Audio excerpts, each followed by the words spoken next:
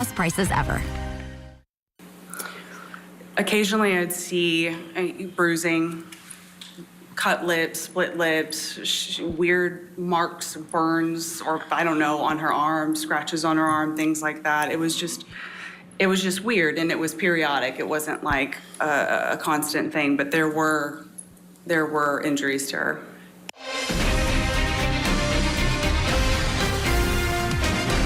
Amber Heard's case in chief resumes this morning about 45 minutes from now in Fairfax, Virginia, where the actor's team is expected to call more witnesses to testify against Johnny Depp about their toxic relationship. But some of the most compelling testimony came yesterday when Heard's sister, of course, Whitney, took the stand and talked about this infamous staircase incident. The jury has now heard testimony from 3 people who were there for the entirety of that March 2015 argument. There was also one other, the bodyguard for Johnny Depp. We'll get to him in a bit. Their versions, the first 3, they don't match up. Take a listen. Ms. Heard had her office at the top of the stairs. And so the stairs came down, and then there was a landing, and then another set of stairs went down the opposite direction. This took place on the landing, where she was coming out, trying to get to me, trying to hit me. I was screaming at him because he threw this can at me and everything else that had happened. And when I did that, he bolted up the stairs. And, there's only, he was up the first flight of stairs. Again, I'm on the mezzanine, which is in between 2 flights of stairs. He bolted up the steps. And I don't know how he managed to get his hands in my hair so fast, but he had his hand on the back of my head, my hair, and kind of was yanking me down and hit me in the face with this cast he had. At some point, then Amber is on the mezzanine level of PH 5, so she is, it's kind of hard to explain. So the kitchen's down here and the mezzanine's up here. So she's there, it's her little office nook, and she starts shouting at him. And then Whitney, her sister, was there, who stepped in the way. And interesting thing that was interesting now is that Whitney stepped in front of Amber and was facing Amber to stop Amber. I just remember this brief struggle we had before we kind of break away. Whitney, my sister, all of a sudden put herself in between Johnny and I. She just threw herself like in the line of fire or whatever. She just all of a sudden was there and was trying to get Johnny to stop. They're saying horrible things to one another. He's calling her a used up trash bag, whatever. They were saying horrible things to one another. She was calling him old and fat. It was a fight. They were saying really nasty things to one another. I leave them in the kitchen to go up the stairs, was trying to calm Amber down, hopefully get her back into my apartment. When she was in between us, Amber snuck in she reached, got the roundhouse in and just nailed me on the cheekbone. I just see my little sister with her back to the staircase, and Johnny swings at her, and I don't even wait for any other, I don't hesitate, I don't wait, I just in my head instantly think of Kate Moss and the stairs, and I swung at him. In all of my relationship to date with Johnny, I hadn't landed a blow. And I, for the first time, hit him. Like, actually hit him. Square in the face. I'm standing up there talking, I'm at the top of the stairs with my back to the stairs. And that's when Johnny runs up the stairs. And again, I'm facing Amber.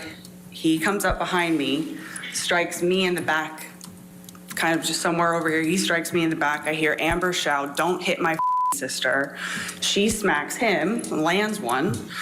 And then he grabs, at that point, that's when Travis runs up the stairs after Amber landed one. But by that time, Johnny had already grabbed Amber by the hair with one hand and was whacking her repeatedly in the face with the other as I was standing there. Travis pulls them apart. I get Amber into mine. I close the doors behind me and lock them. I hear Johnny's voice shouting, "You hate you. I hate you both. You." And I hear crashing. I hear crashing and banging and smashing, and he starts screaming like an animal. And I then just moved Amber into the next room, and I just kept her there all night. All right, Josh Ritter, C.K. Hoffler still with us. C.K., when you listen to the versions of the story, one thing that I picked up, it seems as though there's a little difference between Amber's story and Whitney's story in that Amber says Johnny first grabbed her hair and hit her, and then Whitney intercedes where Whitney has the hair grab after the interceding. Little, thing that this has been many years ago. What do you take away from listening to all three of these versions of the same story? Ted, as usual, when witnesses testify, the truth is somewhere in between the three versions. I do believe that this was a violent encounter. The only question is, and I do believe there's no question, Amber's testified, she did strike Johnny. The only question in this entire mess is whether Johnny was the aggressor and struck Amber. If he was putting his hands up, if he was yelling, if he was cursing and all that, that doesn't mean he struck her. Did he strike her affirmatively, as her sister's saying, and as Amber's saying, or not? But it's very clear that Amber is the one doing the striking, and then she's very violent. So I think the inconsistencies on cross-examination can be used very effectively.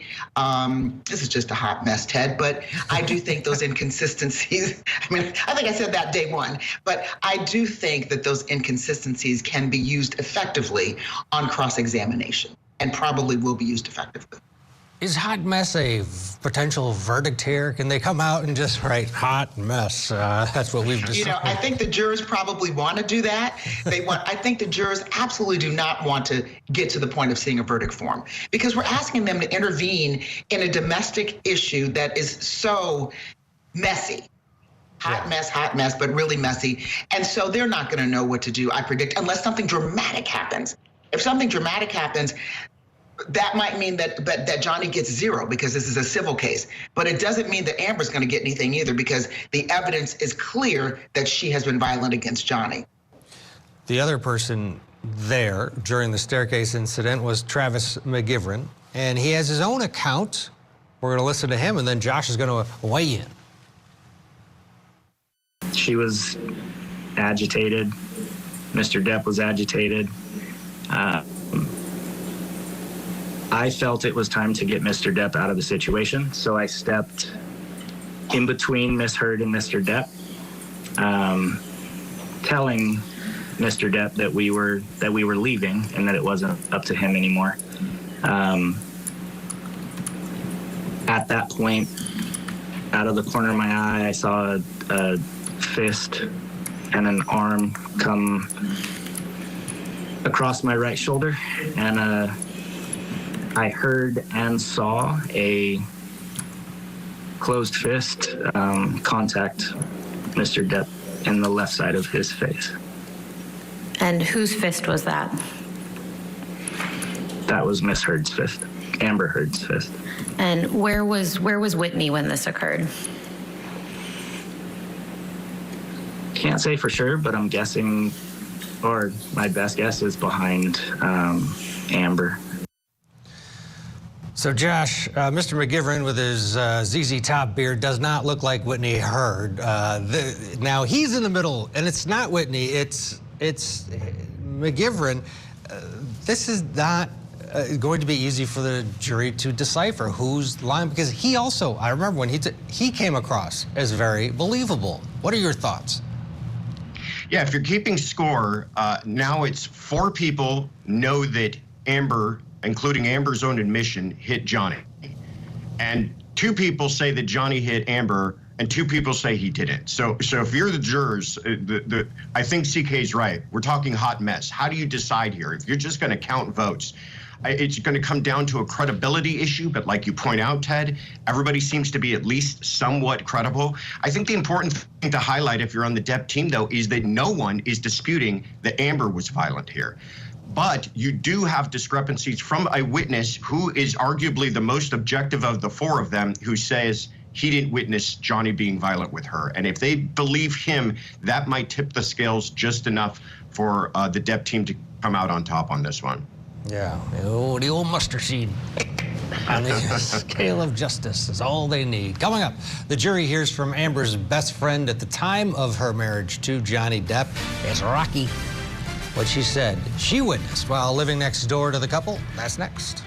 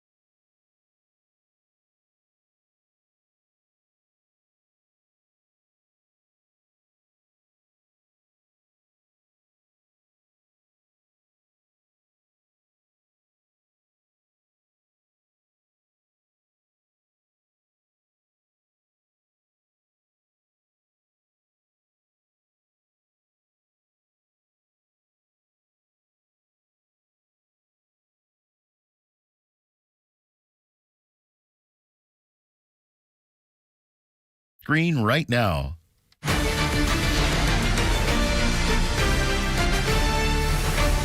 Before we get back to Johnny Depp and Amber Heard, a little update today in another case that many of you have been following. Doomsday mom Lori Vallow Daybell back in court today in Idaho.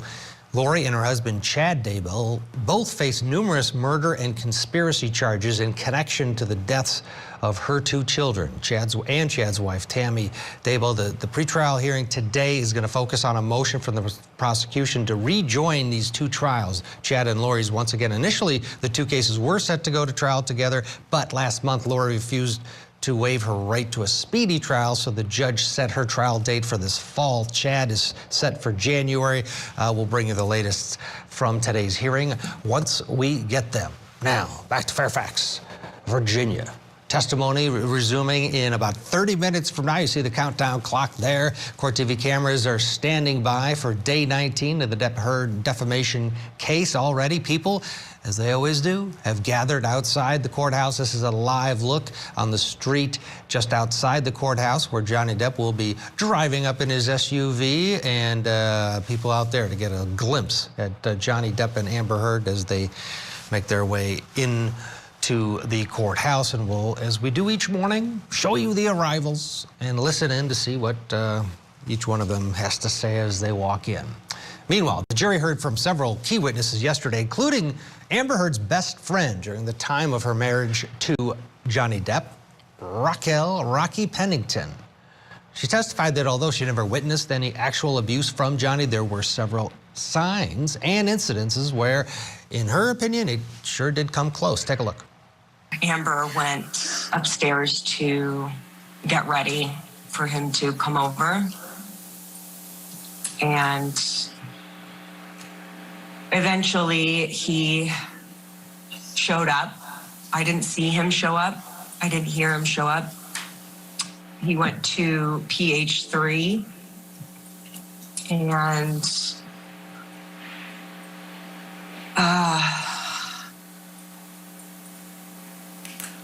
and then at some point I got a text from her, or I might have checked in, or I got a text from her that said, come over. So I tried to come over there and the door was locked. Their front door was locked. So I went to go get my key. I had a master key to all of the apartments. And I came back, unlocked the door, and he was yelling, and I don't remember exactly what he was saying. And she was calling for help, and that had never happened before, saying, help me. I went and I cut through the space between the coffee table and the sofa. And I went up to him, and he was yelling and yelling, and I put my hands up on his chest, and I was like, stop, just trying to calm him down. And he hit my hands away, and so I just went straight over to Amber. She sat down on the couch, she was crying, and I just put my body over her, and he came a little bit closer to us, and he was yelling at her to like get up, or I don't know, quit crying or get up or something, and it was really loud, and he was getting closer and closer. And I remember thinking there was this like big orange ceramic ashtray on the coffee table. And I was thinking, if he gets any closer, I'm just gonna pick up that ashtray and like hit him with it, because he was so close over us. And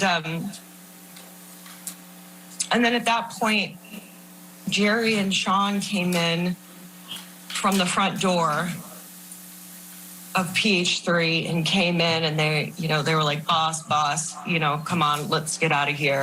And Jerry always called him boss. He's like, boss, come on, boss, let's go. And then Johnny grabbed like his leather bag off the stool that was by the island, and he had a big Magnum bottle of wine, and he was just like smashing stuff off the island and yelling. I don't remember exactly what he was saying. And then they finally left, and I could hear out in the hall just like banging and smashing and clattering around. I was just holding Amber, sort of just waiting for it to pass and clear. All right, that's Rocky Pennington on the, well, it wasn't on the stand. Both sides had an opportunity to depose her earlier this year, and it was played in front of the jury. Josh Ritter and C.K. Hoffler are still with us. Josh, to you first. The fact that she wasn't in court, probably a missed opportunity for Amber Heard's team. On the other hand, their relationship, it was clear, is not the same as it used to be, and you never know what you're going to get. Likely this was the safe route to, because they had it. They had the deposition they were happy with. What did you think of Rocky Pennington overall and what she contributed to Amber Heard's case? Yeah, it was curious to me that a lot of these kind of pivotal witnesses for the Heard team were being used with their videotape testimony rather than live testimony. I'm not quite sure why that was or how that worked out, but I would say that Rocky, was impactful. She obviously was able to add to that further narrative that this was an incredibly toxic relationship. But something that kind of struck me in listening to her is a lot of witnesses described that there are people around all the time. They all kind of knew each other in these little community of penthouses. They all had keys to each other's places. There always seemed to be somebody around.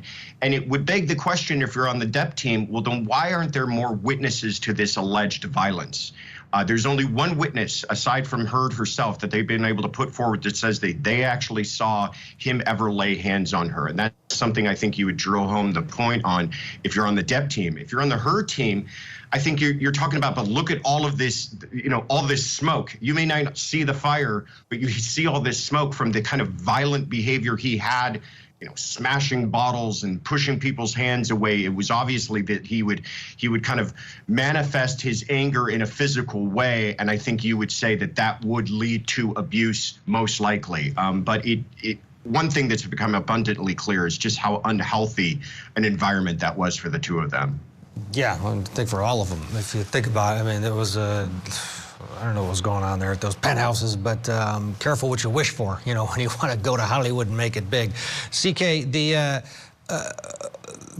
bottom line is Johnny Depp has been characterized by many people as someone who was volatile at times. Was he just a wine bottle throwing cabinet beating up guy, or was he an actual abuser? When you combine that, the video of him actually doing that in the kitchen, and then Amber Heard coming up with these injuries or these large or small, there's now a significant amount of people that say, yeah, I saw her with, slightly blackened eyes or this or that, or, bruises or redness.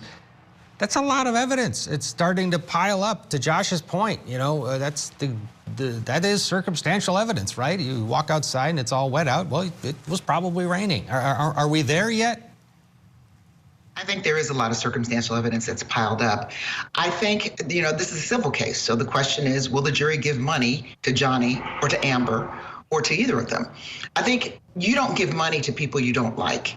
And this evidence is piling up, I think, a little bit against Johnny Depp and maybe making him less likable, whereas previously I think he was likable by this jury. I don't think the jury likes Amber at all. But I do think that they did like Johnny, and I think this evidence is diluting a strong sense of giving him the benefit of a doubt. And again, jurors don't give money to plaintiffs that they don't like typically. So I think this evidence piling up is having an impact. And at the end of the day, as has been said many times, it may be a big goose egg for both of them. But Josh, as we wait for the arrivals of Johnny Depp and Amber Heard, being told that someone is just about pulling up to the courthouse momentarily. Josh, at the end of the day, Johnny Depp's motivation to bring this to people's attention was twofold. Yes, it'd be nice, I suppose, from his standpoint to win, if you will. in the courtroom with this jury, but also it's that jury of public opinion and his ability to get roles and for a producer to write him in now to a script. Has he achieved that because there is so much head scratching going on? It's not just a clear case of, oh, Johnny Depp's a wife beater? Yeah, I think from a PR perspective, Johnny's team says we weren't looking for a dime. This was always about having this in front of the eyes of the public. This was always about having cameras in that courtroom. We wanted people to hear about what he had gone through and how he wasn't this person that was being described by Heard. And you take a quick moment to take a look at Twitter, and you would think that, yeah, he's winning in the court of public opinion. I think a lot of people feel that relationship was toxic and that Amber was driving it just as much as Johnny was, and maybe his alcoholism. But as far as winning the case, I agree with CK that this is coming down to a very difficult case for him, even with preponderance of an evidence, because these witnesses are starting to pile up and at least describe how he was a person for potential danger, right? For potential violence. That when you see all the ways that he kind of manifested his physical anger, and then you show that she had these injuries, it's kind of about connecting the dots. But the Depp team's going to go, no, no, no. Those are two entirely different things. He was a frustrated person. He was living in a horrible environment with her, and he took it out on maybe the cabinetry, but he did not take it out on her, and there's no proof of that, and that's what this case is all about. We're about 20 minutes, a little less than 20 minutes away from testimony resuming. Coming up tonight on Court TV, if you don't have an opportunity to watch it all day long with us, anchor Michael Ayala will help you out. He's got a special hour, as he does every day. Testimony of the day from the Depp Heard defamation trial, all wrapped up at 7 o'clock Eastern time right here on Court TV. We're waiting for those arrivals outside the courthouse. All of the Johnny Depp faithful in place with their iPhones ready to get a glimpse of Captain Jack. We'll show you that when we return. Stay with us.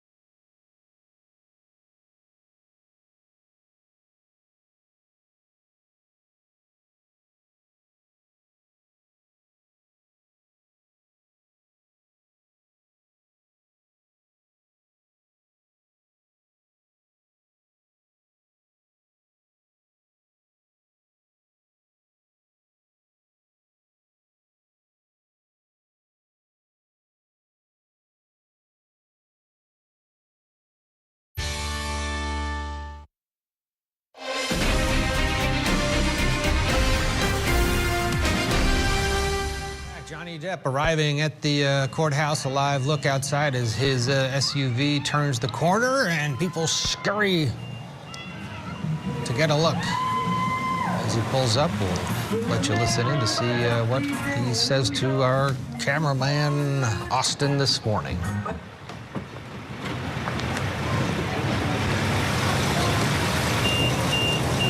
What's up, fellas? How you doing?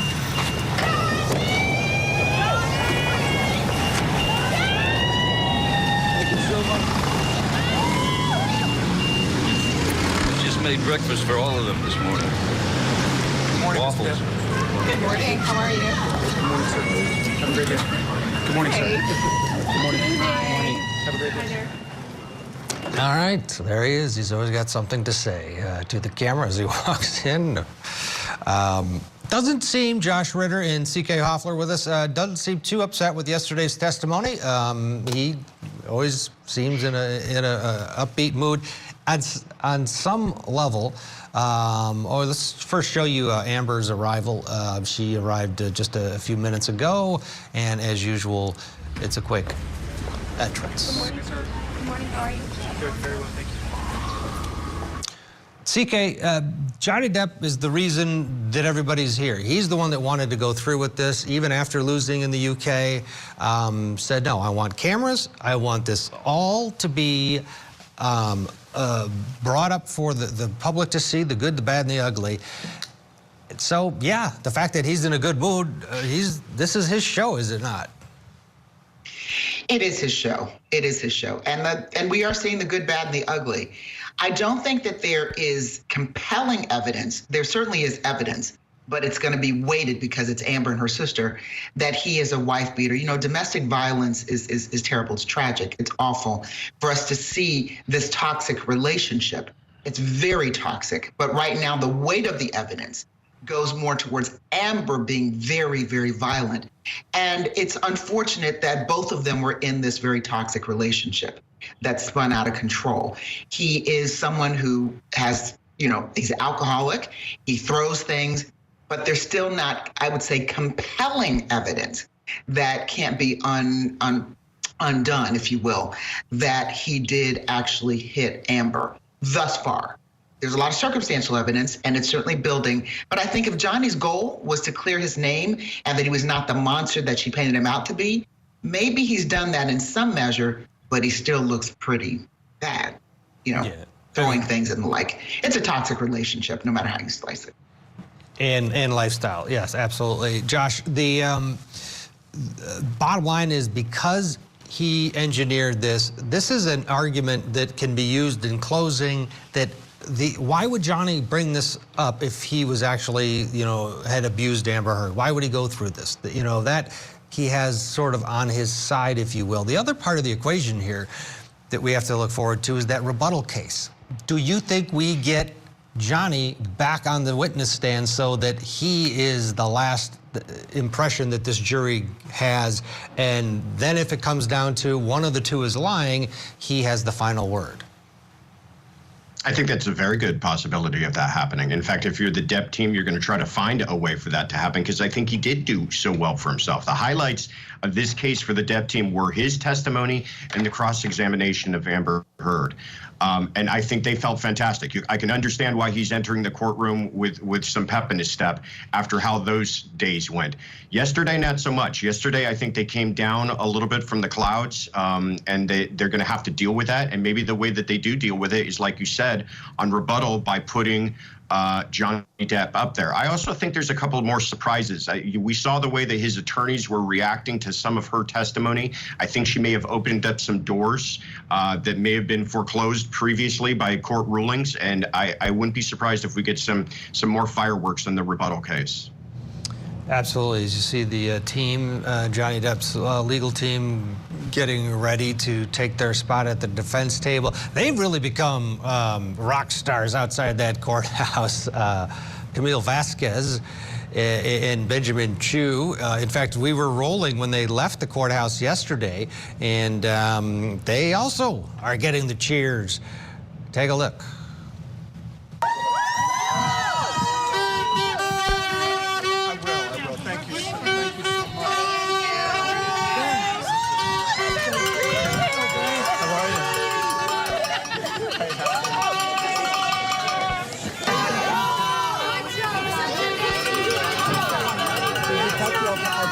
packet. Yeah, they're very gentle. They're very gentle. Thank God you're here. Camille, is there any truth to the romance with Johnny? The world wants to know. Thank you, Camille. Camille Vasquez saying, as we'll take it now, a live look inside, saying that, oh, the rumors that there's a romance between her and Johnny, she says no. CK, that's what happens when you leave the courthouse every day. But for most attorneys, that's quite something, is it not? Well, you know, I have tried some cases actually where our team was very popular because I practiced law with a very high profile extraordinary trial lawyer, Willie Gary. And so there were a lot of people that followed the cases and followed us. But it is unusual. I don't want anyone to believe that it is the norm for a trial attorney to be greeted by fans. It's more based on the issues in the trial and, of course, the plaintiff, in this case, Johnny Depp, and people believing that he's standing up for himself. He's fighting for himself. He's fighting against being accused of something that's heinous and terrible. And it is difficult for men to defend themselves against allegations of spousal abuse. So it is, I think there are people that feel that. By the same token, it's very difficult for women who are victims of spousal abuse. So I think there are a lot of issues in this case that pull at the strings of people's hearts.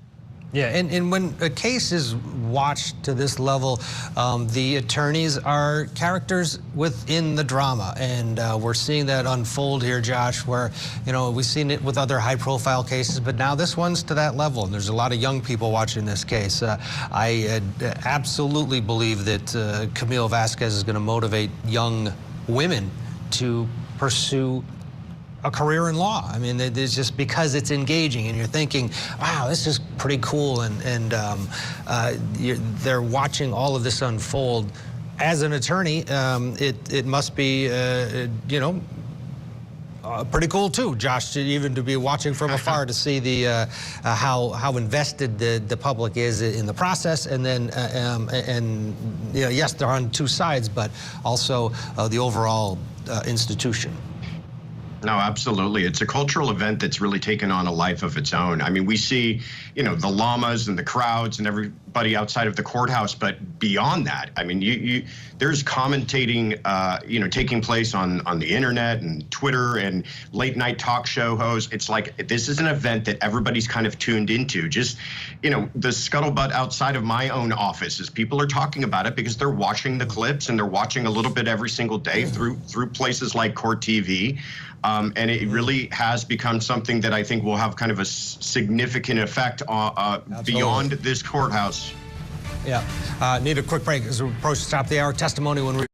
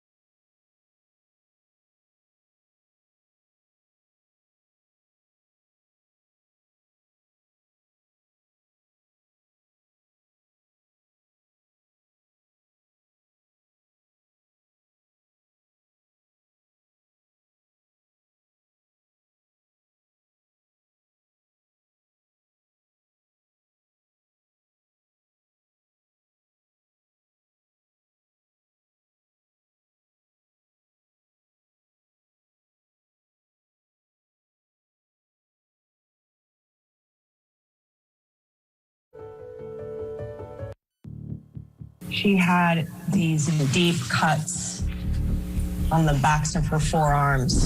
What specifically do you recall seeing on Ms. Heard's feet? It was smaller cuts than the ones on her arms. Amber was damn near catatonic. We had gotten her into PH1 so we could deadbolt the door and keep her safe until he left. Samantha's recommendation was that we immediately put together a contemporaneous, matter-of-fact statement together of what had transpired that night. She was loud, fun, funny. She laughed a lot. In hindsight, it was like watching a slow-motion gunshot. If you were to do a photograph side by side, you would see two very different people.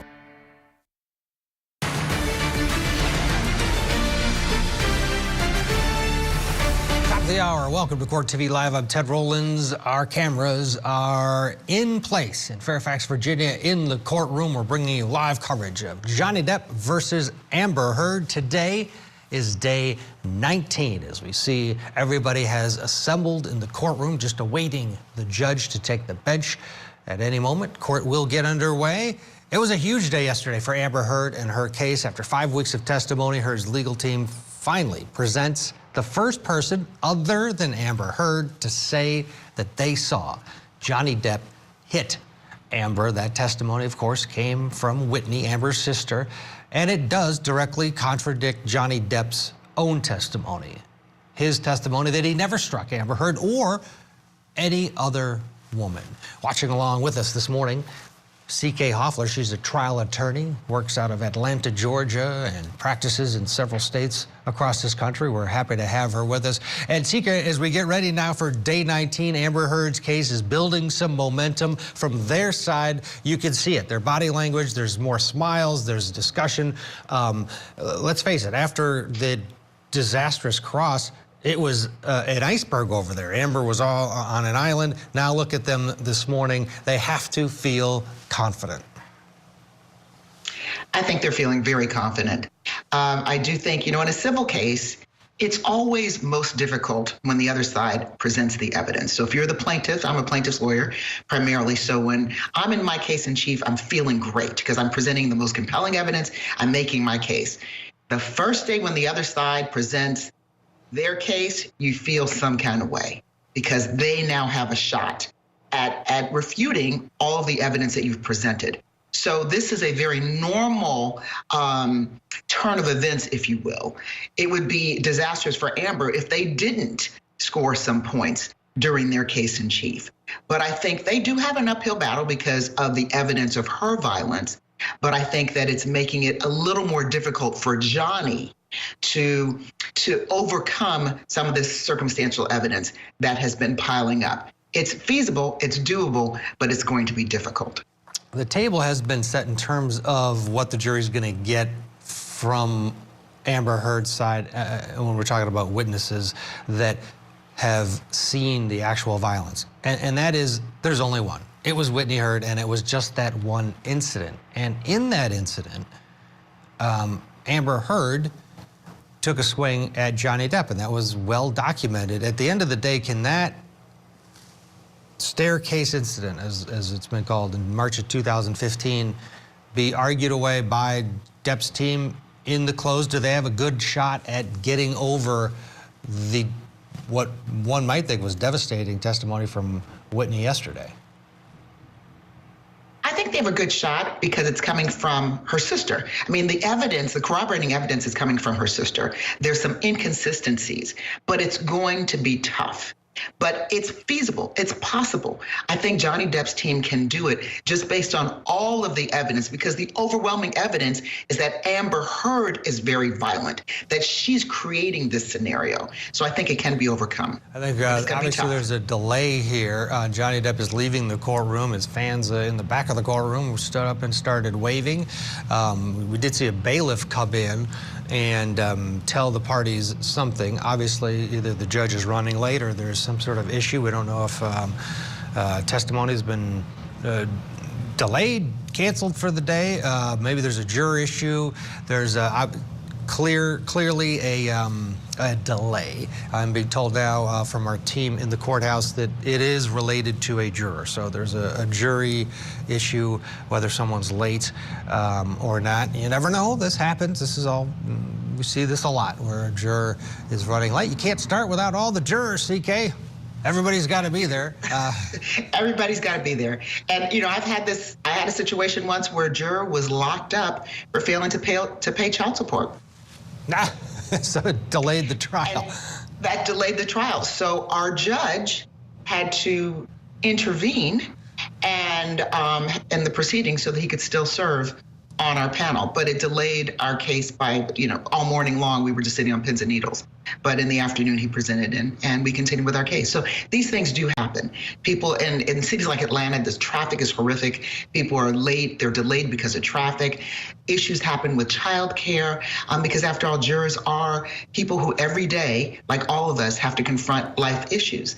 So, but if you're a lawyer trying the case, you're always on pins and needles when a juror doesn't show up because you don't know if there's going to be a mistrial, if there's going to be an alternate that's going to step in, what it's going to mean. And it certainly does take you off your game for a moment, but then you pivot and you go right back to trying your case. Now getting word that here on day 19, it is going to be about a 30-minute delay before testimony resumes. But CK, as we look forward to today, what we do know is that there are a handful of witnesses still to come on behalf of Amber Heard, and some of them were people very close to Johnny Depp. You have his former manager and former attorney is going to also potentially be called here, we understand, and Ellen Barkin. The actress Ellen Barkin that people know and maybe love. She had a relationship with Johnny Depp, and the reason that she is going to partake in this from Amber Heard's standpoint is that we expect, is going to testify that Johnny threw a fit or two, as we've already seen, throwing bottles, etc., not necessarily at her. We'll wait and see. But when you throw an actress of her caliber in, you never know what juror likes or dislikes that person. There's that relationship that people have with celebrities, and it can really hold weight. Could it not? You know, I mean, what Ellen Barkin says, if you've got a big Ellen Barkin fan, that makes a difference. It does make a difference, but this is the key. Is Ellen Barkin going to say that Johnny Depp hit her? If she doesn't say that, then all the rest Johnny's team can diffuse. But if she testifies that he hit her in the past, that would be in direct contradiction of what Johnny testified under oath. That would pose a problem for the Depp team. I suspect she's going to say he's volatile, he's addicted to drugs, he's an alcoholic. She's going to talk about all that the jury has already heard. But the key is she going to say that he was violent in terms of hitting her, putting his hands on her? That would be something that would be very persuasive to a jury. And that's what they'll be listening for. All the rest is merely all the stuff that, by the way, Johnny has admitted to. They came out during the direct examination. What you always want to do, Ted, you want to take away your opposing counsel's ability to introduce bad stuff before you do. And so you just put it out there. You know, your plaintiffs aren't perfect. In this case, Johnny admitted to being an alcoholic. He admitted to drug abuse and all of that. But he's saying, I may be bad. I may have abused this and done that. And I may be volatile, but I'm not a wife beater. I don't beat women. And that is a very, very critical distinction. So if Ellen Barkin comes and under oath testifies that he beat her, then it's over. From my stand, in my humble opinion, for Johnny Depp's ability to defend himself on that. And of course, you can always do cross-examination. These are always actors and actresses that are poised to do something one way or the other. They would have to demonstrate that she has significant bias. And you know, when you're an ex, there is bias. I mean, people did break up for a reason. So I think it's going to be very interesting. Yeah, absolutely. Let's bring in Dr. Ziv Cohen into our conversation. He's in New York. He's a clinical psychiatrist and a forensic clinical psychiatrist. So, Dr. Cohen, I want to get your opinion on what we watched yesterday with Whitney Heard, the the testimony she gave, some would argue, was a game changer for Amber Heard and her case. What did you make of her presentation and her testimony overall? Well, I think that, to the extent that she's related to Amber, of course, that can make her appear less objective. But at the same time, she is providing eyewitness testimony. It's not hearsay. It's things that she witnessed and experienced herself over the course of the marriage. And I think that it really supports, Amber Heard's testimony. And this trial is really not about whether Amber Heard ever abused Johnny Depp. She may or may not have abused Johnny Depp, but it's not really relevant for this case. This case is about whether Johnny Depp ever abused Amber Heard, because he's suing her for libel. And I think that if you're Johnny Depp's lawyers, he's getting a lot of support from fans, and that may be creating a little bit of a misleading impression. But I think if you're Johnny Depp's attorneys, you have to worry that the jury's going to look at a fact pattern where you have a man who's an admitted severe alcohol user, who blacks out, who uses very vulgar language towards women and towards his wife, who has sent messages to people apologizing for extreme behavior when he was intoxicated, who blacks out. And that is a fact pattern that we do see in domestic violence. And so even, Amber Heard may not be likable, she may have done bad things, but that's not really what this trial is about. And so I think that that does have to be concerning, even up to, even based on the evidence we've heard up until now. I think that does have to be concerning for Johnny Depp's side.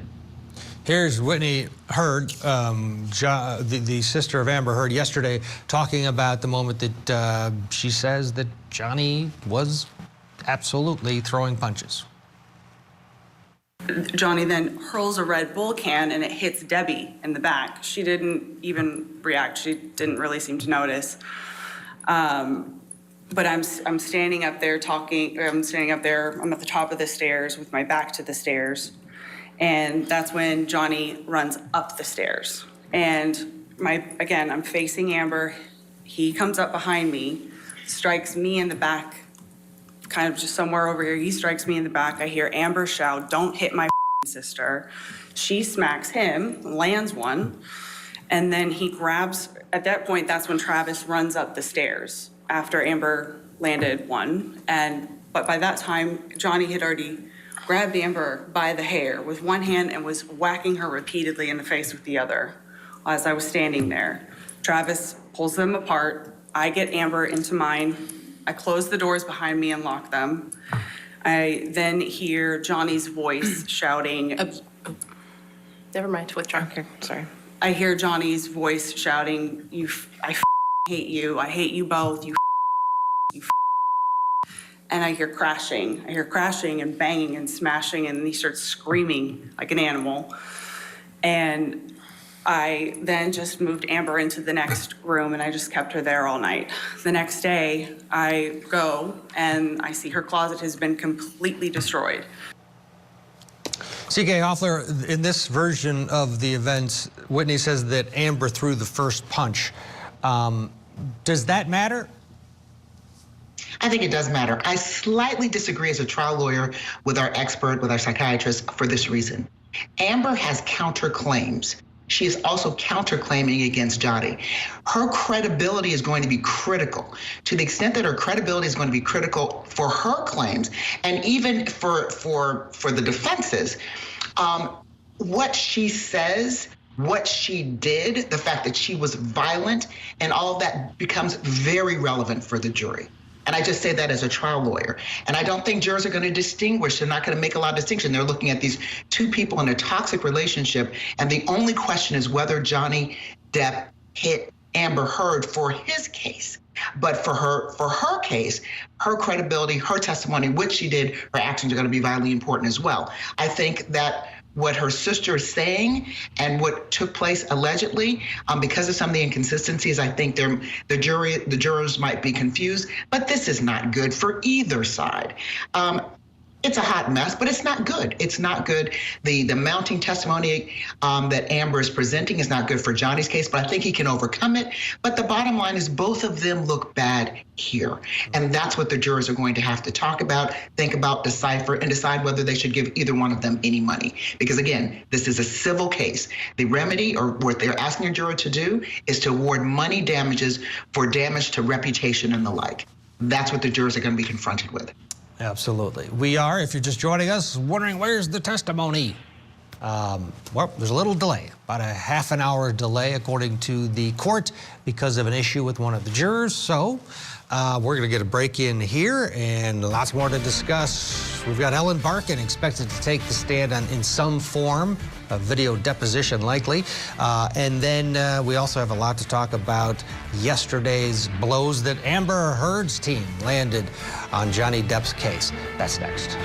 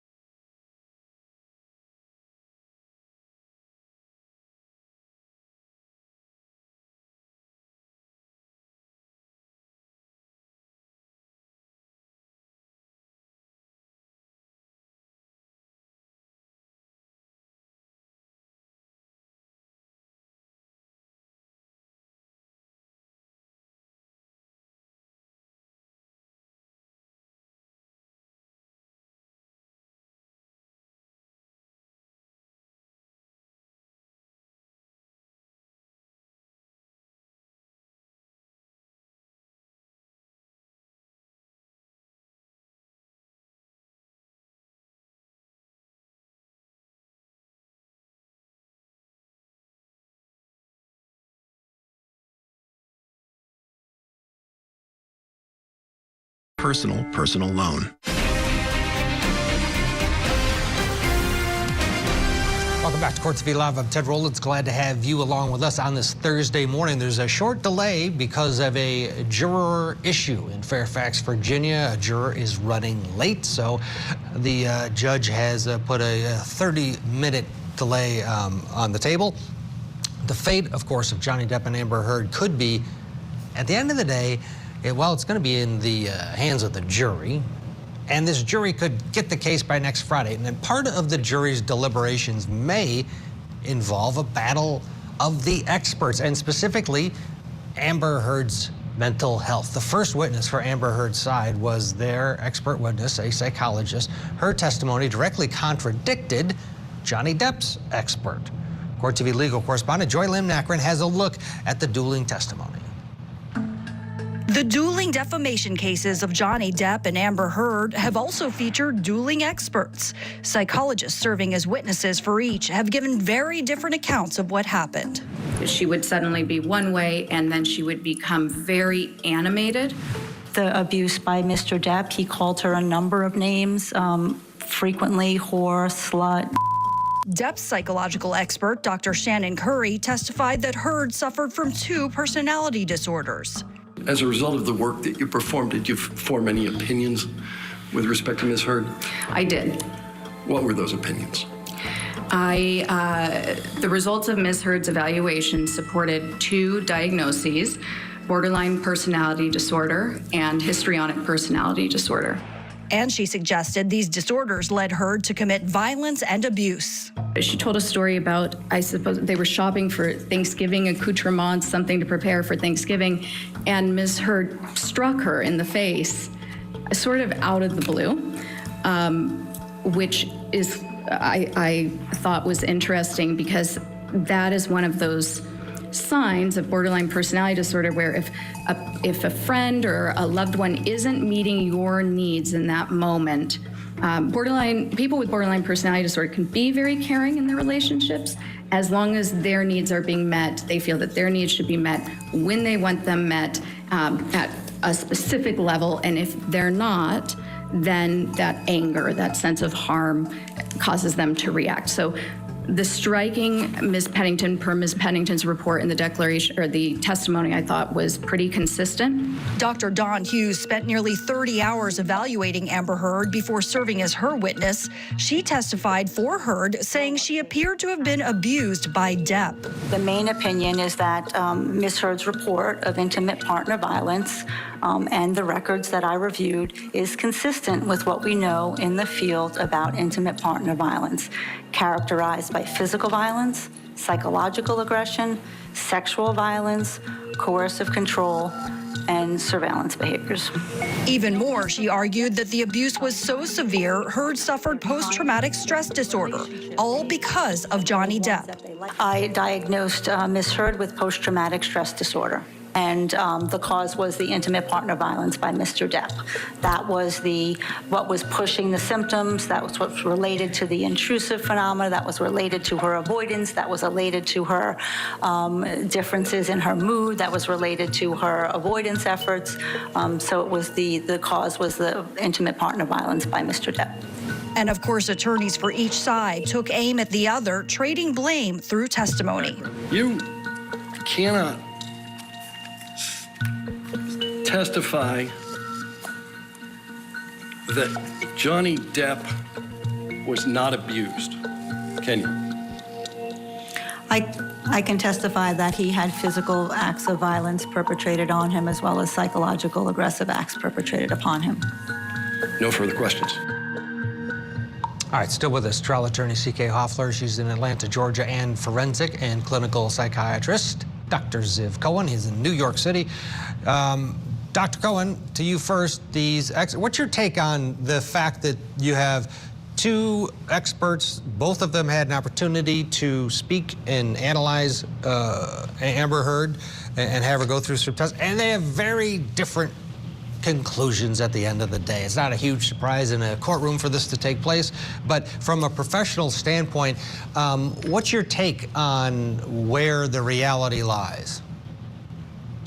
Well, I think that one thing that's important to keep in mind is that even if you have borderline personality or histrionic personality, it doesn't mean that you can't be the victim of abuse.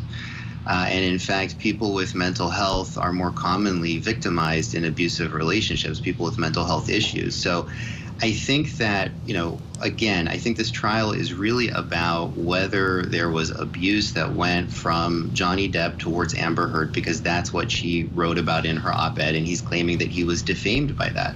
Now, if she had bad behavior, that may make her look bad, but at the end of the day, for example, in the incident that the sister related, he struck the sister in that incident in her back, and then Amber Heard hit him. So her behavior was not perfect, but in that situation, he actually laid the first blow. And in the other incidents where she's aggressive, the issue is, does he withdraw, or is he using his strength as a male, his superior strength, and is he abusing her more severely? That's really the question here. And so I think that the attorney, the expert for Mr. Depp, when she's going so far as to say that, and I believe she did say that Ms. Heard was not abused, I think she's really exceeding her parameters as an expert. She can testify that Ms. Heard has a personality disorder, but she's really not a fact witness, and I don't think that the fact pattern we see is sufficient to say that just because she has borderline personality or histrionic personality that she's making up the allegations. People with borderline personality can distort facts, but they're not fantasists. They don't just make up stories out of whole cloth, not typically. So that's my concern, I think, about Johnny Depp's expert. Yeah, and CK, quickly before we get a break in here, before they start testimony, when you have dueling experts, do jurors choose one or the other, or sometimes it's just a wash? They do both, but a lot of times they do choose who they like most, who they believe most, and if they're both great experts, it becomes a wash. Gotcha. All right, let's get a break in here. You can see everybody is now reassembled. Apparently, the juror has made it to the courthouse. When we come back, day 19 of testimony, Johnny Depp versus Amber Heard, next on Court TV.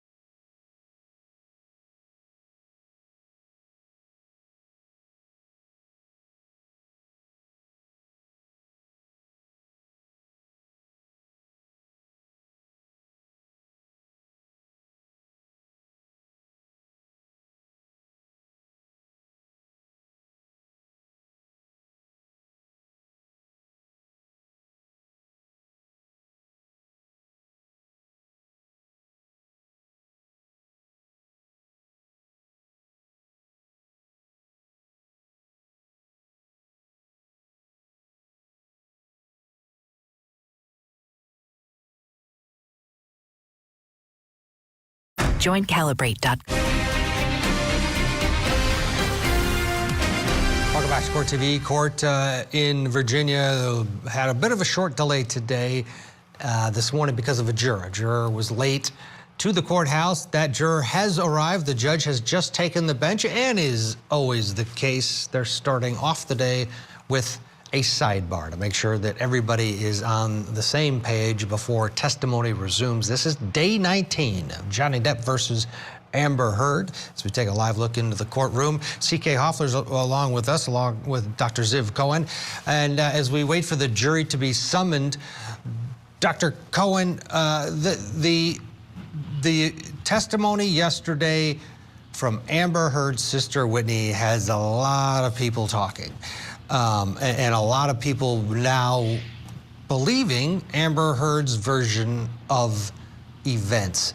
What was your take on, not Whitney? We heard you say that she seemed pretty reasonable. What about Amber? When Amber Heard took the stand, when you watched her testimony, you watched the cross-examination, did you buy everything she said?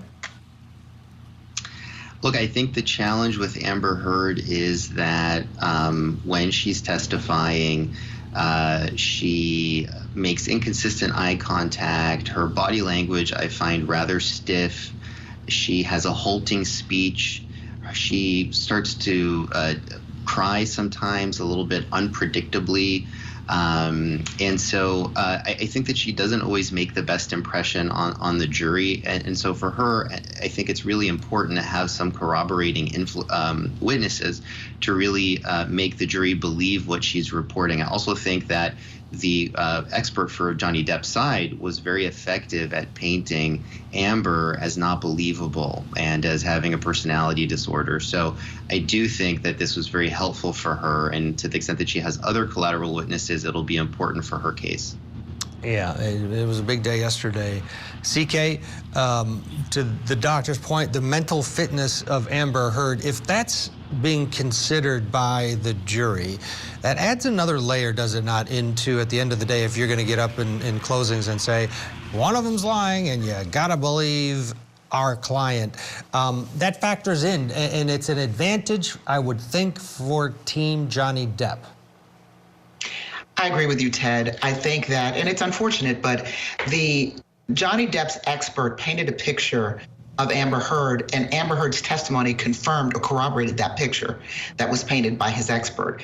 She, just as Dr. Cohen said, she seemed to, in the end, to come off as a very unreliable and very unstable witness. And of course, when you are a plaintiff and a defendant in the case, as she is now, because she has counterclaims, that puts you in a very awkward position, especially if you're asking for monetary damages. So I think it will count against you, and I think it will help Johnny Depp's team. But he has an uphill battle on some other issues too. And if you compare both of them, you always suffer blows on cross-examination. Johnny Depp did much better in his examination and surviving cross than Amber Heard did. And I think therein lies the weakness in her case. So the strongest witness that she has is her sister, which is problematic on some levels because she's the only witness thus far who can say that she observed Johnny Depp being physically violent against Amber, but there were other witnesses there at the same time and that were there that paint a very different picture. So I think it's going to be critically important for the next witnesses that Amber calls to be able to corroborate some of the physical violence through eyewitness testimony if possible. Yeah, this is an extended sidebar in the morning. Let's do this. Let's get rid of one of our commercial breaks now so that we can get you in for live testimony coming up. We'll get a break in, and when we come back, the jury will be in, and day 19 will begin. Stay with us.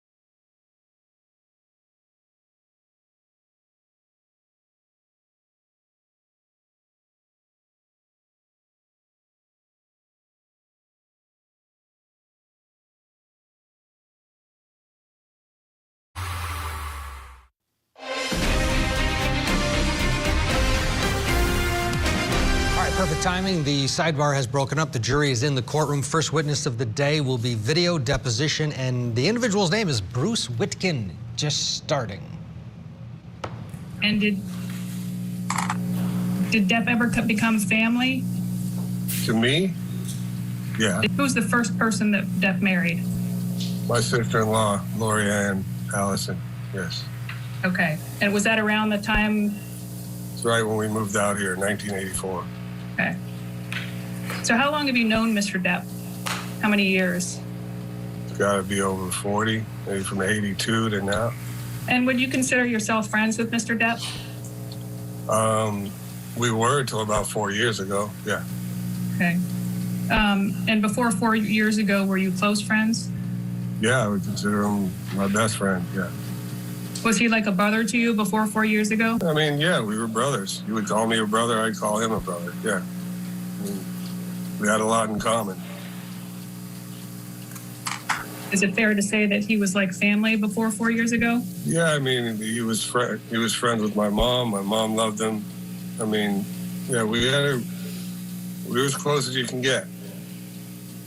And do you agree to tell the truth today, regardless of your close past friendship with Mr. Depp? I tell the truth either way, yes. From about 2011 until 2016, how often do you think that how often do you estimate that you would have communicated with Mr. Depp? A lot. We were working a lot of music together. We did a film together. Well, he did the film. I just helped record some stuff. A lot of time between that era. But him and I spent a lot of time from around 2001 till 2015. You know, yeah. Based on your personal observations from 2011 to 2016, did Mr. Depp ever abuse illicit drugs? Yeah, I mean, I think that abuse is the wrong word, but, you know, I think that, yeah, it was going on. You know, it wasn't like crazy rock and roll house. No, it was just, yeah. But I wouldn't call it abuse. What word would you use instead of abuse? Getting high. What? Oh. Getting high. Okay. Getting high on cocaine? Yeah, once in a while, if I saw it, you know. I mean, that's a handful of times I saw it. I don't think he liked to do it in front of me. Did you ever observe forgetfulness in Mr. Depp after he'd been drinking or using substances? Forgetfulness? No, I think that he's got a pretty good memory, but, you know, my personal experience with him, no. Did Mr. Depp's drugs or alcohol ever impact the band when you were bandmates or its music performances? We were all young. No, we were kids. We all did bad stuff then. Are you aware of Mr. Depp achieving any period of sobriety during the years that you've known him? Yeah. And when was that? It's hard for me to, I mean, it was right around, we'd have to look it up, when he did Lone Ranger. He seemed really kind of focused and wasn't drinking. I went to visit him. I believe it was New Mexico. Amber was there. Everything was like different. You know, he was proud of it. He wasn't drinking. And I think he was smoking a little weed, but that was it. And do you remember about what year that was? I'm feeling it's 2013, but I'd have to look to see when Lone Ranger was. Is there a time that you believe that Mr. Depp needed help with substance abuse? As a friend, yeah. And do you know who Dr. Kipper is? Oh, yeah. And what do you know about Dr. Kipper in relation to Mr. Depp? I don't have a strong opinion of Dr. Kipper, but I'll be as honest as I can. He was a doctor brought on, I believe, to help him get sober. He was a sober doctor. And I believe he had a nurse with Johnny and a nurse with Amber. at the time. I thought it was a scam. I thought it was a complete ripoff. But that's just me. Please bring up Exhibit 3. Okay, does this look like a true and accurate copy of this exchange? Yeah. And regarding the lines, I'm real worried about him and this Dr. Kipper. What did you mean by that? Like I said, I didn't trust this guy. And were you ever worried about Mr. Depp's health?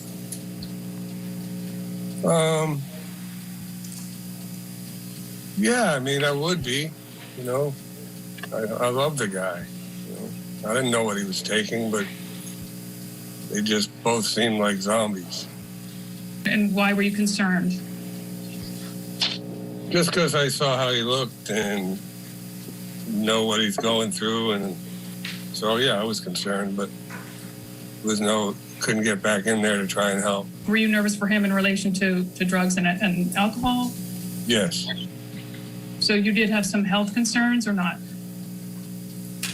Well, yeah. I mean, like I said, we're not as young as we used to be, and you know, there was a part during that time that he was hitting it pretty hard. You could tell, and I just didn't want anything to happen to him. And those concerns related to Mr. Depp's health? Yeah. And they related to Mr. Depp's drug and alcohol use? Yes. Back to Kipper for a moment. Do you know if when Dr. Kipper prescribed drugs, you know, would Mr. Depp also take anything else besides that? For example, would Mr. Depp drink alcohol or use other drugs in addition to prescription drugs during 2011 to 2016? The answer would be yes. It just seemed odd to me that there was weed and wine and a soberness. Didn't make sense to me. And has Amber been nice to you since you've met her? Amber was always very nice to me, yes. And would you consider Mr. Depp to be a romantic person? Yeah, I think so. And why do you say that? Just by the way I've seen him act, you know. And have you noticed a certain intensity of Mr. Depp's relationships? Yes. And have you ever observed Mr. Depp exhibit any jealousy when he's been in a relationship? Yes. And do you remember when? I go all the way back to my sister-in-law. I mean, you can definitely have a jealous streak in him. Can you remember any specific examples? You know, when he was younger, he was jealous of Nick Cage or jealous of Adam Ant because my sister-in-law knew them. And besides that initial time period, did he ever tell you about any jealousy with any other women or any other times? Yeah. You know, he brought up a few with Vanessa, which were ridiculous. A lot of it was in his head and not in reality. You know what I mean? And what about with Amber? Did you ever encounter any talk from JD of jealousy with respect to Amber? Yeah, there were a couple mentions if she was doing a movie with some guy or stuff like that. In terms of jealousy, would anything make Mr. Depp more bothered or less bothered? Like I said, it would if she was on a film or doing something that he couldn't be around it to see what was going on. I think he'd work himself up, you know. Can we please bring up Exhibit 6? And the very top line, if you can see that, Mr. Whitkin. Right. Your name is in the participants column, and him or Mr. Depp is in the from column. Right. It's dated February 4th, 2014. Did Mr. Depp ever tell you that he had a big fight with Amber at any time? He would mention when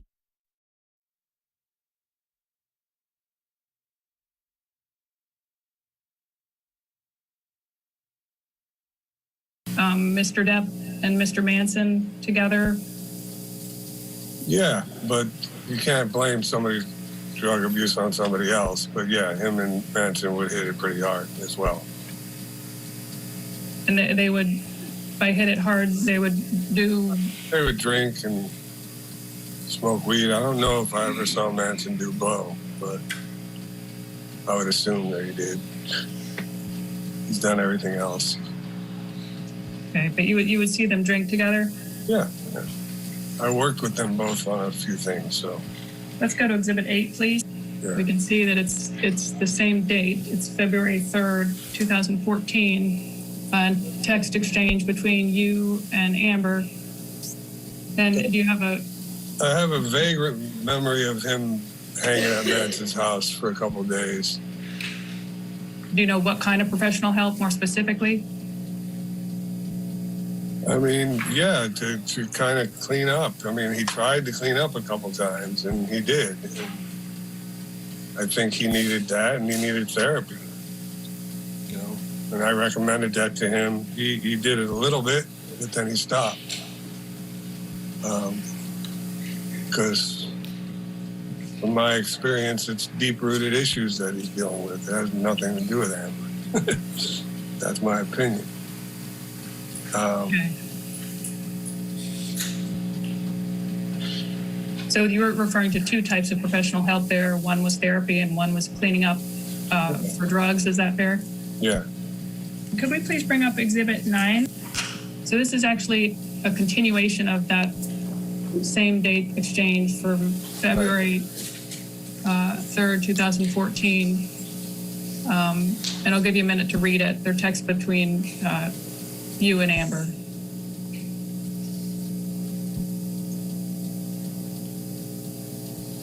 Right. Do you think that you were going over there out of concern? I mean, obviously, she was concerned, so I was concerned, and you know, going to Manson's would have been interesting because I don't know if he would have left. But I was trying to get there. I know it looks like I was trying to get through the Manson or find out where they were. Okay. Can we pull up Exhibit 10, please? Do you remember this exchange as sort of part of a continuation of the last exchange? Yeah, probably what I was doing is reaching out to the assistants to see.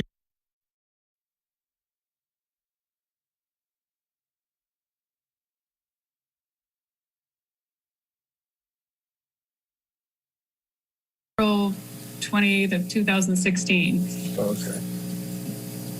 How often were you around Mr. Depp at this time in April of 2016? Probably a bit, depending on if we were rehearsing or recording.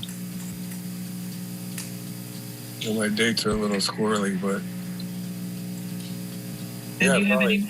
Probably a bit. Do you have any memories of at this time of Mr. Depp getting high or drunk? I mean, drinking while we were working, yeah. Smoking weed, yeah. So I think your prior testimony was that you've not observed arguments between Mr. Depp and Amber. Is that correct, or is that wrong? I've never seen them physically abuse each other, no. And did you say this was at 3 in the morning when you called? It was late. I can't exactly, but it was later than I imagined that I'd get a call. So I thought it was, you know, something bad. So yeah, I went down. So Stephen called at around 3 in the morning, and then you went down, and your understanding, you went down after that call? Yeah. And what was your understanding of the reason you were called? Yeah, that it was just crazy arguing and stuff going on down there, and for some reason he thought I could help. What was crazy about it? Right. I mean, I think what was crazy to me is that's the first time that ever happened. You know, the first time Stephen ever called me for help like that. You know, usually it's just to come and record or go do this or go do that, but for some reason he wanted me to come. And when Steve had called you, did he make any references to anything being thrown around? That I don't remember. You know, it was all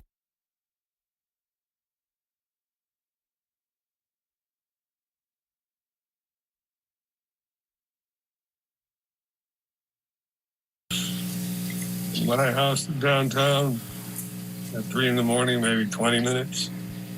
Did you ever talk to Amber when you went over that morning? Not really. It was just a lot of walking around and people going in and out of the bedroom. And, I don't remember if people were crying. I don't remember any of that stuff. It was just like a blur to me.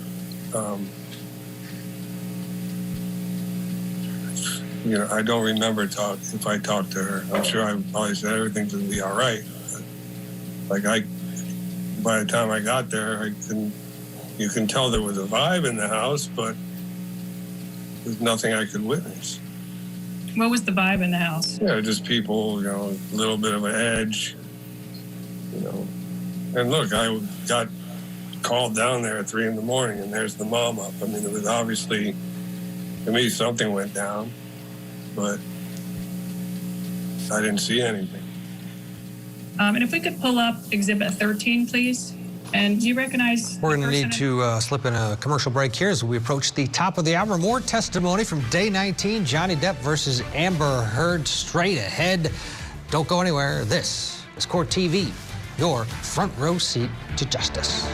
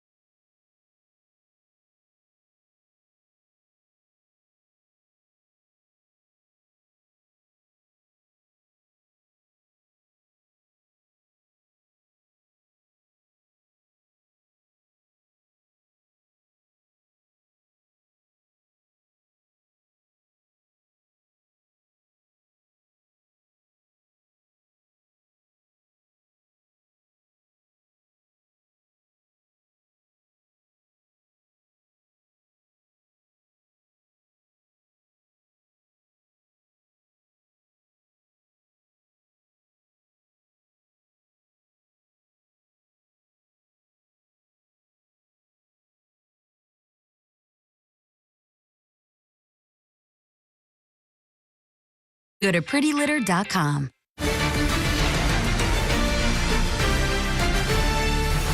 of the hour. Welcome back to Court TV Live. I'm Ted Rollins. Glad to have you along with us on this Thursday, day 19 of Johnny Depp versus Amber Heard. Amber Heard's case is moving ahead with more witnesses. Let's go back into the courtroom where we left off. This is video deposition testimony being played for the jury, and it's from Bruce Whitkin, who played music with Johnny Depp and at one point was even related to him. It wasn't his cup of tea. Didn't believe in a higher power. He didn't believe sobering up was his cup of tea? No, he just didn't believe in a higher power. If he was going to do it, he'd do it his own way. Do you remember any specific incidents of anger with Amber? I mean, he would talk about frustrations or whatever, and we would try and talk through it, but it wasn't as much anger as it was like confusion and sadness and why is this not working, you know. But no, he would never, very rarely would it be a specific reason why. And did you notice any increase or decrease in Mr. Depp's anger when he was drinking or on drugs? I didn't notice much of a difference, you know. Did you ever see Mr. Depp doing drugs with other bandmates? Yes. Did you ever see Mr. Depp doing drugs with Joe Perry? Yes. And what types of drugs did you see them do? They were doing cocaine. And how do you know they were doing cocaine? Because I was in the room. And around what time was that? It was pretty late. What year? It had to be 2016 because that's when we were on the road. Had you ever seen Mr. Depp do cocaine before 2016? Yes. And when was that? Probably 2014 was the first time I saw him do it because I was quite surprised because when we were kids, he hated this stuff. But then after that, when I kind of said, why are you doing this? He kind of hid it from me for a long time until, I believe, in 2016. And do you have any recollection of steps Mr. Depp took in December 2015 to try to assist in decreasing spending? I don't know all the details about it. There was obviously another lawsuit with that whole thing. But I do know leading up to that time, he needed to slow down on spending. I heard about that. Did Mr. Depp tell you about that? Yeah. What'd he say?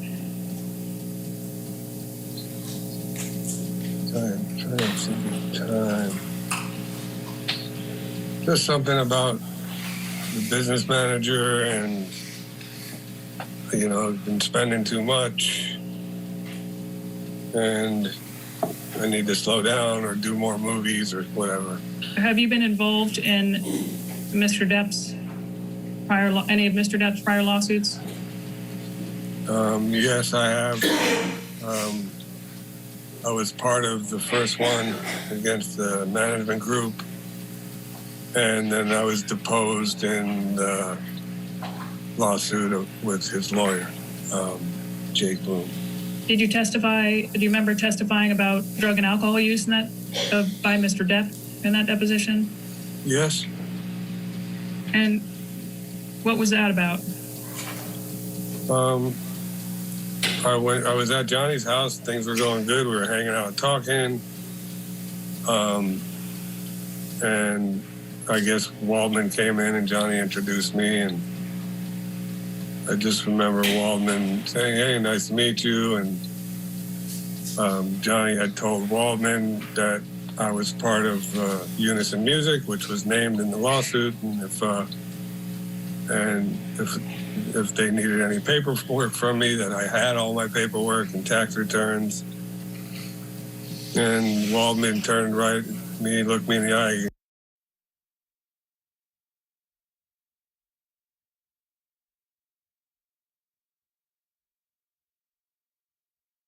Is that right? Yeah. Did you testify to Mr. Depp's drug and alcohol use in that testimony? I believe I did. How did Mr. Depp respond to your testimony? Not happy. Not happy. And what's your relationship with Mr. Depp now? What happened in the last 4 years? Honestly, I don't know. Somehow I started to feel a distance. End of 2017, we had a gig, and I saw him, but he was really kind of distant.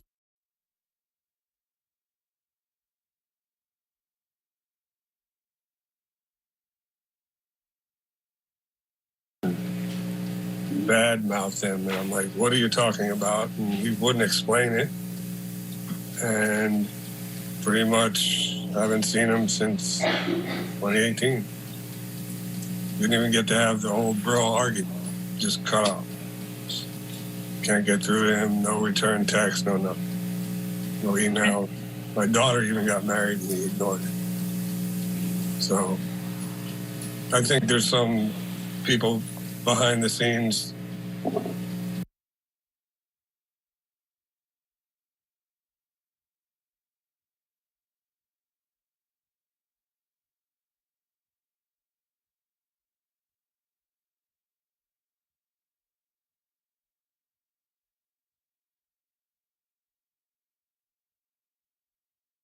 What are you talking about? I know that he wasn't happy about my testimony, but I wasn't going to lie. And did you ever try and help Mr. Depp? Oh, yeah, I tried. Did you ever try and help him with substance abuse? I mean, I got him with a therapist, but never tried an intervention or nothing like that. No. Or we would just talk about it, and he would say, oh, you know, I'll be all right, I'll be all right. And I'd say, well, you're not all right.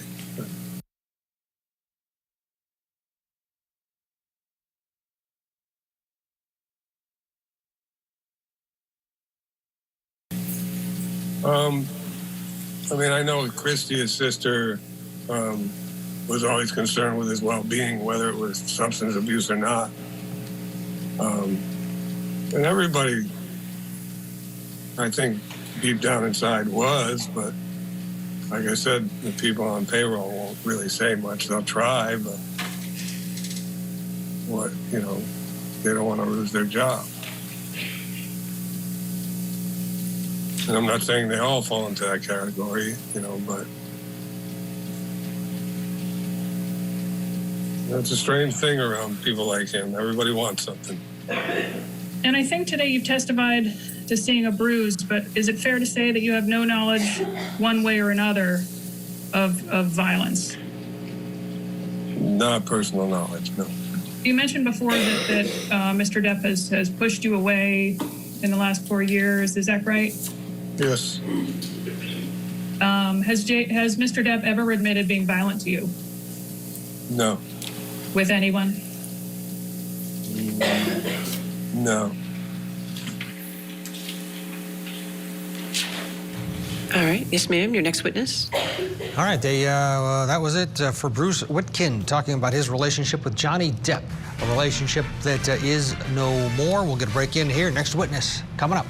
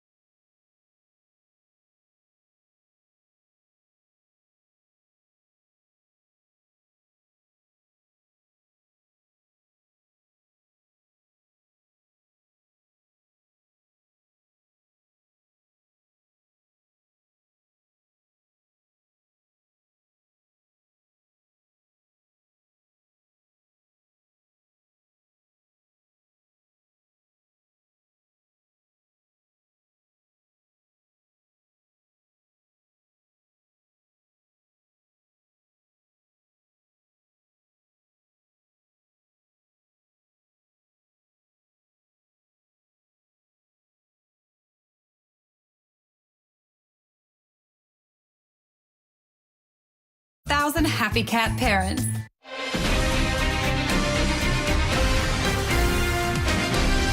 Welcome back. The next witness for Amber Heard's case is Tracy Jacobs. She's a former talent agent that used to work with Johnny Depp, worked with him for many years until he fired her in October of 2016.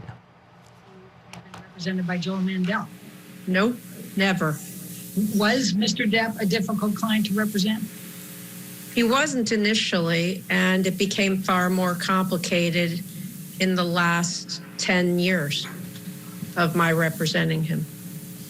And how did it become far more complicated in the last 10 years you represented him?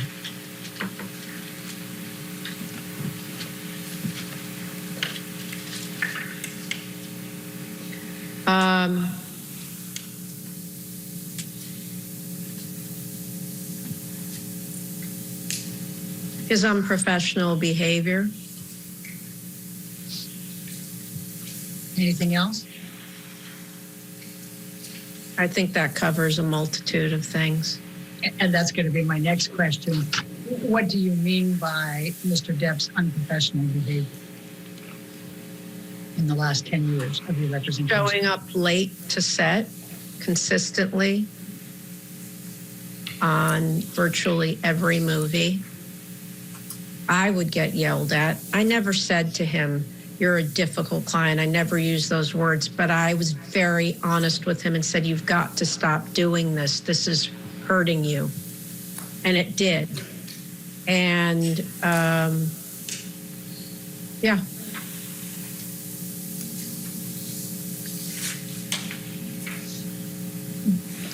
Did, even with your speaking to Mr. Depp about him consistently showing up late for set, did he correct that behavior during that last 10 years?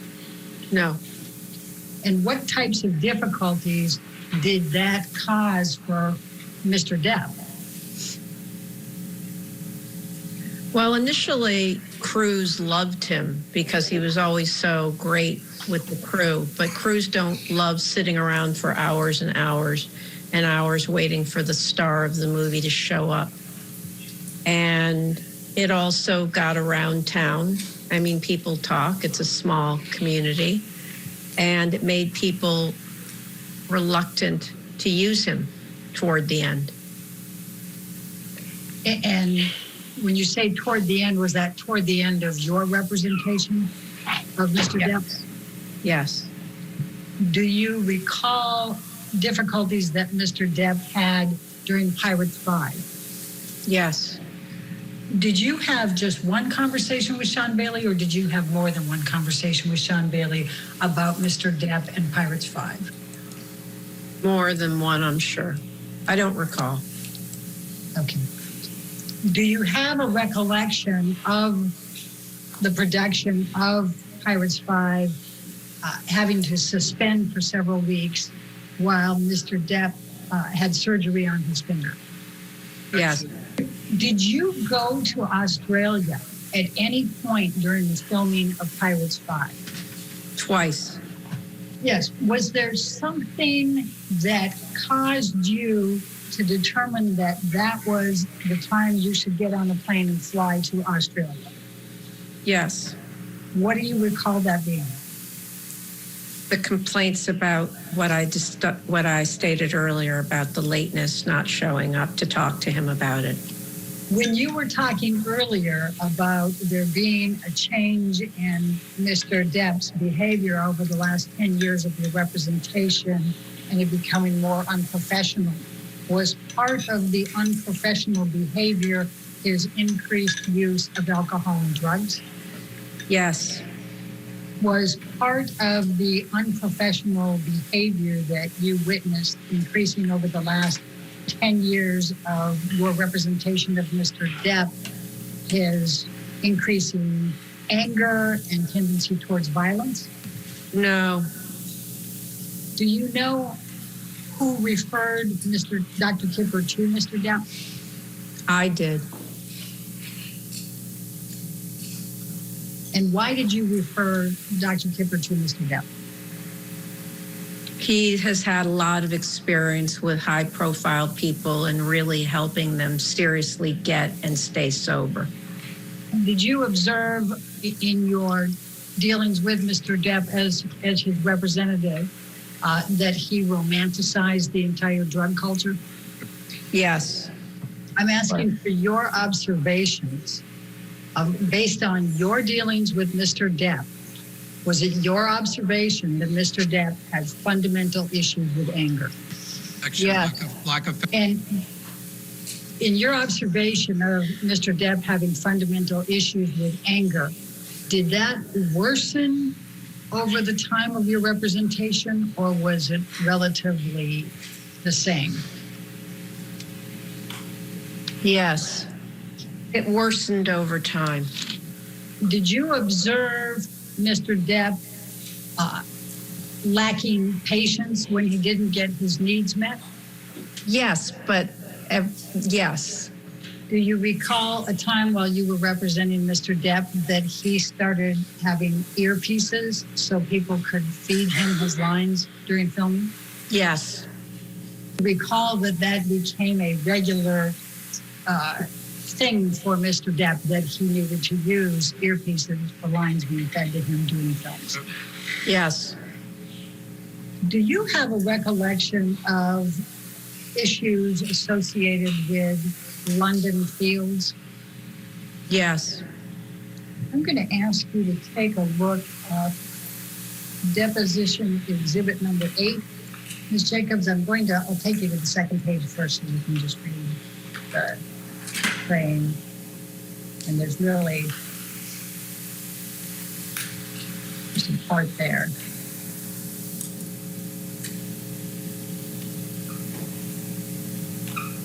And then here's where I'm going to direct your attention. This is from Mr. Depp to you on Saturday, August 29, 2015. You see that? Yes. Okay. And Mr. Depp, when Mr. Depp would write to you in emails, would he regularly have parts of it all capitals and exclamation marks? Yes.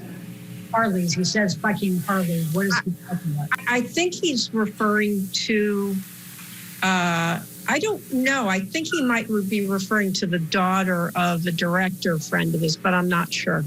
So do you have an understanding of what he's talking about with the Matthew Cullen version? Matthew Cullen was the director. I don't know about nudity, although clearly that was the case according to his understanding. And I guess he was trying to get me to kill it. Okay. And then you responded to him, I'm already on it with lawyers and Marty Singer, have spoken to Matthew Cullen twice this AM. He also wants it stopped. We are doing everything to shut this down. Was there another version of London? Oh, I'm sorry. I have to correct myself. He made a typo here, which is why Harley, he means Hanley. They were the producers. And as you sit here today, can you recall anyone at Disney committing in any way that Johnny Depp would be in Pirate 6? No. You testified at the beginning of this deposition that while you represented Mr. Depp, he was, I think, the biggest star in the world. Do you recall that testimony? Yes. And what would you say the reputation of Johnny Depp is today? These lawsuits don't help. What do you mean by that? I mean, it's endless, but I don't know because I'm not out there selling him anymore. Have you ever seen Mr. Depp engage in angry behavior? Yes. Now, were you aware that Mr. Depp filed a lawsuit in the United Kingdom against the Sun newspapers and Dan Wooten, the editor, because they called him a wife beater? Yes. Have you ever seen Mr. Depp hit a woman? Objection. Have you ever seen Mr. Depp throw anything at a woman? No. Have you ever seen Mr. Depp kick a woman? No. Other than Amber Heard, do you know of any other woman who ever accused Mr. Depp of physical abuse? No. Have you ever seen in person any marks on Amber Heard? No. Ms. Jacobs, you testified, and please correct me if I'm wrong, that in the last 10 years of your representation of Mr. Depp, there was more unprofessional behavior by Mr. Depp. Is that correct? Yes. During that period of time, the last 10 years you represented him, was he ever fired from a movie? No. Have you ever seen this document before? I don't recall this exact document, but I know there were conversations going on. What were you referring to when you said at the top of this document, Depp Exhibit 5, this is good news? That we were able to help him out when he was in financial desperation. When you say help him out, who is him? Johnny Depp. And what particularly was good news? That we were able to secure a loan for him through Bank of America when Ed White couldn't get him any money. And it was very helpful to him. What was the final deal for Murder on the Orient Express? $5 million for 4 consecutive weeks, plus a great back end, which he has received significant money on subsequently. What was Mr. Depp's upfront compensation for Pirates 5? Yeah, he got paid $25 million with the back end. Would it be fair to say that you cannot say one way or the other whether Mr. Depp has hit, punched, kicked, headbutted, or choked Amber Heard? Yes. Can you say one way or the other whether Mr. Depp has ever hit, punched, kicked, headbutted, or choked anyone else? Yes. Can you say one way or the other? Do you know? No. Would it be fair to say that you were continuing to bring in good, solid work for Mr. Depp right up to the time Mr. Depp terminated you? Correct, yes. Earlier you said that Mr. Depp's reputation, that he became the greatest actor in the world, right? That's not what I said, but okay. I said he became the biggest movie star in the world. Movie star, thank you, forgive me. So, as of the time that you were terminated by Mr. Depp in October 2016, did you still believe that Mr. Depp was the greatest movie star in the world? No. Why not? Because his star had dimmed due to it getting harder to get him jobs, given the reputation that he had acquired due to his lateness and other things. And what were the other things? Just, people were talking and the question was out there about his behavior. And that behavior included? I think I've described it several times. Would that behavior include alcohol and drug use? Yes. Mr. Chu asked you about City of Lies, and you indicated that you didn't believe it was released. Are you aware that Mr. Depp was accused of punching a local manager in the face during the filming of City of Lies? I read that. I don't know. Do you have any understanding of why Mr. Depp needed that loan in January of 2016? Yes, he had said he had come in and met with us and he had asked for $20 million. Did Mr. Depp tell you when he met with you why he needed $20 million? Not specifically, other than he just needed the money. Was there any general discussion as to why he needed $20 million in January of 2016? Not as to why, he just expected us to do it. So so Mr. Depp came in and said, I want you to get $20 million for me? Actually, it was, I want you to give me $20 million. It was not discussed, the question was not asked as a loan. And what did you say in response? I didn't. Jeremy Zimmer and Jim Burkus spoke directly to that point. I was just in the meeting. And in the meeting, do you recall what Jeremy and Jim said to Mr. Depp when he asked them for $20 million? Yes, they said we're not in a position to give our clients that kind of money. We're not a bank. Did Mr. Depp explain why he thought that you should just give him $20 million as opposed to loan? Yes. He felt that it made a lot of money for us and that we should just do it because of how much money he had made over the duration of his being at UTA.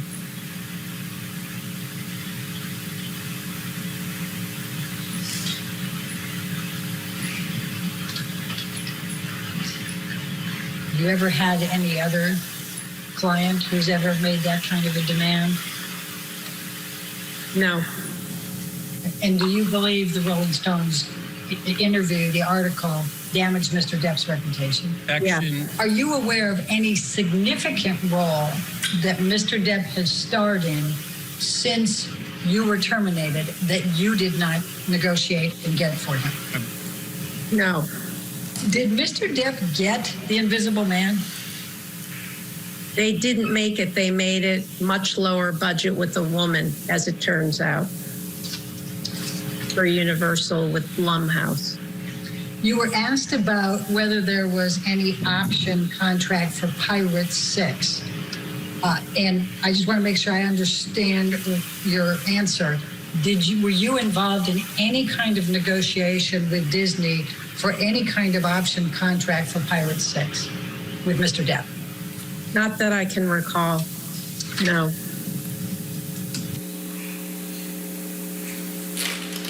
All right. Yes, ma'am. Your next witness. All right, that's it for the former manager, Tracy Jacobs. Let's get a break in here. More testimony when we return. We'll see who's next.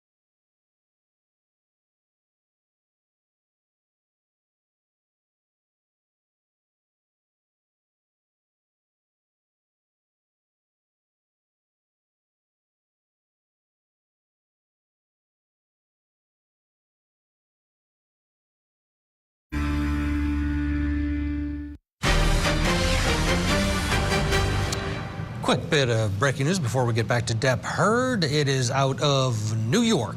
The suspected gunman in the Buffalo shooting, a grand jury has indicted that individual because of the supermarket shooting in Buffalo. He was indicted on one first-degree murder charge.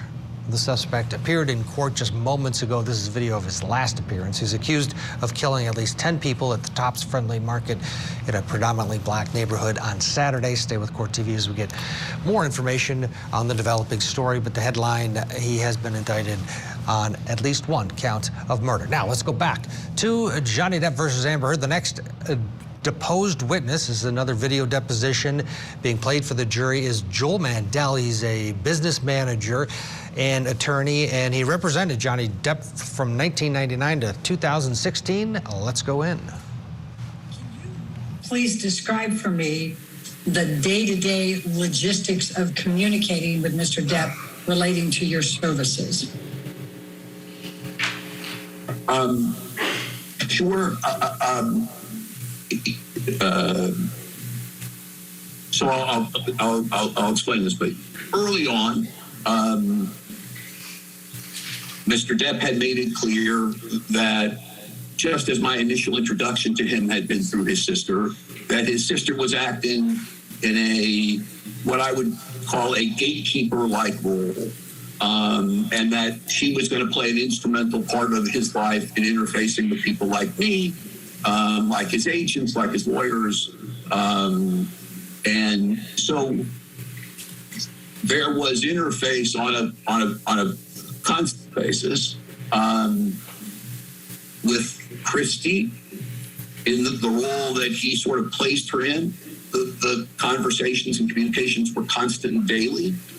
With Mr. Depp, they were when they needed to be. And so we talked often, we met often, but not with the same kinds of frequency, the daily kinds of frequency that I communicated with Christie. Please describe the challenges presented in serving as the business manager for Mr. Depp. Look, they changed over time. And so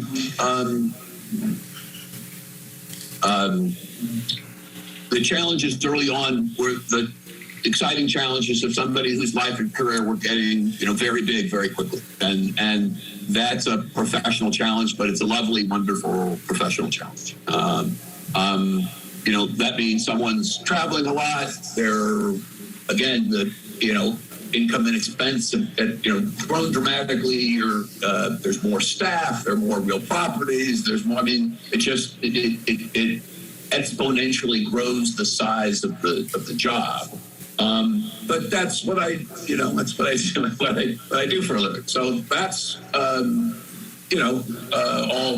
all changes and challenges, but good changes and good challenges.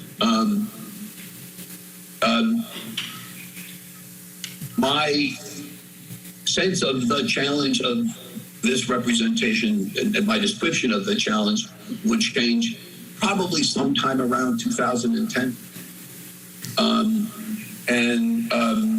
I say that because it was the time after he had shot the film Run Diaries, and he had come back from that picture, and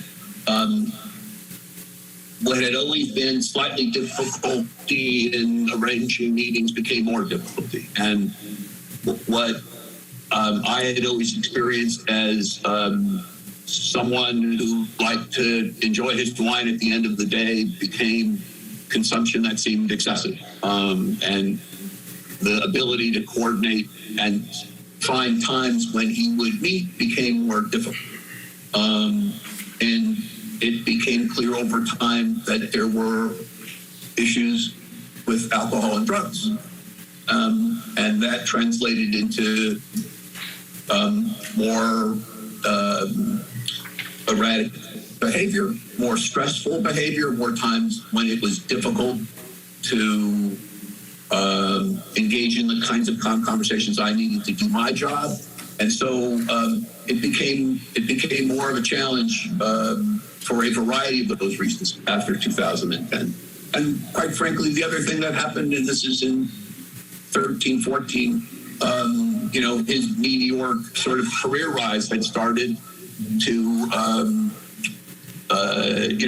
there were some pictures that were not well received. And for anybody in the business, whether you're an actor, director,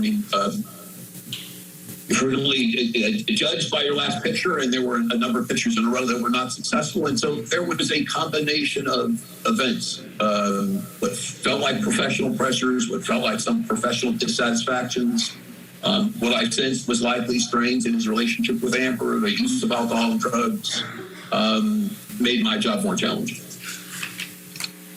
You indicated that you were having more difficulty arranging meetings. What, if any, role did increased use of alcohol or drugs have on your ability to be able to arrange and engage in meetings with Mr. Depp? There were stretches of time when it appeared clear to me that the use of alcohol and drugs was a daily event.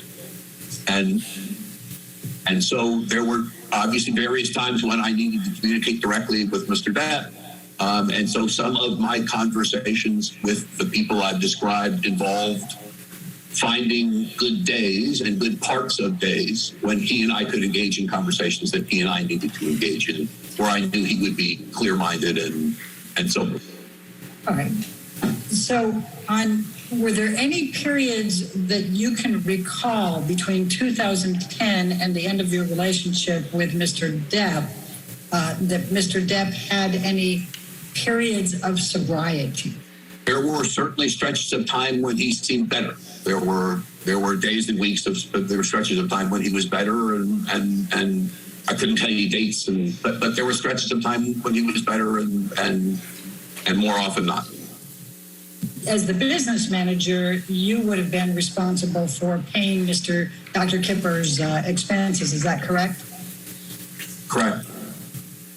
Can you recall approximately how much per year Mr. Depp spent on Dr. Kipper and his staff?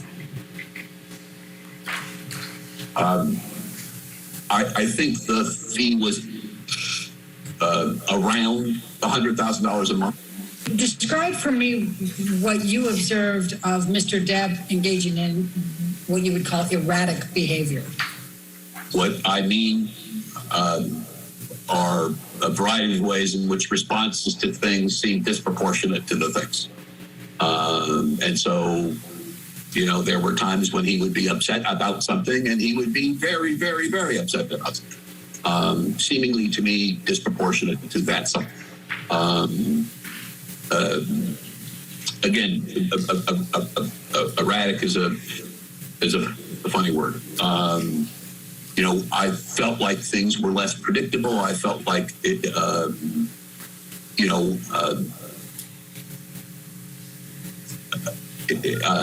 I was, I guess, professionally in a place where I never knew day to day what to expect. You said that Mr. Depp was sometimes his responses seemed to be disproportionate and that he would be very, very upset. What, if any, observations did you make about Mr. Depp expressing anger? When he was angry at someone, he would let them know. Was that sent in my direction? Very rarely, but at times, certainly on a handful of occasions in 2015. But if he was upset at a contractor, he would vent. If he was upset with a security person, he would vent. He would, he seemed to become increasingly less filtered and increasingly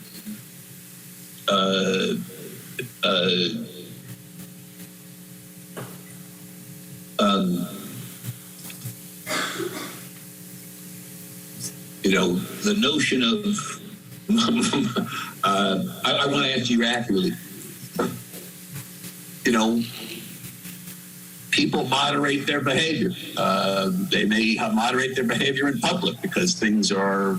All right, we need to slip in a break. Joel Mandel, former business manager for Johnny Depp, deposed by both sides. We'll get you back for more testimony right after this.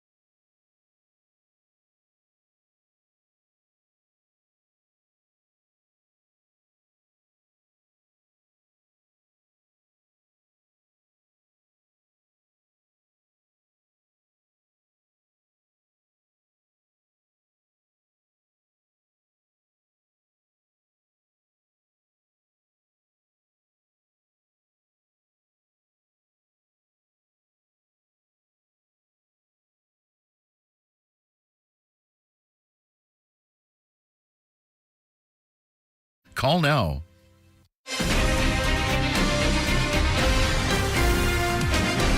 Back to court we go. Video deposition by Joel Mandel, former business manager for Johnny Depp. My experience was that Mr. Depp became increasingly less constrained, less concerned with whether he was going to upset someone's feelings, or just increasingly comfortable venting in an aggressive way when he was upset or disappointed about something. And did that increase over time, beginning, I think you said around 2010? It began to change in about 2010, and it increased over time, and increased to the point where our relationship began to be impacted in 2015 and was eventually, obviously, severed in 2016. When Mr. Depp would express his anger and upset, did he use profanity? Sure.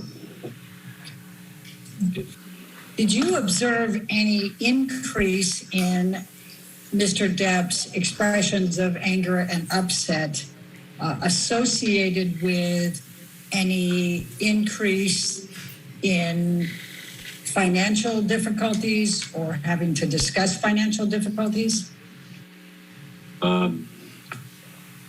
Yes. His financial circumstances in 2015 had reached a point where I was extremely concerned and was on a very, very regular basis expressing that concern. And it seemed as I increased my level of expressing that concern, there was anger directed in my direction. And so my warnings in 2015 that we were in very dire financial circumstances were not met very favorably. So did there come a time that you observed as Mr. Depp's business manager that his spending habits became more increased, perhaps excessive, extravagant? Yes. And when did you observe that? When did that begin? Again, in the time frame I've described in that 2010 and on time frame, as I recall, income was very significant, spending was very significant, and the spending levels had grown very, very, very large, and required that level of incredibly high income to be maintained. And when it dropped off, the disconnect became untenable. And what, if anything, did you say or do to try to assist Mr. Depp in curbing that spending? Those conversations were constant. And were Nathan Holmes, Kevin Murphy, and Stephen Duders part of the $300,000 a month full-time staff? Yes. Okay.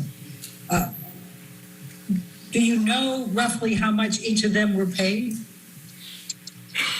It's been a long time. If I had to guess, Kevin Murphy was probably paid about $250,000 a year, and Stephen and Nathan probably about $125,000 a year. Do you know how much Jerry Judge was being paid by Mr. Depp as a security guard?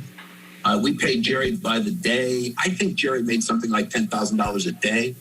Did Mr. Depp spend any money on charities? Some, not very much. And approximately how much? No specific recollection. Less than $50,000? I don't recall writing large charity checks.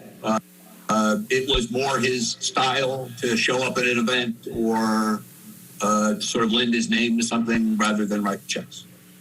Mr. Mandel, did Mr. Depp ever acknowledge that he needed to change his spending patterns and improve the situation?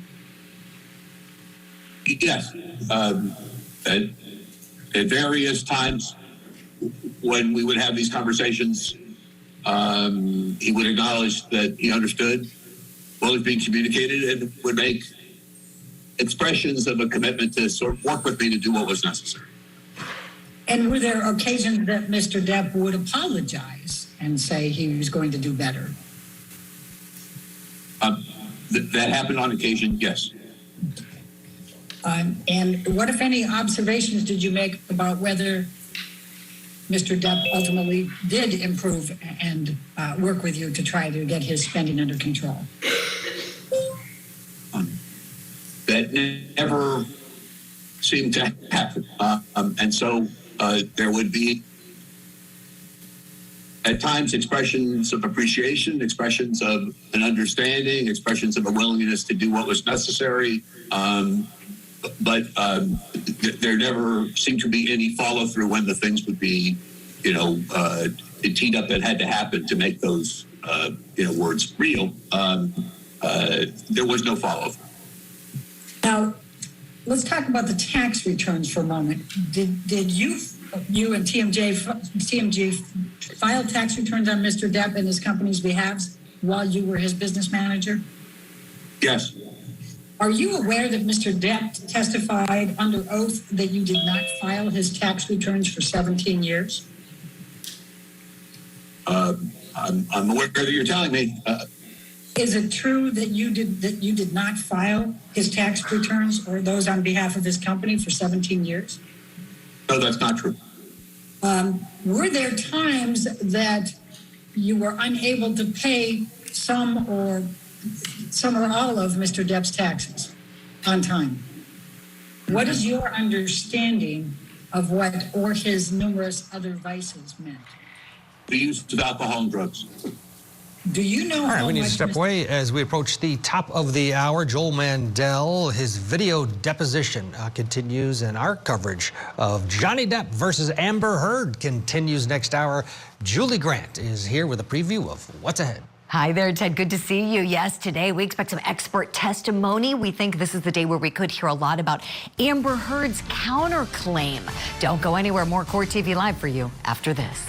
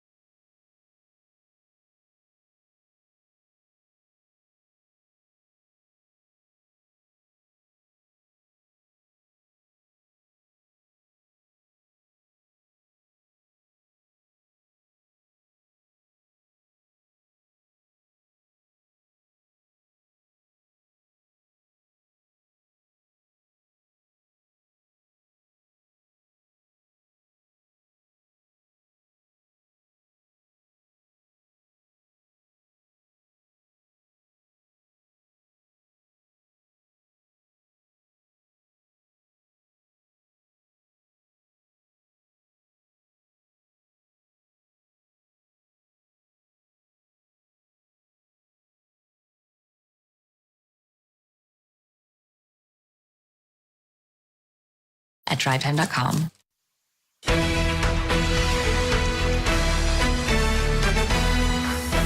This is Court TV Live, your front row seat to justice. I'm your midday host, Julie Grant. Thank you so much for being with us on this Thursday. If you're counting, today marks day number 19 of the Johnny Depp versus Amber Heard dueling defamation trial. We want to go back in where we left off. We're seeing a videotaped deposition from somebody who worked as Johnny Depp's business manager. His name is Joel Mandel. We hit pause on the video in Ted Rowland's show. Let's go back in together now. Spent on prescription drugs during the time that you were his business manager? There were periods of time when prescription spending was, from just my experience, very high, thousands of dollars a month, but I can't tell you the time periods. Do you have a recollection of whether TMG had to pay for property damage at other rental properties or hotel properties that Mr. Depp used because of damage to the property? Specifics, no, but did we pay damages at various times over the years? Absolutely, yes. And do you recall that Mr. Depp from time to time did commit property damage in the rentals that he was in or hotels? And you recall that there were times you did have to pay for damage to Mr. Depp's rentals, is that correct, or hotels? There were times. Okay. Now, you had testified a little bit earlier about needing $25 million by the end of the year. Are you aware of whether Mr. Depp was able to sign on for any movies and obtain $25 million by the end of the year without the assistance of a lending entity? So the first time that you as the business manager were unable to pay Mr. Depp's taxes by October 15 was October 15, 2015. Is that correct? Correct. And you considered that to be an increasingly difficult and alarming situation that you were trying to resolve into late January 2016. Is that correct? That's correct. I showed you earlier exhibit number 8, which was the video clip of Mr. Depp slamming doors and pouring wine, etc., in the kitchen. Do you recall that video? I recall the video, yes. Okay. Do you have a recollection of giving Mr. Depp very bad news the morning of February 10, 2016? I don't recall a specific meeting with a specific date.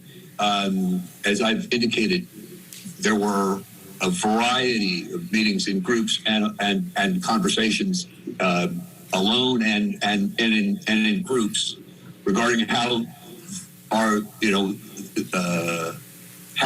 these very dire financial circumstances were going to be addressed.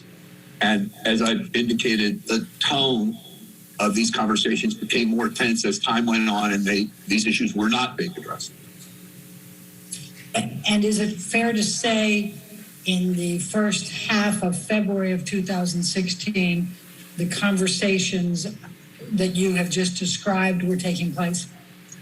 I'll answer even more specifically. Mr. Depp and I began having conversations that took on a more heated turn in July of 15, when it became clear that he was not willing to sell the property in the south of France. And the tone of those conversations became more heated and more contentious as time went on because the circumstances were more dire. And would it be fair to say that your perception was that the circumstances continued to become more dire between July 2015 up through the time of your termination in March 2016? They did. How did you learn of TMG's termination?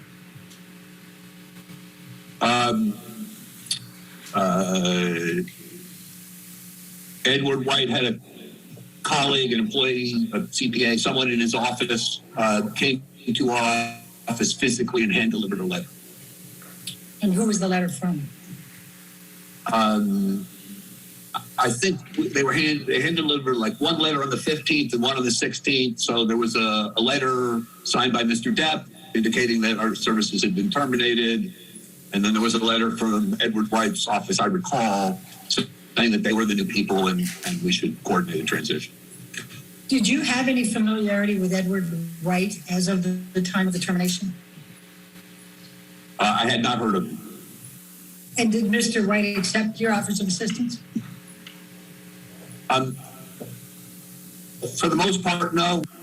Now, approximately how much did Mr. Depp earn during the period of time you represented him?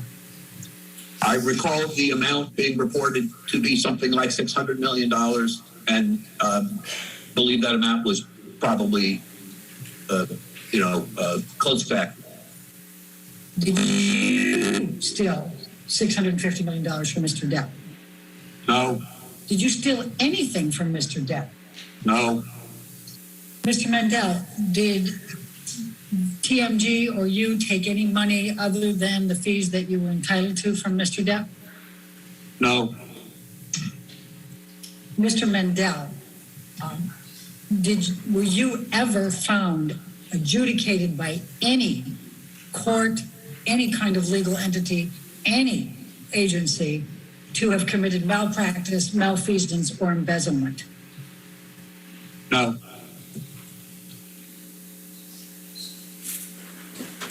All right, why don't we go ahead and take our morning recess at this point. All right, ladies and gentlemen, let's take our morning recess. Do not discuss the case and don't do any outside research, okay? Thank you. All right, and with that, the jury is getting a little break this morning. This is a quick one, and we're a little bit behind on the videotape, so they should be coming back to get back in the box and hear more testimony in just about 5 minutes from now. Gives me some time to bring in my guest, criminal defense attorney Greg Isaacs, standing by in Knoxville, Tennessee. Always great to have him on the show, and he is a trial attorney, as we know. We've seen him try cases here on Court TV. He's no stranger to high-profile cases as well. Okay, Greg, tell me, where we are in the trial, tell me, what do you think is clear to you at this point, and what is still unclear and needs to be established by both of these sides here? We know that both of these parties have claims against the other one, so I'm curious, what else left is there in your view that this jury really needs to see?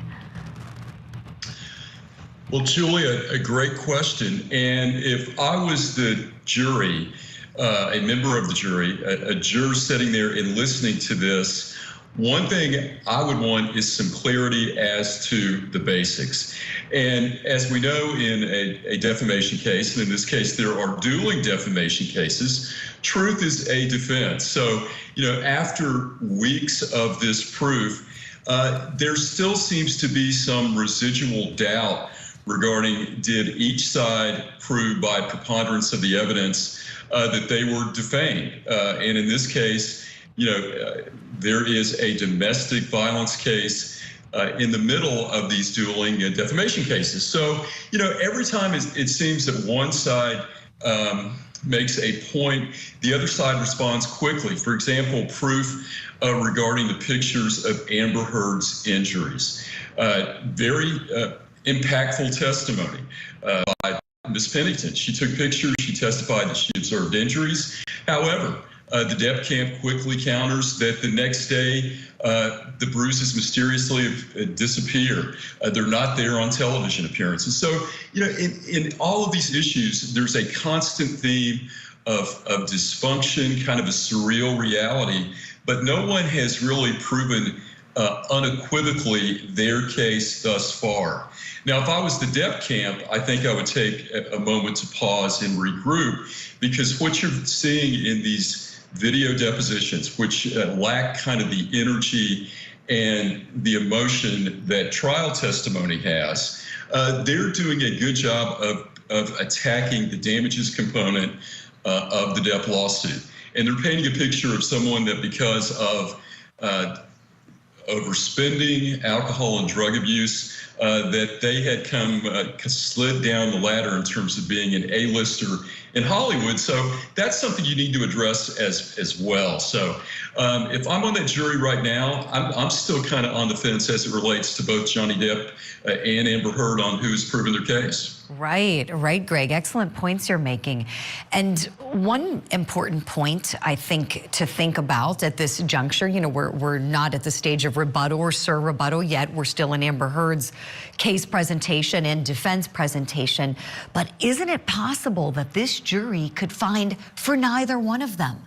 And find that this was toxic and that there was violence being carried out by both of the parties against one another, and that this whole case was very upsetting, very disrespectful, and in the end, they might say nobody wins.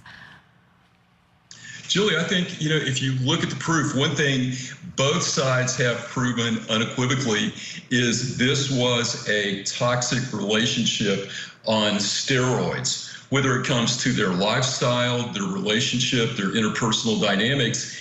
And, you know, that's a great observation. If you're on this jury and, you know, you hear about defecation in the bed, you hear about hundreds of millions of dollars being allegedly squandered, you hear about serious injuries that appear to disappear the following day, maybe you sit there and listen to the judge's jury charge and say enough is enough. You know, I think this is two individuals airing their marital grievances, even though in the context of very serious legal issues, domestic violence, all of this. So, you know, on one hand, if I'm on this jury, I am struggling on whether one side or the other has met their burden of proof. And, you know, there may be some recoil that a serious issue that we confront here in our society and in our courtrooms across the United States, domestic violence may be somehow being deprecated based on the proof that we've seen during this trial. Right, Greg, absolutely. And as you know, there is a different analysis for each case, right? And I was getting some great questions about this. I had done a hit on a radio show this morning and was asked about it, and I was saying you have to think about them separately. You know, with Johnny Depp's case, if Amber Heard is able to establish there was only just one instance of domestic violence, his claim will fail legally. And so that's something important to think about. She doesn't have to prove that there were 14 instances. They can only believe that one occurred and find that what she said then in that op-ed was true.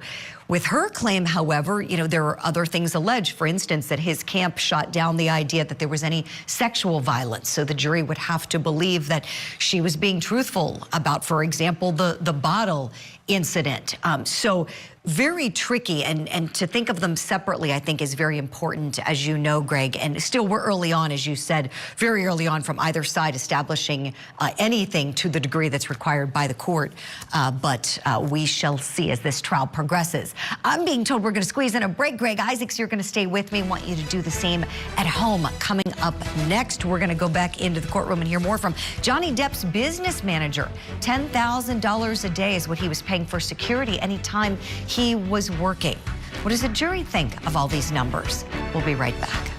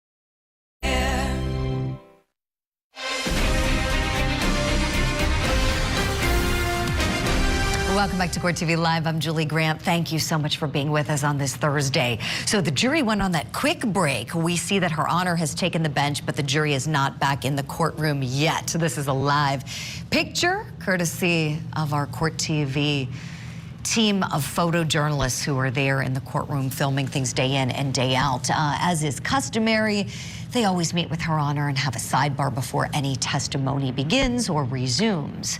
Let me bring in my guest, legal analyst on the show today, criminal defense attorney Greg Isaacs, who practices in Knoxville, Tennessee, is with me. Greg, I mentioned earlier you are no stranger to high-profile cases, and I'm curious, if you were on the Heard side of this case, would all of the fans there to support Johnny Depp outside the courthouse, cheering in the gallery, supporting him, would that be of any concern to you with having an effect on the jury?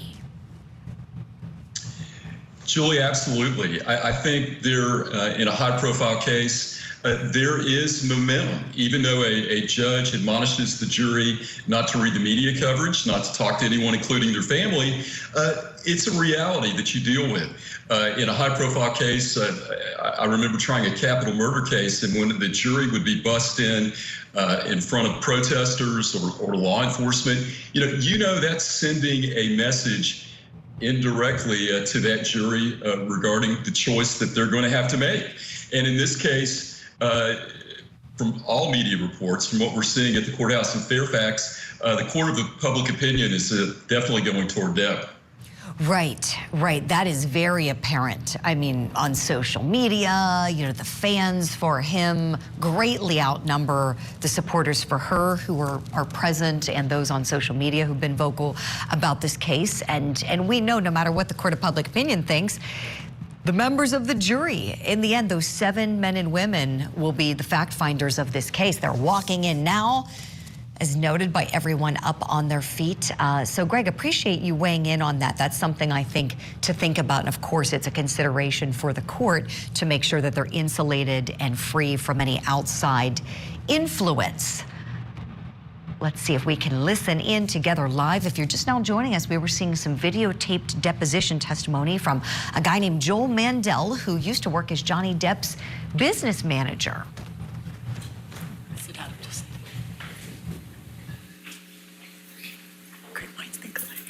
All right, be seated. And your next witness? Your Honor, our next witness is Adam Waldman, and I will start the questioning, and then Mr. Rottenborn split that with me, and we'll be questioning next, and then it will be Mr. Depp's counsel. All right, thank you.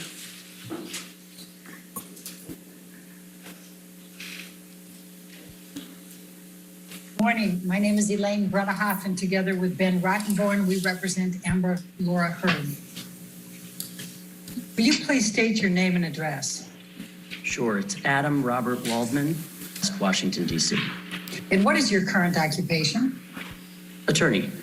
I'm also involved with a skincare company in a variety of capacities.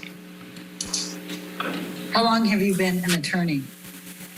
I think since 1995. Do you currently represent John C. Depp II, who I will be referring to in this deposition as Mr. Depp or Depp? I do. And is this representation an attorney-client representation? It is. Does it include any other type of representation of Mr. Depp other than as an attorney-client? I would instruct the witness not to answer that question on the grounds of attorney-client privilege and attorney work product. He can't answer that question without disclosing communications between himself and his client, Mr. Depp. As you're aware, Ms. Bredehoff, the court has ruled that Mr. Depp has not waived attorney-client privilege and will not be waiving attorney-client privilege. So you're aware of that. So, Mr. Chu, I'm not sure that you heard my question. I was actually asking him if he had any other type of representation relationship with Mr. Depp other than as an attorney-client. I think he can answer that yes or no, but I would instruct the witness on behalf of Johnny Depp not to disclose any communications you've had with your client? No. So just so we're clear, since we had a little bit of record back and forth, the only way in which you represent Mr. Depp is as an attorney-client representation. Is that correct? I'm sorry, Mr. Waldman? I believe that's true. Okay. And you are here today providing this deposition under a subpoena and then subsequent notice, correct? Yes.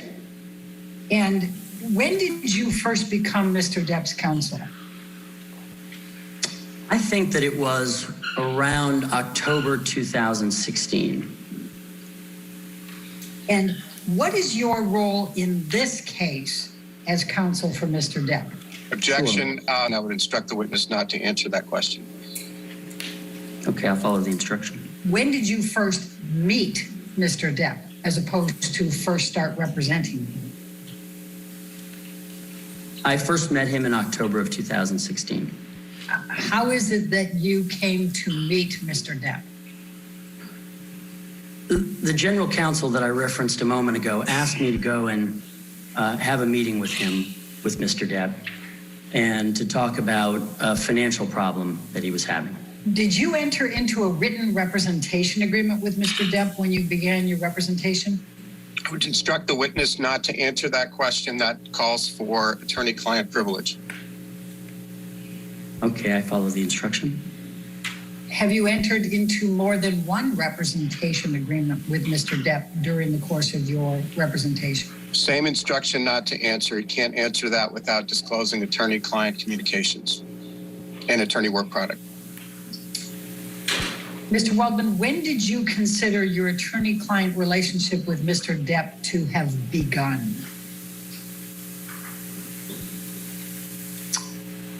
I believe it began the night I met him, actually. Sometime in October 2016? Yes, ma'am.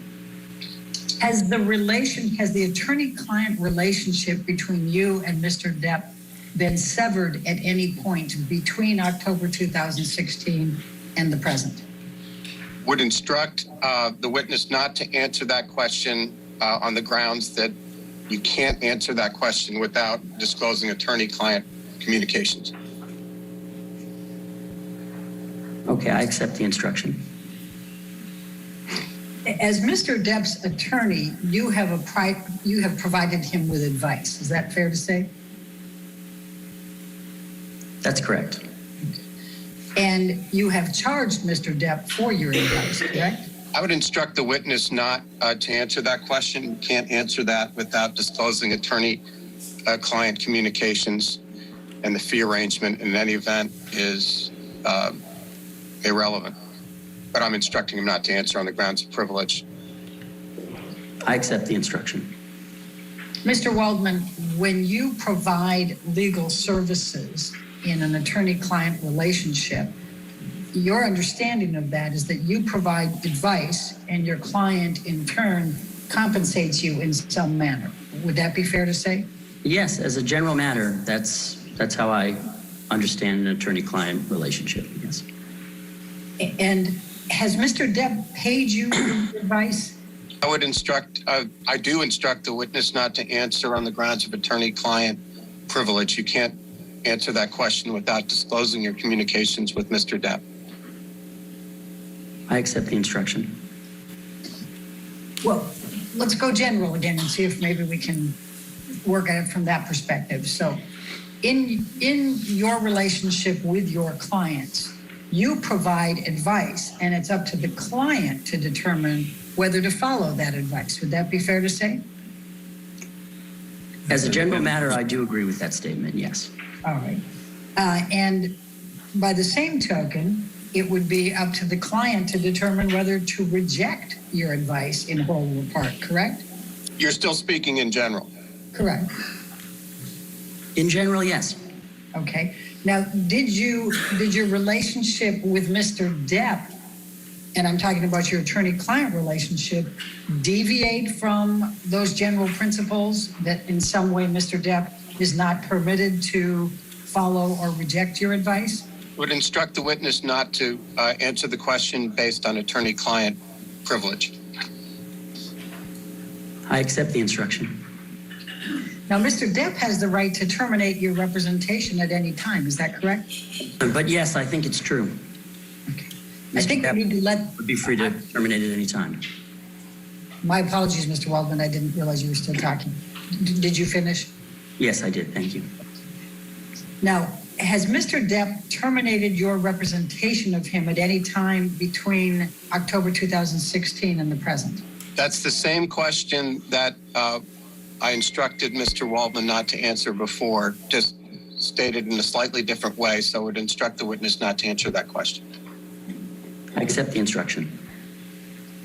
Now, and Mr. Depp, as the client in your relationship, is in the position to make the final decision regardless of your advice. Would you agree?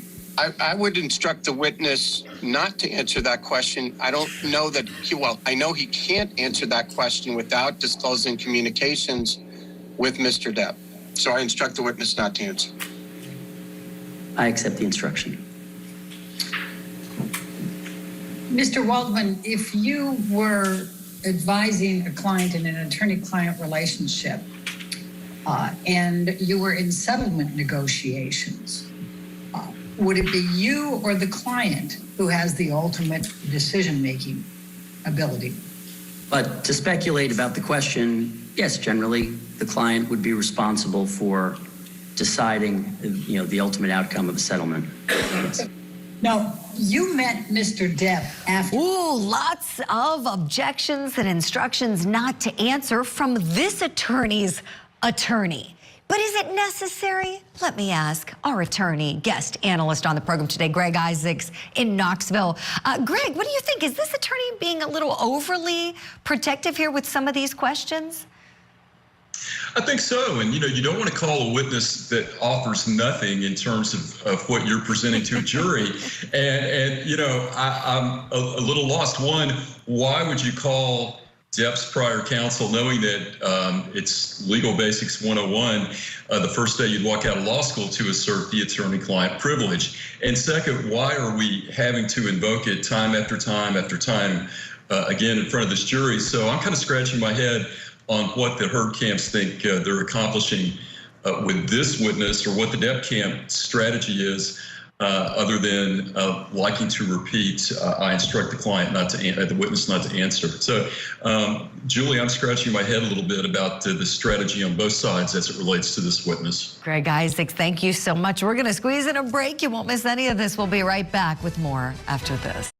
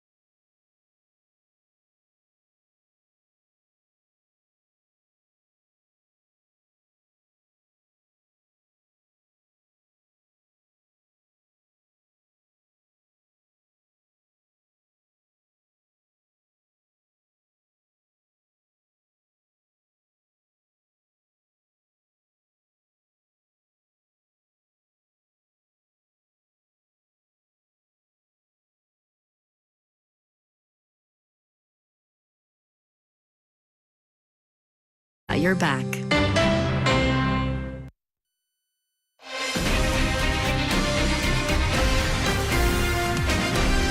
Welcome back to Court TV Live. I'm your midday host, Julie Grant. We're in day 19 of Depp versus Heard. We're in Amber Heard's case, and her team has called attorney Adam Waldman as a witness, and he's testifying via videotaped deposition in this matter. He represented Johnny Depp. Why he's key to this is in Amber Heard's counterclaim. She is alleging that there were statements that Johnny Depp made through his agent or attorney, which can still be attributable to him. That's why it's key to call the attorney.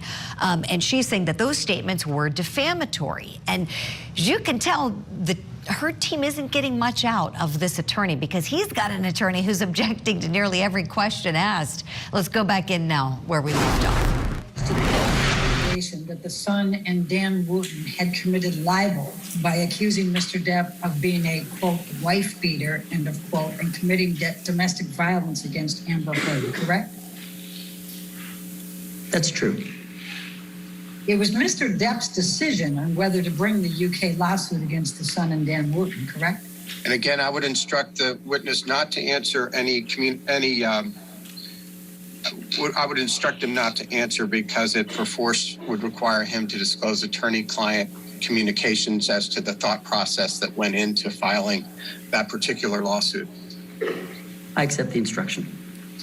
After you began representing Mr. Depp filed suit against Amber Heard, his former wife, correct?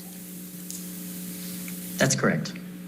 And you represented Mr. Depp in the lawsuit against Amber Heard from March 1, 2019 up until October of 2020. Is that correct? Yes. And it was Mr. Depp's decision on whether to file the lawsuit against Amber Heard. Is that correct? Would instruct the witness not to answer that question based on attorney-client privilege.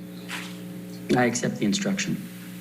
And Mr. Depp is alleging in this lawsuit that Amber Heard defamed him by suggesting that he had committed domestic abuse against her, correct? Yes.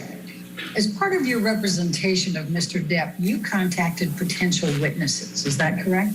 Again, I would, that is attorney work product, and that is protected in Virginia. So I would object on that basis, but you can answer that question yes or no. Yes. You also spoke with the press on Mr. Depp's behalf, did you not? And I would instruct the witness not to answer to the extent that it requires disclosure of any communications between yourself and Mr. Depp. It would.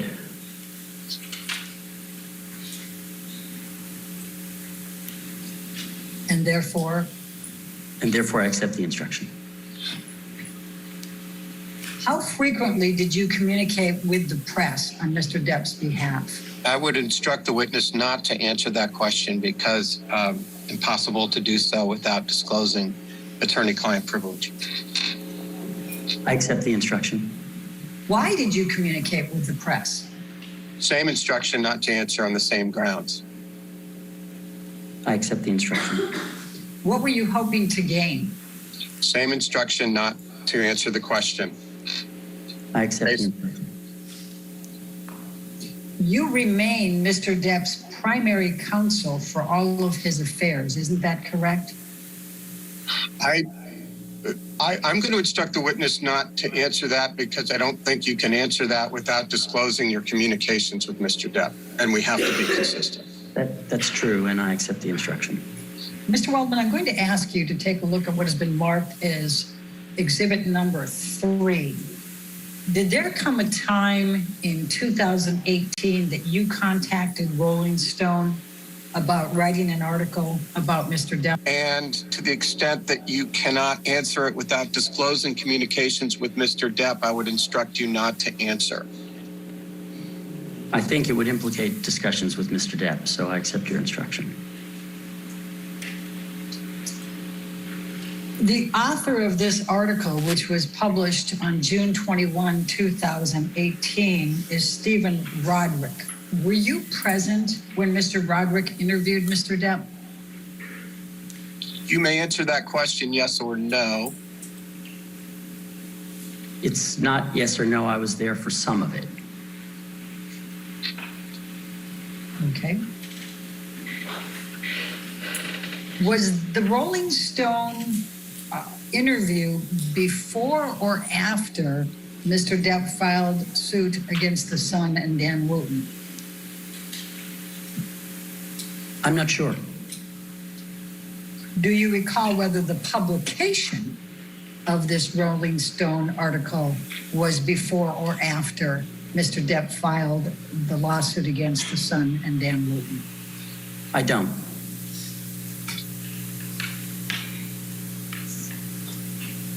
I'm going to ask you to take a look at page 10. And it says on page 10, it was Adam Waldman who first contacted Rolling Stone about writing a story about the injustice being done to Depp's reputation and bottom line.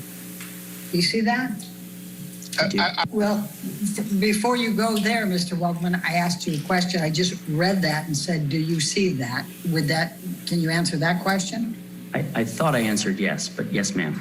Okay, thank you very much. And is that an accurate statement? No. What is inaccurate about it? It says it was Adam Waldman who first contacted Rolling Stone. That's incorrect. What is correct? What is correct is that I was not the first to contact Rolling Stone. Who first contacted Rolling Stone? Mr. Depp. I'm going to ask the question, notwithstanding, why did Mr. Depp contact Rolling Stone? I would instruct you not to answer that question. I accept the instruction. Did Mr. Depp authorize you to have communications with the Rolling Stone to set up this interview? Instruct you not to answer that question on the grounds of attorney-client privilege. I accept the instruction. Did you assist Mr. Depp with publicity on Mr. Depp's behalf? I would. Boy, oh boy, this is frustrating to watch, isn't it? And why this is really key to the Heard case is because it goes to her counterclaims. She's trying to say that there were defamatory statements that Johnny Depp made through his agent, attorney who can act as a mouthpiece and advocate for someone they represent. And here, they're not getting the answers they're looking for. Let's squeeze in a break. We'll be right back where we're leaving off after this.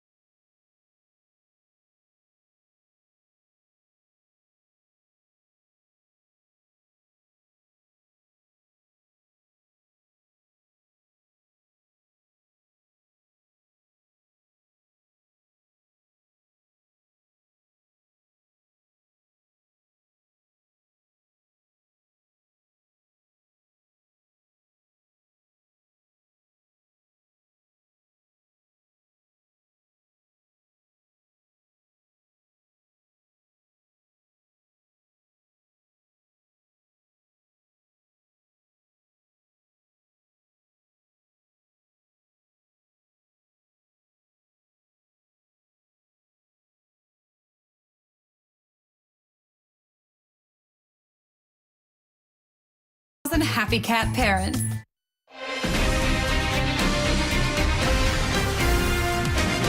This is Court TV Live, your front row seat to justice. I'm Julie Grant. Let's go back to court together now. We're in Fairfax County, Virginia, watching the dueling defamation trial of Johnny Depp and Amber Heard.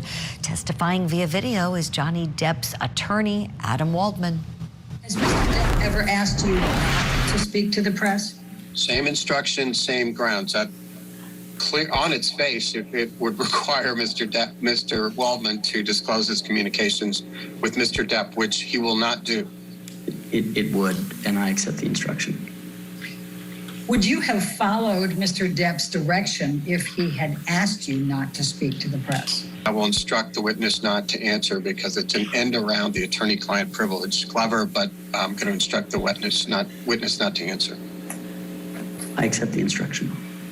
Has Mr. Depp ever asked you not to speak to the press about issues involving he and Amber Heard? We'd instruct the witness not to answer the question on attorney-client privilege. I accept the instruction.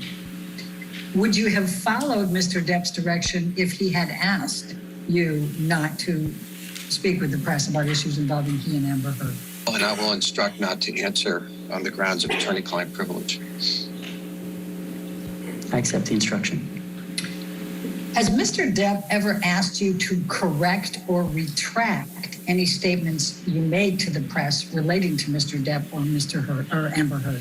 Would instruct the witness not to answer on the grounds of attorney-client privilege. I accept the instruction.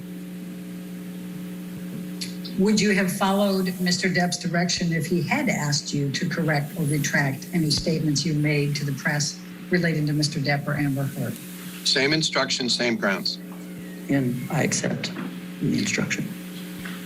Have you ever asked the press to correct or retract any statements you have made to the press relating to Mr. Depp or Amber Heard? I want to make sure I understand the instruction. Are you saying you instruct not to answer in the event it implicates privileged conversations with Mr. Depp? Yeah, I think I'm going to instruct not to answer. Okay, thank you. I understand. I accept the instruction. Mr. Waldman, I'm going to ask you to take a look at what has been marked as exhibit number 4. I think I'm going to try to blow it up just a touch. It looks kind of hard to read. Okay. And it's an article from July 3, 2020. It's from Mail Online. This is Daily Mail Online. Do you see that? I do. No, actually, if I'm just going to go to page 8, I'm going to ask you to take a look at the following. It says, Adam Waldman, Depp's lawyer, said afterwards, quote, Amber Heard and her friends in the media used fake sexual violence allegations as both a sword and a shield, depending on their needs. They have selected some of her sexual violence hoax facts, quote facts, end of quote, as the sword, inflicting them on the public and Mr. Depp. Do you see that? I do. Did you make that statement? I believe I did. Did you make that statement on behalf of Mr. Depp? Instruct the witness not to answer that question on attorney-client privilege grounds. I accept the instruction. Why did you make the statement? Same instruction, same rationale. You can't answer the why question without disclosing attorney-client privilege, so I would instruct you not to answer. Were you representing Mr. Depp at the time you made this statement? And in any event, I'm going to instruct the witness not to answer that question on attorney-client privilege grounds. I apologize. I actually didn't hear the question. I can agree with the instruction, but I probably should hear the question. Fair enough. Amy, could you read that back, please? Thank you. One moment. Were you representing Mr. Depp at the time you made this statement? I would instruct the witness not to answer on attorney-client privilege grounds. And thank you. I accept the instruction. Sorry for the repetition. Did you discuss this statement with Mr. Depp before making the statement? On same grounds. Yeah, I accept the instruction. Did you discuss the statement with Mr. Depp after making the statement? Same instruction, same grounds. I accept the instruction. Was Mr. Depp aware either before or after that you were making this statement? Same instruction, same grounds. I accept the instruction. Did you make this statement with Mr. Depp's authorization or agreement? Same instruction, same grounds. I accept the instruction. Was Mr. Depp aware that you were speaking with the press? Same instruction, same grounds. I accept the instruction. Did Mr. Depp ever ask you to retract or correct this statement? Same instruction, same grounds. I accept the instruction.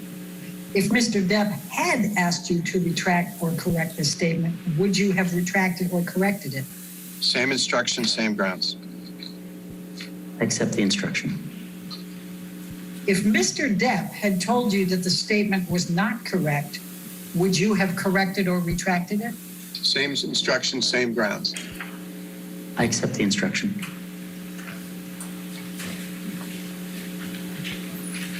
Did you rely upon any statements or evidence from Mr. Depp in making this statement? Same instruction, same grounds. Yes, I accept the instruction. And if you could bring up exhibit number 5. Mr. Waldman, I'm going to be asking you a question about a specific statement in this one. If you would like to read the article first, you are certainly at liberty to, and you could take control now and do that. Thank you, I will. It says, this is, I guess, I didn't set the stage here. This was the Daily Mail published on July 3rd, 2020. And I'm going to now direct your attention to page 9. Depp's lawyer, Adam Waldman, said the various discrepancies prove that nothing heard and her friends said about the events of May 21, 2016 could be considered credible. Do you see that? Hearsay.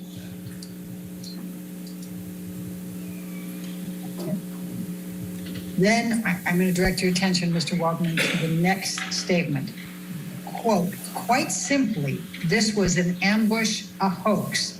They set Mr. Depp up by calling the cops, but the first attempt didn't do the trick. The officers came to the penthouses, thoroughly searched and interviewed, and left after seeing no damage to face or property.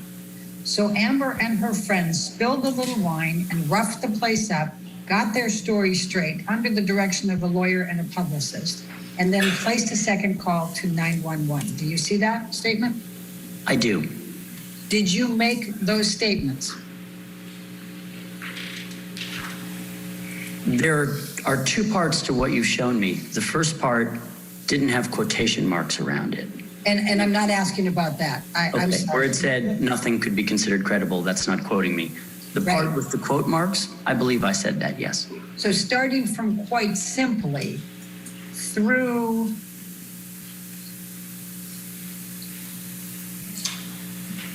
(911), you stated all that. Is that correct? Yes, I believe so. Okay.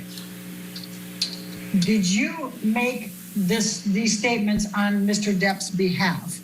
Instruct the witness not to answer on the grounds of attorney-client privilege. I accept the instruction. Why did you make these statements? Same instruction, same reason. I accept the instruction.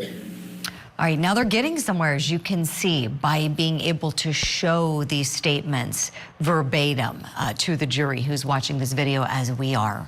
We're going to squeeze in a break. I want to say thank you to my guest. We have to let him go. Attorney Greg Isaacs joining us from Knoxville, Tennessee. Thank you kindly for your commentary, and thank you at home for being with us. We'll be right back with more Depp versus Heard after this.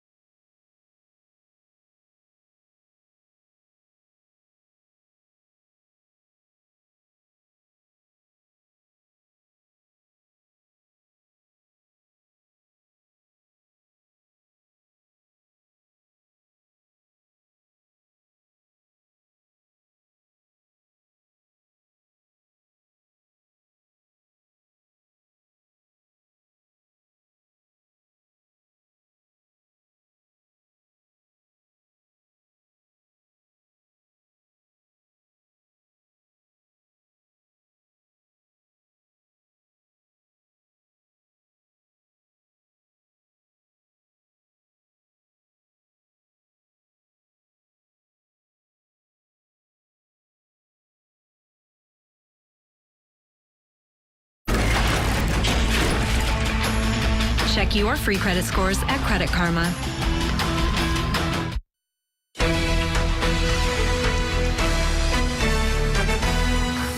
This is Court TV Live, your front row seat to justice. I'm your midday host, Julie Grant. Thank you for being with us on this Thursday afternoon. We're going to get you back inside the courtroom in Virginia for more of Depp versus Heard in just a moment. But first, we want to let you know that we are monitoring some new information on that deadly massacre that took place over the weekend in Buffalo, New York. This morning, a grand jury indicted 18-year-old Peyton Gendron for first-degree murder following that deadly rampage that left 10 people dead and 3 others injured at the Tops Friendly Market in a predominantly black neighborhood. Now, more charges are expected, of course, to be added later.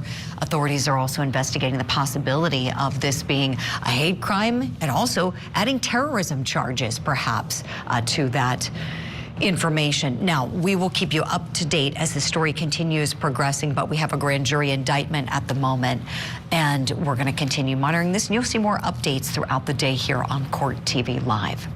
What we want to do now is switch back to the drama that's playing out in a Fairfax County, Virginia courtroom between ex-spouses and actors Johnny Depp and Amber Heard.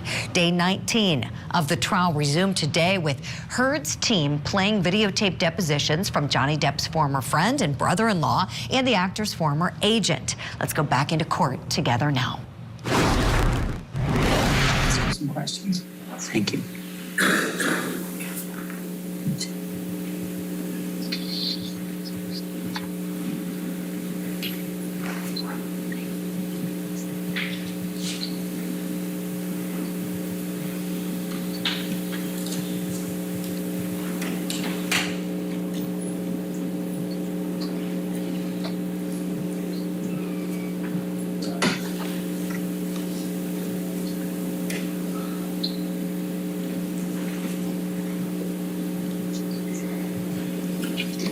Okay, thank you. I've read it. Okay. So directing your attention to exhibit number 11. So, because there's a number of these, so maybe we can just clear it up right from the start. So we have conversation. If you look at the top, conversation, 6 messages, 3 parties, over 209 minutes. And it has this first one, it has a date and a time, and it has a telephone number. Do you see that? I do. Okay. And then it has some email messages, or text messages. It looks like it starts with Keith Bishop. Do you know who Keith Bishop is? I do. And who is he? Keith Bishop is a publicist who lives in London. And for what publication? Oh no, he's a publicist. He's an advisor on media. I see. Did you, at any time, did you or Mr. Depp ever employ Keith Bishop in any kind of public relations role? Mr. Waldman, I would instruct you not to answer I would instruct you not to answer the question to the extent that it would require you to disclose any communications you had with Johnny, either receiving or giving. I would not be able to answer without doing so, so I accept the instruction. Okay, and then Mr. Bishop says, and this is on 1/28/2020, Adam, I can confirm a meeting with the Mail Online for Monday, 17th February at 10 a.m. You see that? I do. So did you in fact have a meeting with the Mail Online on 17 February? I couldn't say sitting here now definitively that we met on Monday the 17th of February, no. But I see this and it wouldn't surprise me if we had. And was Mr. Depp with you when you had the meeting? I believe Mr. Depp was with me when we had this meeting. And you were representing Mr. Depp at the time, correct? I would instruct the witness not to answer that question based on attorney-client privilege. I accept the instruction. When did you obtain the audio tape that you're referencing in this text message? And I would instruct you not to answer the question to the extent it would require you to disclose any communications you had with Mr. Depp, your client. It would, and so I won't be able to answer the question.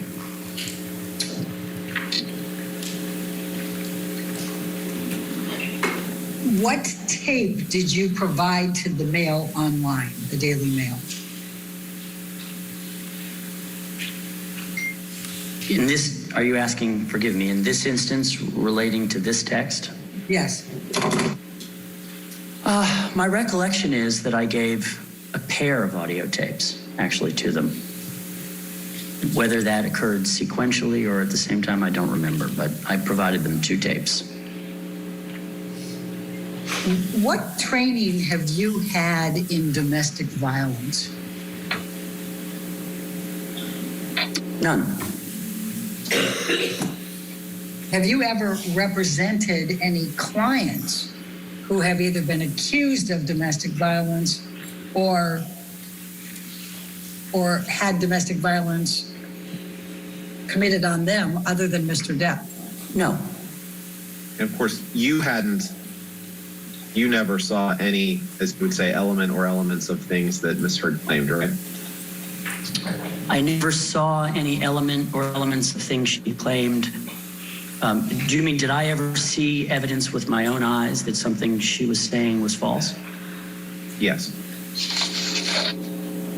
Yes, to some extent I have seen evidence of things that show her statements to be false. Before we get there,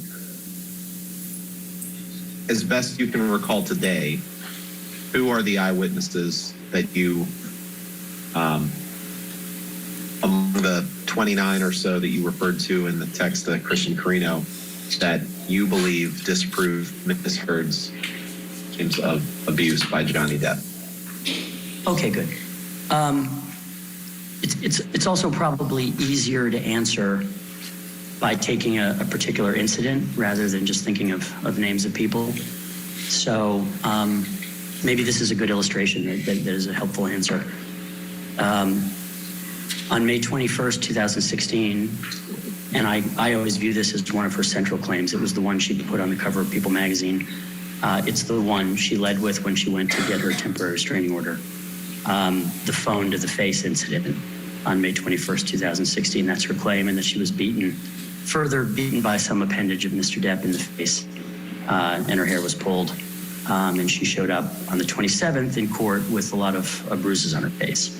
So there are 2 police officers, one domestic violence trained female police officer, who've testified over and over and over that there was no damage to the penthouse, which Ms. Heard claimed was destroyed. That's a direct quote, destroyed. There are, that I can think of, 9 other witnesses, the majority of whom are either neutral or actually Ms. Heard's own witnesses, who have testified in various forums, various times, that there were no injuries to her face whatsoever between the 21st and the 27th, when suddenly there were bruises. Who are those 9? Let's see. Laura Divinier,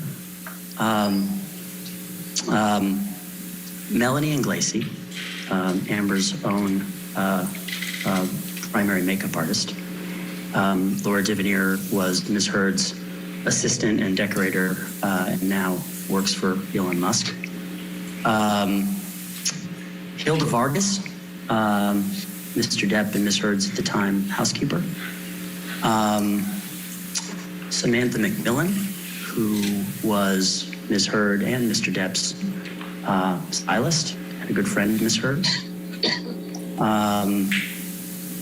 Isaac Baruch, Ms. Heard's and Mr. Depp's friend, close friend, and Ms. Heard's neighbor in the penthouses. Okay, so continuing on, the witnesses a list of some witnesses to the 21st, to her claims of violence and damage to the apartment. Trinity Esparza, who was the head of the concierge desk at the Eastern Columbia building, and a friend of Ms. Heard's also. Cornelius Harrell, who I think also worked for the concierge desk, or in any event worked for the Eastern Columbia building, and met with Ms. Heard on the 22nd of May, which meeting was captured on CCTV also. Alejandro Romero, who I believe is head of security at the Eastern Columbia building. And I think Brandon Patterson also testified about the absence of bruises. And I should even distinguish, because we're talking about the notion of a hoax, I should distinguish these people specifically have given testimony that Ms. Heard was uninjured between the 21st of May up into perhaps the 25th or 26th of May. And then, of course, she appeared bruised again on the 27th. Some of them have testified that even after the 27th, they were with her and she appeared, and that she appeared bruised. But during that period between the 21st and the 27th, I'm not sure if I've listed 9 plus the 2 police officers, but I think that's an illustration of what I was referring to when I in the question you asked me about. Can you please pull up the document labeled ARW 660, please? Sorry, but you do believe that the pictures and videos Marilyn Manson sent you helped disprove Ms. Heard's allegations, correct? As to that incident, Thanksgiving, perhaps 2013, I think those videos and photographs, yes, demolished her claim. Have you communicated with other social media users about this case other than public messaging platforms? Let me ask that differently. Have you communicated privately with other social media users about this case?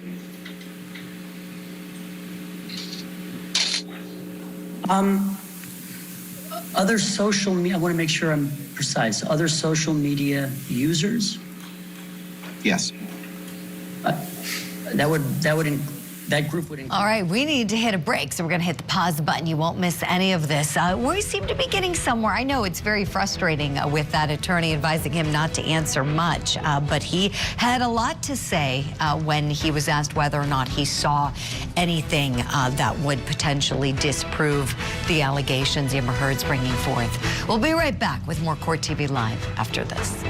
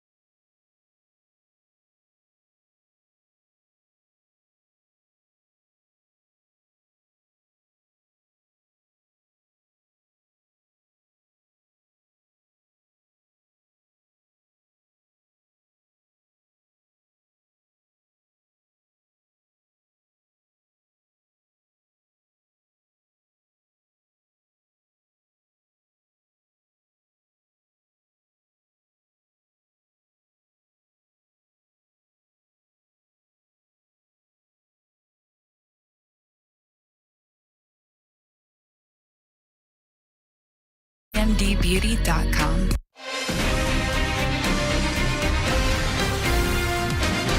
Welcome back to Court TV Live. I'm Julie Grant. Thank you for being with us. So if you're just now joining us, we're in Depp versus Heard in Virginia. Let me set the scene for you.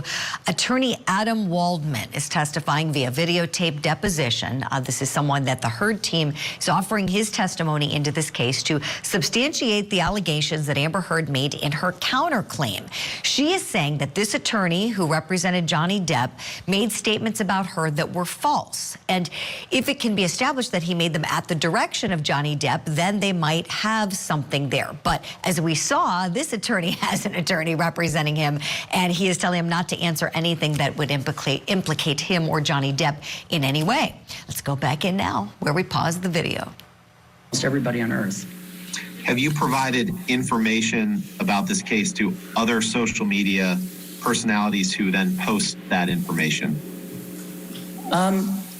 I've provided information episodically to what I would call internet journalists, and I'll define that as journalists who are not affiliated with, you mentioned, I think, NBC a moment ago, or a mainstream media outlet. Have you communicated with a social media user who goes by the name That Umbrella Guy? I've had several phone calls with the person who goes by the name That Umbrella Guy. I don't actually know his real name. Have you communicated with him other than through phone calls?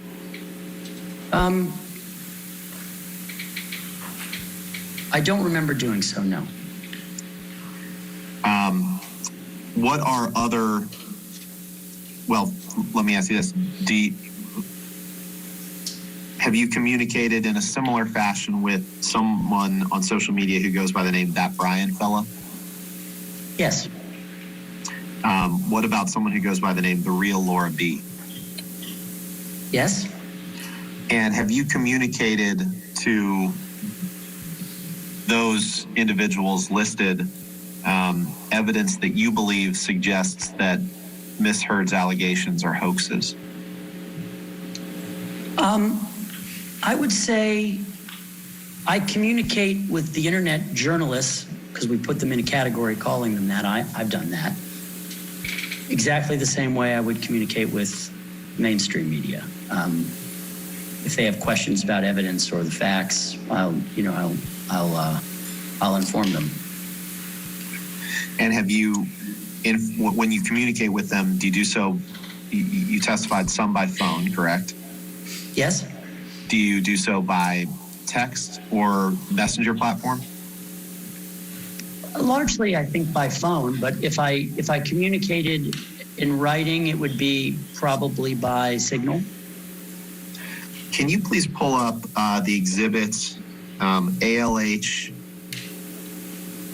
17001-2, please? Showing on the screen, exhibit 24.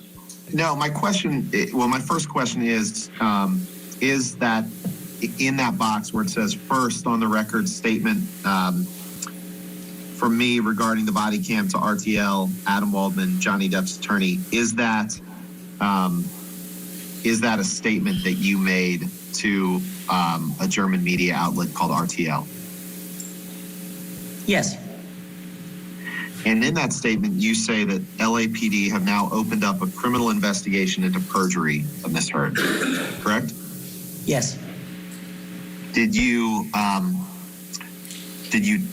make a correction to RTL when you learned that the LAPD wasn't in fact investigating Miss Heard for perjury? Well, the way you've characterized it is not exactly what I would agree with. The LAPD told me that they were investigating the perjury claim at that time. Then sequentially came the statement. Then came notification from the LAPD that it was actually the LA Sheriff's Department that was investigating it, and that was the last I heard about it. And who notified you from the LAPD that it was allegedly the Sheriff's Department who was investigating it? The same desk officer at Foothill. And when I say he's the desk officer, I don't know if that's not necessarily the job title. How did you find his, do you have his contact information? I don't think I do. I don't know, but I don't, well, I'm not sure. And I'm sorry if I asked you this. How did you come into contact with this desk officer? I brought a binder of information, including the statements that had been made and the evidence showing that those statements were false. In your view? So you took a binder to the LAPD and spoke to this desk officer? Correct. And was that the only time that you spoke to this person? The 2 times. Were they both in person? Oh, maybe it's 2 or 3 times. No, no, 2 times we're on the phone. Was the first meeting in person when you brought this binder? No, the first was on the telephone. So the investigation was opened up at your request after you brought this binder to the desk officer? Is that right? I didn't ask him to open an investigation. I filed a claim with the LAPD regarding these perjurious statements that Ms. Heard and her best friend Rocky Pennington had made to a court. Was that claim that you filed in writing? Yes. Do you know whether that claim was produced as part of your document production in this case? Because I certainly haven't seen it. I don't know that I ever received a copy of it. It was filed in writing with the LAPD. But I don't recall that I ever received a copy of it. Did you draft it? No. So you were talking to the desk officer and he was taking down notes, and is that the writing you're referring to? Yes. Did you ever see this alleged written claim? Yes. Did you sign it? I don't recall if I did.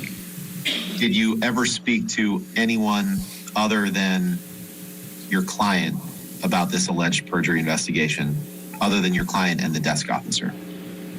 Oh. Well, I think this quote that you've shown me to the media would constitute speaking about it. Did you ever hear anything more about this perjury investigation, to the extent it existed, from any other third party who claimed that they had spoken to anyone in LAPD or the LA Sheriff's Office? No, I don't think so. Mr. Waldman, do you have a professional license? I do. Do you have your own law firm? I do. What is the name of your law firm? Endeavor Law Firm. When was Endeavor Law Firm formed?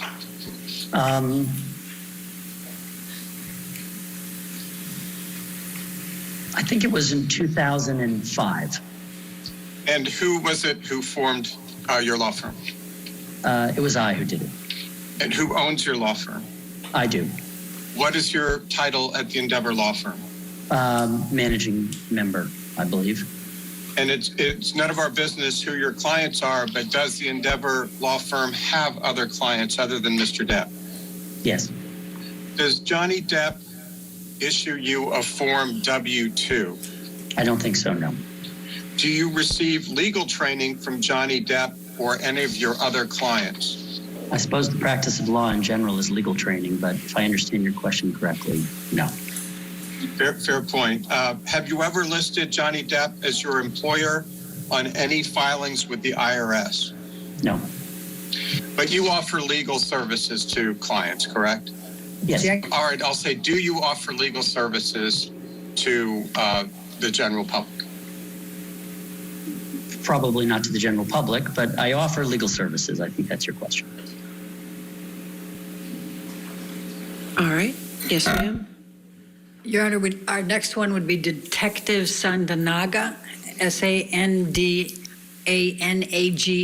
It's about 20 minutes. All right, let's go ahead and have that witness. And is that? And go ahead. We start the questioning. All right, thank you. Is your name and business address for the record, please? Marie Sadanaga, Marie, Sadanaga, Sadanaga. And my business address is 100 West 1st Street, Los Angeles, California. And what is your current occupation? I am a detective with the Los Angeles Police Department, and I am the department's domestic violence coordinator. What does it mean to be the domestic violence coordinator for the department? So I am recognized as the person most knowledgeable in domestic violence. I oversee how our department as a whole responds to domestic violence. So I don't investigate cases right now myself. I just make sure that officers and detectives are responding to domestic violence how California State Penal Code wants us to. And how long have you been with the LAPD? 17 years. What, if any, policies, procedures, and protocols are in place at the LAPD for domestic violence cases separate from other types? So once we determine there is domestic violence, we have to determine whether there is a crime. Every time we respond to a domestic violence call, per state law, we need to document whether it's a crime or just an incident, which would be when there is not a crime, but there's still paperwork done. So that is part of the officer's investigation. Now, I had asked a little earlier about when the victim is reluctant to press charges. If the patrol officers saw property damage or marks on the face of the victim. All right, we're going to squeeze in a break. One thing I just want to clarify, and if you've watched court TV before and seen criminal cases, you know that victims actually don't have the power to press charges. It's up to the state or the Commonwealth to do it. But when a victim cooperates, it's all the easier for them to move forward with the case. We'll be right back with more Court TV Live after this.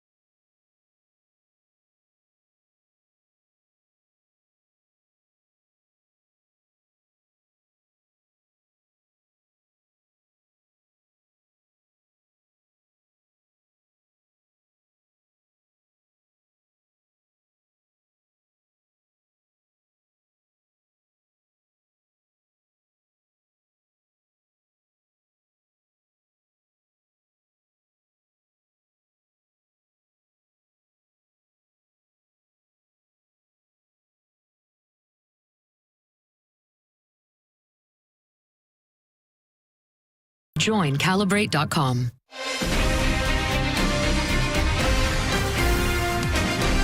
Thanks for staying with us here at Court TV Live. I'm Julie Grant. Let's go back to court together. Now we're seeing another witness called by the Heard team, again via videotape deposition. Her name is Detective Marie Sadanaga. She's been with the LAPD serving for 17 years, and right now she's in a supervisory role with the Domestic Violence Unit. Was not cooperating and did not want to press charges, what would the patrol officer's obligations be back in May 2016 on a domestic violence call? If officers determined that there was domestic violence, even if a victim is reluctant, our policy is they still make that arrest if a suspect is there or take a report. So if there are, when the patrol officers arrive at the scene, and this is May 2016, and there are 4 people that are present at the scene, how many of those individuals are the patrol officers obligated to interview? So I'm going to show you the incident call here, and it goes down and it has domestic dispute, and then it says, met with victim, looks like check location, verified husband left, victim advised verbal dispute, and refused to give any further information, issued business card. Do you see that? Yes. Okay. In May of 2016, was the language victim advised verbal dispute language that patrol officers were trained to provide when they were not going to document anything from the scene? It can vary, but officers would commonly use the phrase verbal dispute or to document when a report was not taken. I'm going to ask you to take a look at what has been marked as deposition exhibit number 8. It's dated November 24, 2014. And it's subject domestic violence supplemental report. And it says the domestic violence supplemental report form 15.40.02 has been revised to provide a more concise picture of the history and needs of the victim for the purpose of investigating the crime of domestic violence. Do you see that? Yes. What is your understanding of why the LAPD decided that they needed to create a supplemental report form that would give a more concise picture of the history and needs of the victim for the purpose of investigating the crime of domestic violence? Right. The supplemental includes a lot of questions that are required by California state law.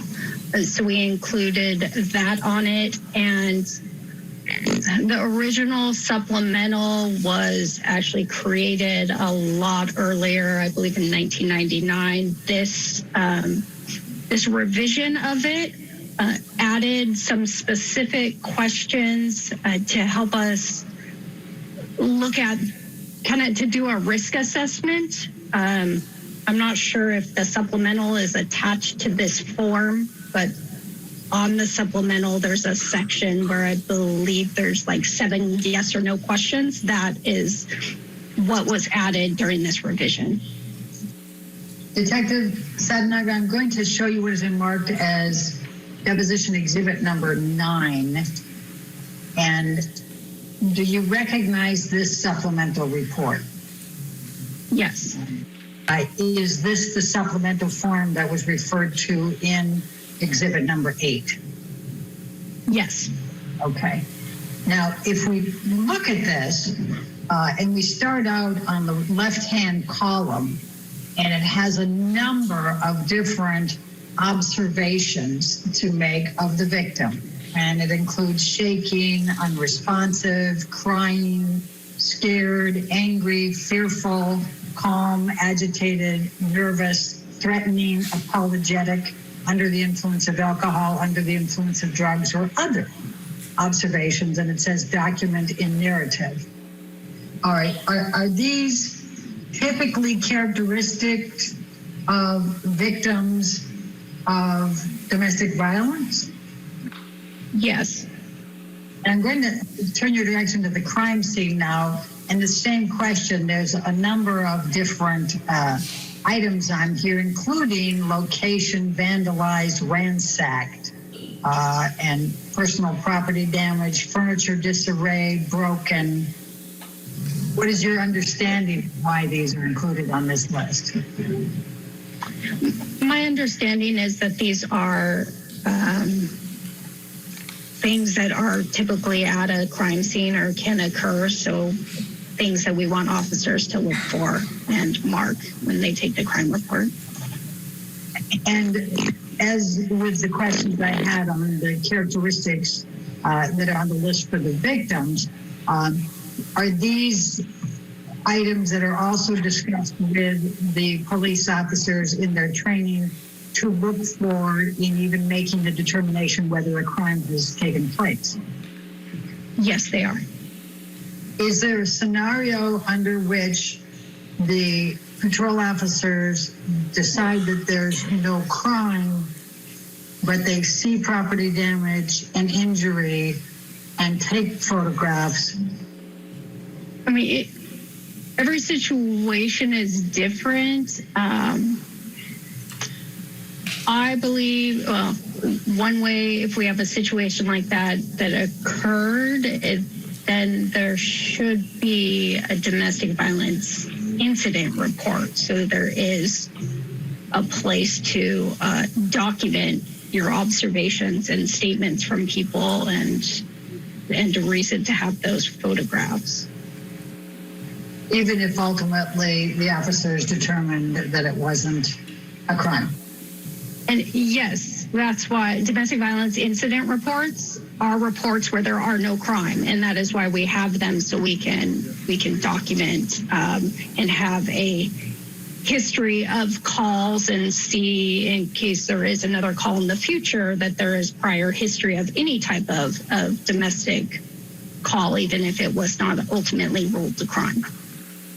Would that incident report include if there were interviews with witnesses and if there were any photographs or notes taken? Yes, there is still a narrative that is written where everything, the officer's investigation and observations and any photographs are listed. And was there an incident report in place in May of 2016 for patrol officers to use in domestic violence calls? Yes. Could you please describe the purpose of an incident report as of May 2016 and what was included typically in an incident report? So the purpose of domestic violence incident reports were to record when officers responded to a call of domestic violence that did not result in a crime. They are actually required by state law for us to document every domestic violence incident that we respond to. And in that report, it's the same. I keep calling it a face sheet. That's not the official term, but the same as a crime report that we would take it on, but you fill out the information. You just do not list a suspect because we have no crime. It's the victim who was in fear that the other party may cause some type of danger to them, and that other party is then listed as a witness. And then there is a narrative that is included, the same type of narrative that would be in a crime report, where you would write down your source of activity. The officers would put their source of activity and then document their investigation. The statements that anyone made,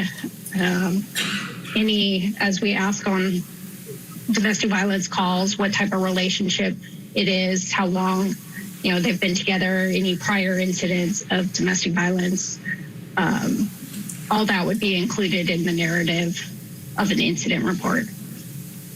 And would any photographs or other notes also be included in that incident report? Yes, they can be if there was anything that they saw that officers believe needed to be documented in there. And where would an incident report, and I'm again back in May 2000.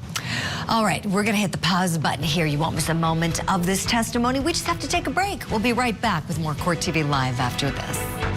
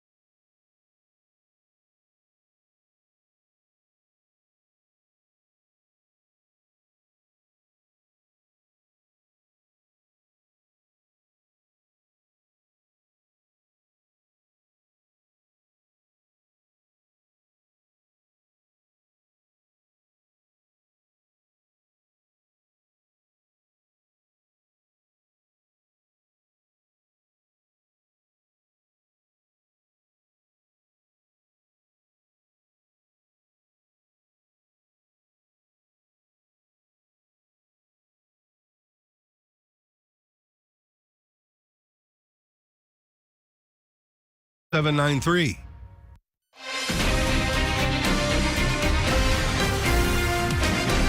Thank you for being with us here on Court TV Live. I'm Julie Grant. Let's go back to court together now in Virginia. We're seeing a videotaped deposition offered from a woman who served for 17 years on the Los Angeles Police Department's force. She oversees the domestic violence division, and where we left off, she was talking about how even if officers respond to a situation and they don't determine that a crime has occurred, they still make, for their own records, something called a DV incident report. This way, if there's another call from that same home in the future, they can kind of track things and go back and say, oh, okay, this was a problem once before with these two individuals. So that was the point where we left off. Let's listen together now to some more. Where would that be filed or stored once the patrol officers were done with their shift for the day? The officers would turn in their reports, including any incident reports, to the watch commander, who would read over it and sign it off. And if it is approved, it would go to our records unit at that division to create a report number on it. And then it does get assigned to a detective, just so that we have it on file in case there's any future incidents. Do officers at some point have to make a determination as to whether domestic violence has occurred? Yes, they do. Okay. What criteria do officers use to make that evaluation? They use the interviews with the parties that are there, what they observe at the scene, even what they observe, like the demeanor of the victims and the suspects. Every situation is different, but it's really like taking in the whole 360 of where you are and what's occurred, so they can get all information to make that educated determination if a crime has occurred. Can you just generally describe for me the circumstances under which a domestic incident report is used? Oh, we take a incident report when we determine there is no crime, but that one of the parties is in fear that either their life was in danger or they could be a victim of some type of serious bodily injury. So the third incidents you would have, or where we don't take the incident report, is where both parties state it was an argument, there was no physical injury, both parties say we weren't afraid that the other was going to do any type of harm to me. Okay. And so in that case, in that third case that you just described, would there be any documentation required typically? On that third one, when we don't have the fear, so it makes it no incident report, it's only documented on that daily field activity report. Ms. Brohoff asked a line of questions earlier on in the deposition about victims of domestic violence being reluctant to come forward and speak up. Do you recall that? Yes. Is that a significant problem in dealing with domestic violence calls? Yes. Is that a problem that you have personally experienced on your own calls? Yes. Okay.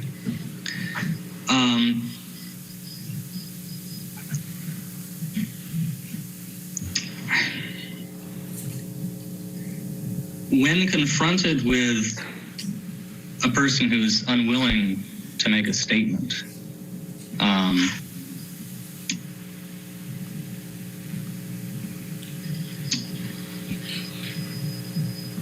is there much that a police officer can really do if you have somebody who just refuses to make a statement and refuses to indicate that they have suffered violent abuse? It's not too much. Usually we teach them to talk about the cycle of violence and power and control, and see if we can, start a rapport with the victim and get them to discuss. But if they really don't want to tell us what happened, we can't force them. If potential victim has visible injuries, or that there are indications at the scene that there has been some sort of violent episode, does the fact that the potential victim declines to make a statement mean that the officers can't go forward? No, not necessarily, because they would need to investigate more, but you do have the visible injury and, evidence of some type of struggle. So they would need to try to get that probable cause to determine that it was a crime that created that injury. There were a number of questions asked about if observed injury, if observed property damage, back and forth, and both of us have asked you a lot of questions about this. And so I just want to make sure that it's very clear. If a police officer responding to domestic violence call sees injury, regardless of whether the victim cooperates, what is the police officer's obligation? This is as of May 2016. To do an investigation to determine if that injury was a result of a crime. And that investigation would include what? It would include interviewing anyone that is at scene, seeing if there's any type of physical evidence of altercation, or depending on the story that was given, if there's corroboration of that, seeing if there's any witnesses.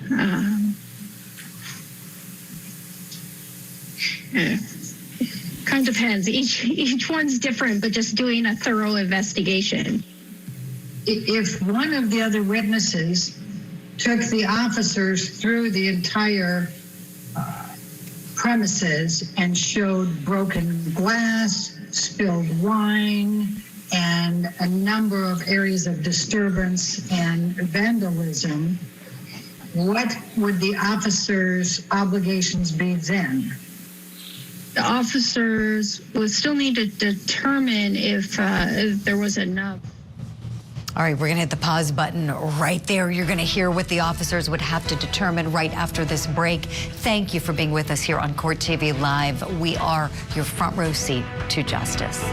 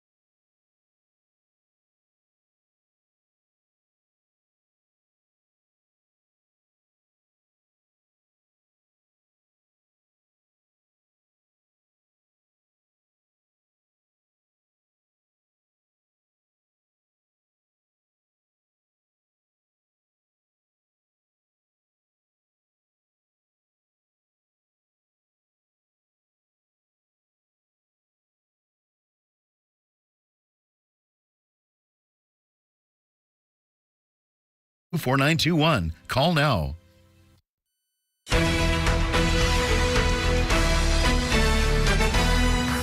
Good Thursday afternoon to you. Thank you for being with us here on Court TV Live. I'm Julie Grant. We continue watching Depp versus Heard playing out in Virginia. If you're counting on your calendar, today marks day 19 of this dueling defamation trial. Right now, we're in Amber Heard's case, so it's kind of confusing to think about. They're both plaintiffs and they're both defendants to each other's claims. So right now, she's getting to present her defense to Johnny Depp's claims against her and then also her counterclaim against him. What they're doing now is presenting a videotaped deposition from a Los Angeles Police Department detective of 17 years, and her specialty is in domestic violence. She supervises their unit there. And Amber Heard's attorney is asking her information about if officers are at a scene where domestic violence is reported, and if they see injuries, what do they have to do? That is make what's called a DV incident report. Let's go back in now where we left off. Evidence there from these witness statements and the things that they're seeing to determine if this injury is a result of a crime. What discretion do the police officers have when they see an injury on the victim when they reported to a domestic violence call? And this is as of May 2016. The officers still need to do an investigation if there is a visible injury because they have to determine if it was a crime. So one of your roles, if I understand it, is to make a determination of that the police, the LAPD as a whole, how you're overseeing how they respond to domestic violence calls, correct? Leading. Yes. And let me ask it just a little bit differently.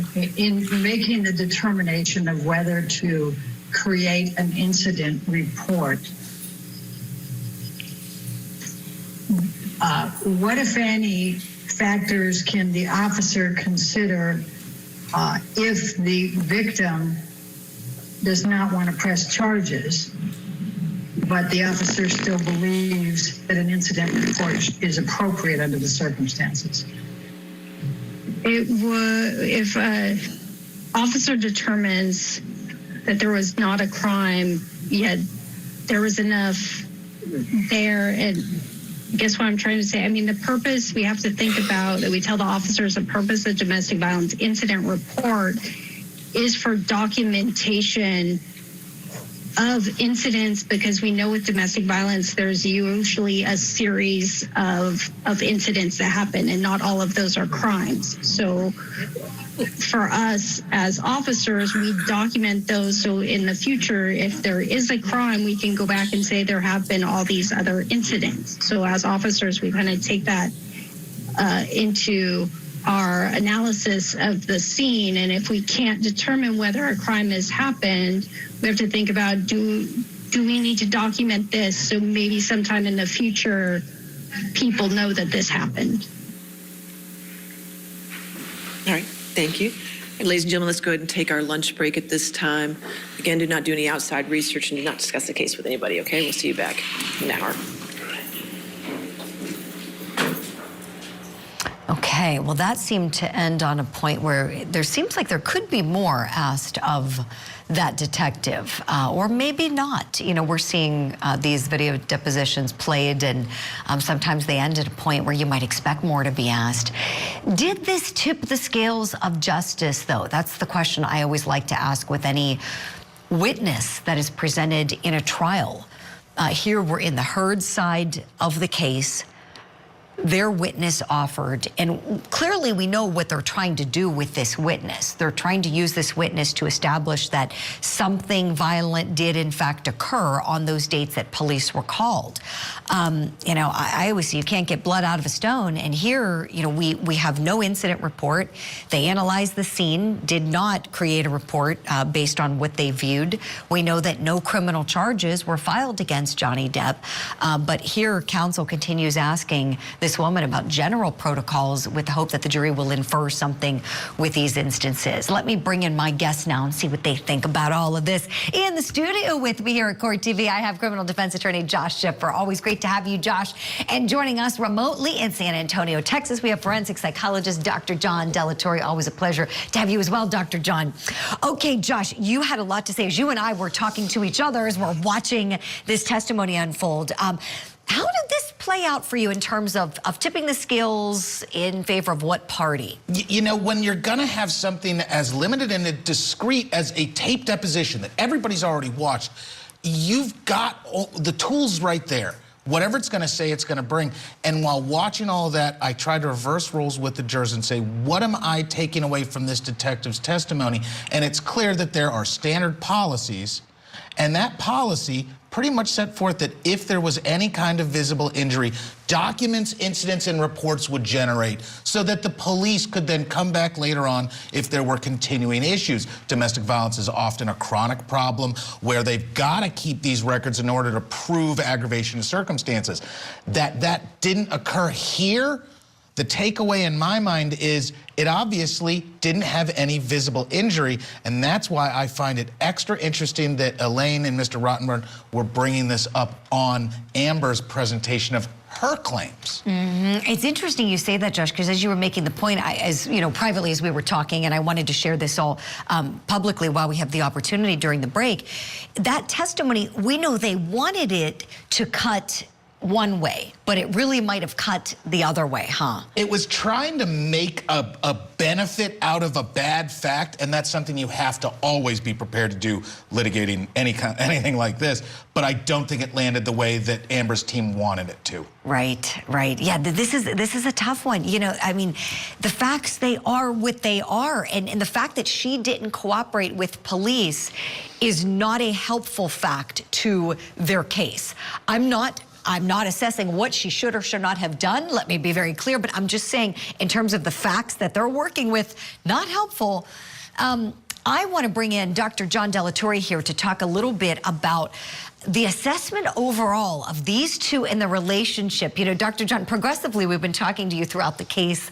And at this juncture, we've got a lot of information about both of them. I mean, we even heard more information today from some of these heard witnesses via videotape deposition talking about what they said, you know, were anger issues Johnny Depp had, not just with Amber Heard, but with other people.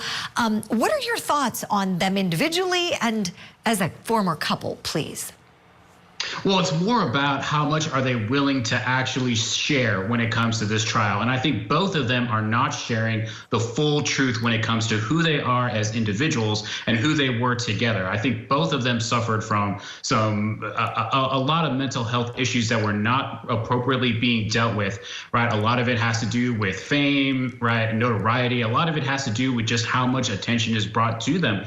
But a lot of it also has to do with what was going on in their past, and how much they actually shared similar kinds of past, and they were not actually able to deal with that when they were confronted in their relationship, when they were confronted with that kind of abuse that have occurred in their past, and it just led to a much more toxic relationship than it needed to be. Right.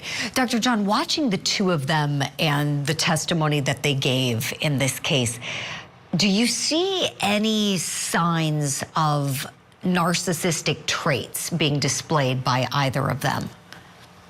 Oh, absolutely. But that doesn't really mean that it's a negative thing. You would want narcissistic type traits if you're trying to be an entertainer, right? You would want to see someone who could act seductive, right, in terms of histrionic personality disorder, because that's part of the job, right? You want a lot of these things aren't necessarily bad things, right? Just because they exist as traits doesn't make it bad or necessarily problematic. It's how do they interact with the world as a whole? And it's clear that the two of them could not interact well with each other, but they did in fact share healthy relationships with other individuals that were in their relationship sphere. Yeah, that's clear. I remember you saying way early on that your assessment was that they were toxic together.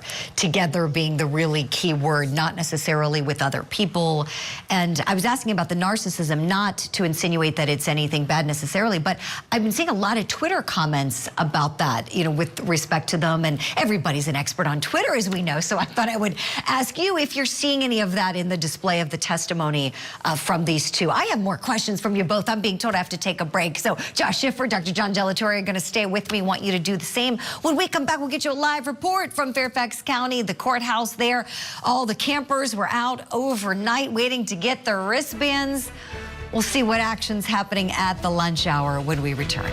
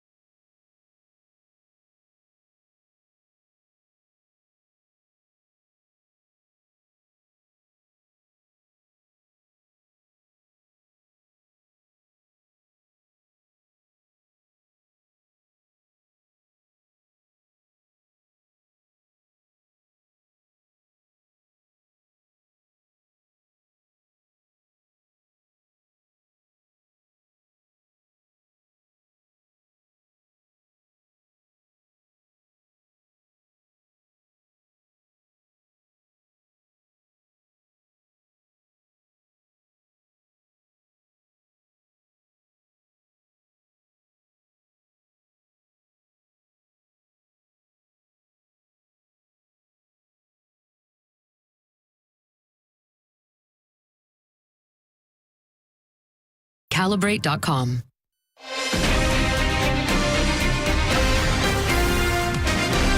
Welcome back to Court TV Live, your front row seat to justice. I'm Julie Grant. We are covering Depp versus Heard, day number 19 in this dueling defamation trial. And while the jury's on their lunch break, we want to get you an update on everything happening in and around this case. So let's go out to the courthouse together now, where we find Court TV legal correspondent Chanley Painter standing by with an update for us. Chanley, good afternoon.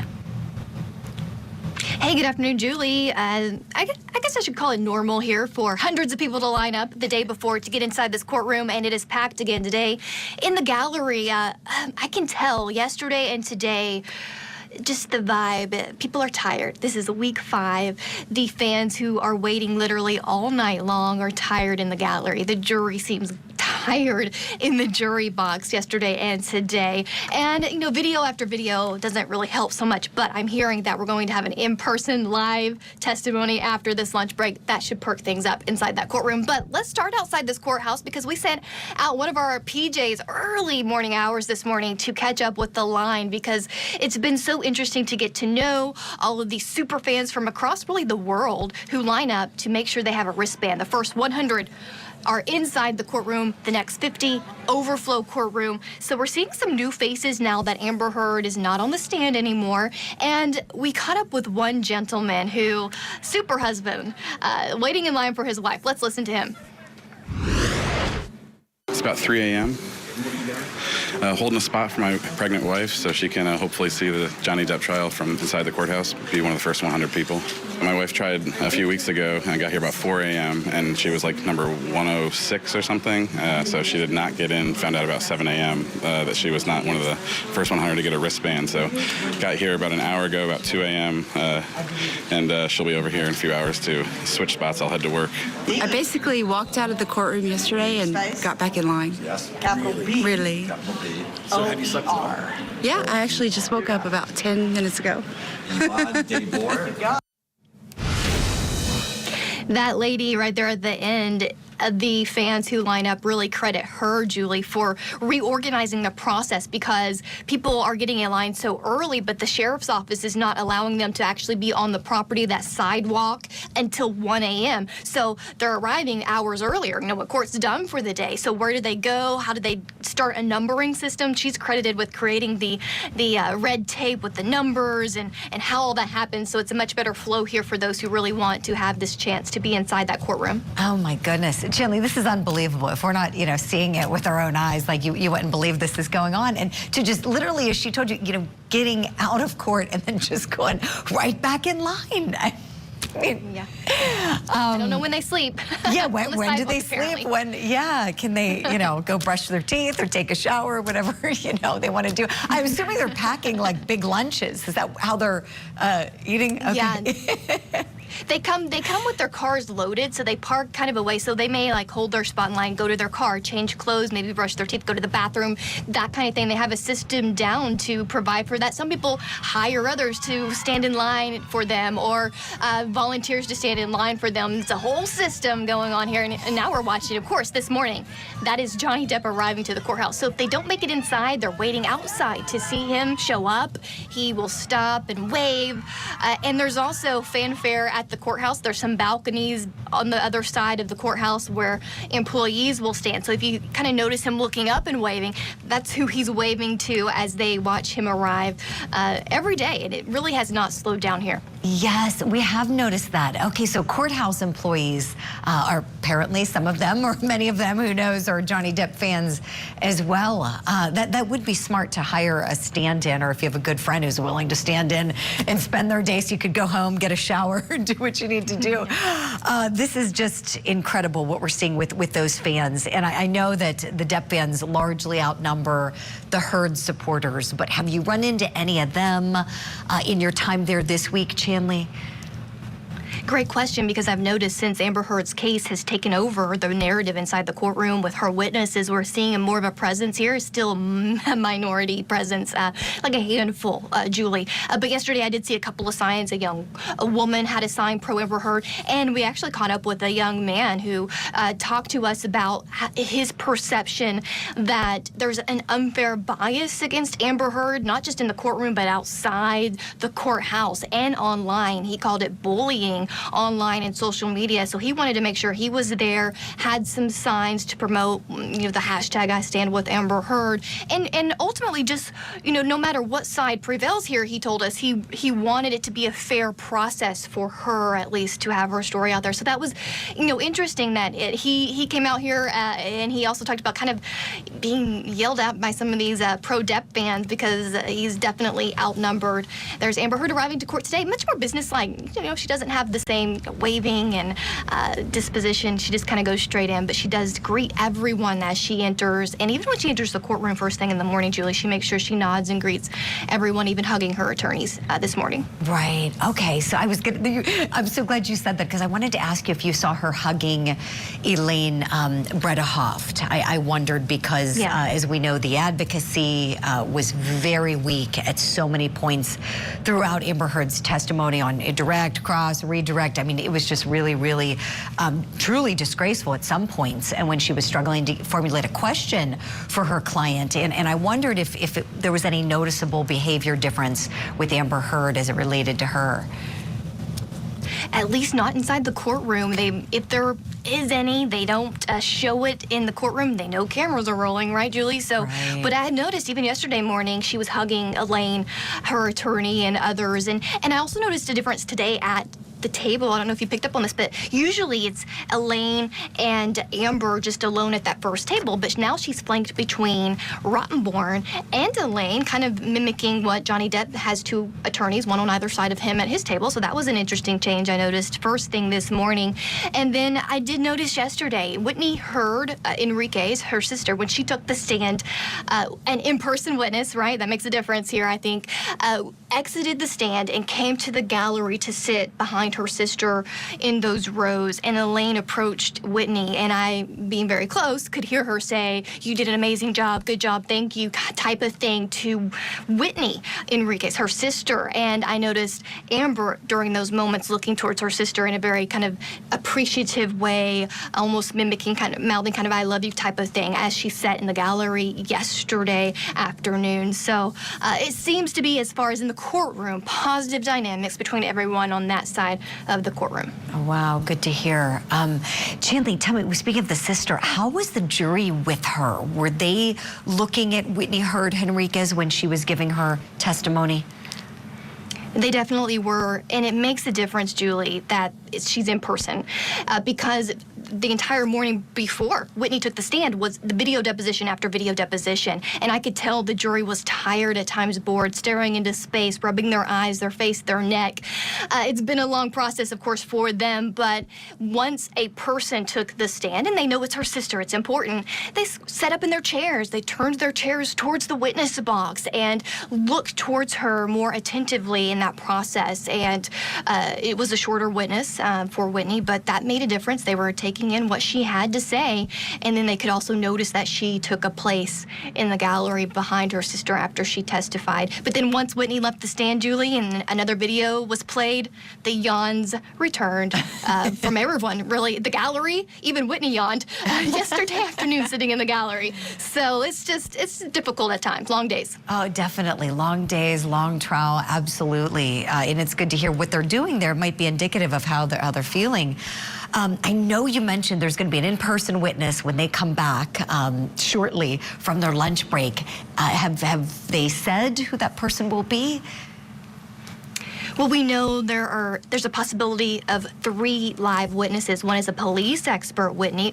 Sorry, I called you Whitney, Julie. That maybe makes sense to follow the Los Angeles Police Department officer who just had a video deposition played. So maybe we're going to hear from this police expert. There's also a social media expert, forensic expert, who's going to be in person as an option. And then Amber Heard's former attorney is also going to be live in person at some point on the list. We also know that we're expecting Ellen Barkin, the famous actress who has a pre-recorded deposition, to be played before this jury maybe later this this afternoon. That may be a memorable note to end a long weekend on, since there's no court tomorrow, for this jury to see a famous face testify against Johnny Depp, even if it is on video, right? Her testimony is supposed to talk about an incident in the 1990s when she was dating Johnny Depp briefly, where she says that in a fit of anger, in a fight, he threw a wine bottle across the room, not at Barkin, but did throw and destroy some property, which is along the theme we've been hearing that Amber Heard has brought up against Johnny Depp. We also know that her case is going to roll into next week. Just to give our viewers kind of a timeline, they'll continue early next week. Johnny Depp will put on a rebuttal case that could, Julie, involve his testimony again, and even Kate Moss. Remember her name brought up. So some big names could be before this jury next week again. Right, that alleged staircase incident that either did or did not happen. Boy, oh boy, that's a great teaser there. Chanley Painter, thank you for all of that live in Fairfax County, Virginia. I know you'll have to head back into the courtroom soon, so we will let you go. Thank you kindly for the update. The jury should be back, I believe, in about 15 minutes from now. Gives me some time to bring in my guest to talk a little more about everything we learned, the fans, all of the pomp and circumstance, shall we call it, surrounding this case. I've got with me attorney Josh Schiffer in studio and Dr. John Delatorre joining me remotely in Texas. Josh, tell me, would it concern you if you were on the Heard side of this case? And the jury is not sequestered, so we know they're going to be traveling to and from the courthouse every day, going home, and they're obviously told not to look at anything surrounding this. Sometimes things just inadvertently happen. You open up your phone, something pops up, or turn on the television set. Would you be concerned at all about all of the fans and the excitement, because these fans appreciate Johnny Depp, the actor?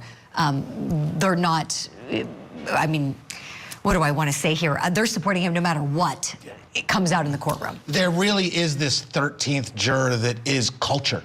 And you can't open your eyes in the media today and not see this case listed somewhere. It's literally on the front page of papers around the world. We've been getting tweets from people, literally, UK, Europe, Far East. Everybody in the world's watching this case, maybe because it's a little bit of an escape from the rest of politics, but it's impossible to think that jurors are being released from court, making their way through a throng of fans surrounding a courthouse, and not bringing some of that into the case. How it lands, whether they really realize it's so pro-Depp, apparently, we can't really tell, but I wouldn't be surprised if they feel it. That unknowing, mysterious sense we all have, like Chanley talks about being in the actual courtroom. You can't describe it, but you can feel the emotions and the inertia involved. Right. Oh, definitely. I mean, I know, of course, friends, colleagues, folks, that I've known in my life know I work for Court TV, but I'm getting, like, daily, as I'm sure you are, my phone is blowing up. Yeah. Like, I'm missing important things because I'm getting a million messages about everyone watching the testimony, having questions about it. And so, I'm sure for, like you said, for these men and women on this jury, this is a tough job. It's an exhausting job, as Chanley told us, for them, and to totally isolate themselves. Really, there's no way to ensure that entirely without sequestration. Mm-hmm. So just something to consider, some food for thought. Dr. John Delatorre, I want to ask you something about the appetite for this case. I have a little theory I wanted to bounce off of you, please. So I keep getting the question, what do you think is the reason that so many people are just enthralled with this case, can't get enough, like they're watching Court TV everywhere? I'm seeing TikToks with it, taking their phone everywhere because they want to make sure they don't miss a minute of it. And besides the celebrity aspect, which is obvious, there are so many Johnny Depp fans who love his movies. I totally get that. Beyond that, I have a theory. I think it's the dysfunction. I think it's that we can all relate to dysfunction somewhere in our lives, and I think maybe for some people, seeing other people's dysfunction might make them feel a little better about it. You're the expert. Tell us what you think, please, Dr. John. Oh, I 100% agree, but it's also theater, it's also high drama, it's also Shakespearean in nature, right? It's also Tennessee Williams in nature, right? There's so much salaciousness that is going on within this trial that I don't think really people really expected it to be, but once it caught on, it caught fire. And that it automatically led to heroes and villains, protagonists and antagonists. Everybody's choosing a side. This is absolutely the War of the Roses. Yeah, it's 100%. It's distraction, it's theater, it's all of those things all combined in one perfect storm of a case. Yeah, no, it sure is. Go ahead, Josh. And really, what I think, and you were touching on, and Dr. John hits it, it's our families and it's ourselves. It's the mirror at work. We are taking a little bit of respite in everything else going on in the globe and that has been going on in the globe. And we see this dysfunction spread out in public, and we connect with that because every family has that little bit of dysfunction. Every group therapy is Mother's Day or Father's Day. And we're getting to see that. It's that universality that we all have an experience with, and it's on display in an ultra rare kind of case. Yeah, isn't that the truth? I could go on and on about this. We have more questions for our guests. Josh Schiffer, John Gelatori are going to stand by. We want you to do the same. We need to squeeze in a quick break. Before the jury comes back, we want to get you caught up on all your other legal headlines happening across the country. We'll be right back after this.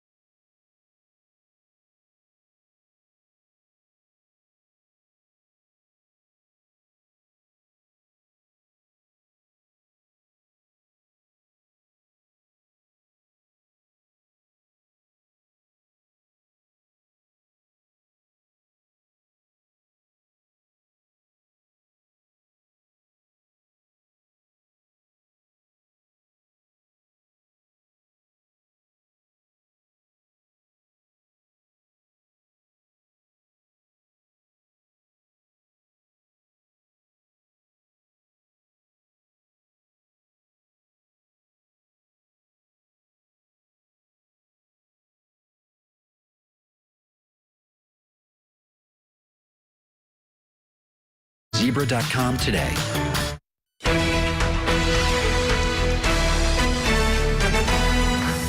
Welcome back to Court TV Live, your front row seat to justice. I'm Julie Grant. We'll take you back into the courtroom in Virginia in just a moment when the jury comes back. But first, we want to bring you an update on a story we're following in Buffalo, New York. That man who's accused of killing 10 people at that supermarket appeared briefly in court this morning after he was indicted by a grand jury on a first-degree murder charge. Now, according to the Associated Press, Gendron was silent throughout the proceeding. 10 people were killed, 3 more wounded in the Saturday shooting at that Tops Friendly supermarket in a predominantly black neighborhood. This is in Buffalo, New York. Again, authorities continue investigating the possibility of this being a hate crime. They may even add on terrorism charges as well. We have some new developments for you now in the Doomsday Cult couple case. A hearing today on Lori Vallow Daybell's new trial and whether or not it should be delayed. Court TV legal correspondent Joy Lim-Nakron is joining us in the studio with the details. Joy. Good afternoon, Julie. So that hearing wrapped up just a short time ago, and prosecutors are asking for the trial of Lori Vallow Daybell to be continued from October to January in order to coincide with Chad Daybell's trial. Right now, the cases are conjoined, but Lori did not waive her right to a speedy trial last month and legally must be tried within 6 months of her arraignment. The couple faces charges in the deaths of Lori's 2 children and Chad's first wife. Prosecutors argue witnesses and evidence in both trials are substantially the same, and it would be more cost-effective to hold them together as proceedings are expected to last 10 weeks. But Chad's attorney filed a motion in September to sever the trials, something the judge ultimately denied. On today's motion, Judge Boyce did not yet make a ruling. I don't want to attempt to make an oral ruling on the motion today because I want to make sure I apply the proper standard of review and properly balance all of the factors I'm required to under the existing case law to make sure I reach the best decision I can on this. So I will be issuing a written decision, and I believe it won't be a big delay until that comes out. So I will take it under advisement and will advise the parties of the court's ruling on this motion through a written memorandum decision and order. Now, in court filings last week, Lori's attorneys wrote that her mental health is extremely complex and fragile, and while she doesn't want to waive her right to a speedy trial, she does understand a postponement would give her defense team more time to prepare. As Judge Boyce works on a written decision on this matter, we're going to keep following the latest developments. Julie, back to you. Very good. Joy Lim-Nakron in the studio. Joy, good to see you. Thank you so much for all of that. All right, looking at the clock, we know the jury should be back in the courtroom in Virginia in just a couple of minutes from now. Want to pass along a couple things to you, please. First of all, if you hear any audio drop out, and thank you all for your messages. We've gotten tweets from you. Just so you know, it's us abiding by the FCC rules and regulations. At Court TV, we cannot broadcast everything that is said. There are certain things that are just too foul or obscene. We can't broadcast them. So there's nothing wrong with your television. If that happens, you know what's going on there. The other thing we wanted to tell you is to please tweet us. If you aren't following us at Court TV, please do that. The handle's at Court TV. That is our network Twitter handle. We all have our individual handles as well. I enjoy tweeting during my show. Feel free to tweet at me. Any questions you have, be glad to answer them as time permits. And we want to know your thoughts on this. If you think this case is going in favor of one party or the other, tweet us now. Let us know. Let me bring in my guests, see what they think. I have with me in the studio criminal defense attorney Josh Schiffer. He practices in Atlanta, Georgia. And joining us from San Antonio, Texas, Dr. John Delatorre. Okay, so let's talk a little bit about where we are in the case. I have a lot of people asking me, so who's winning? What do you think? And my answer is nobody yet. Josh, what would you say about that, please? It's waves crashing against each other, and it's a long-form case. It's complicated because, like you said earlier, we've got a plaintiff and a defendant, and then a plaintiff and a defendant. How it all crosses, the fact that both claims involve defamation of character, that's really complicated stuff. This isn't a common trial in a regular person's life. The fact that this is with some of the most famous actors and actresses we know, that's the reason this case is generating so much attention and work. And one of the reasons we don't see these cases is because they're so hard. They always are going to involve serious mudslinging and the trauma of having your life splayed out before literally hundreds of millions of people. And that begs the question that I think we're all really asking, why?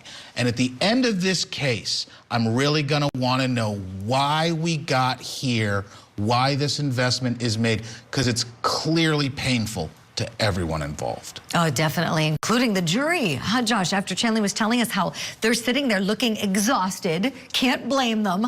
Dr. John Delatorre, let me ask you, please, if I'm one of the advocates and I'm seeing the jury is looking tired as ever, that's going to concern me that they may not be paying close attention to the information presented. What can happen, you know, just as a human being, if you get exhausted, can you get resentful?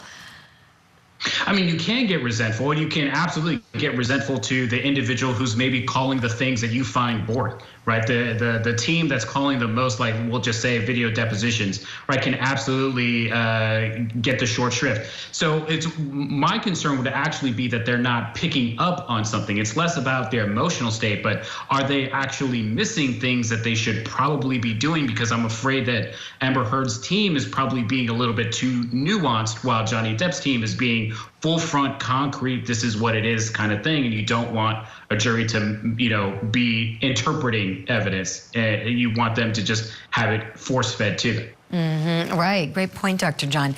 Josh Schiffer, you certainly know how to run a trial. And at trial, oftentimes the advocate who is the most precise with his or her case wins the day. And here we're not seeing a lot of precision.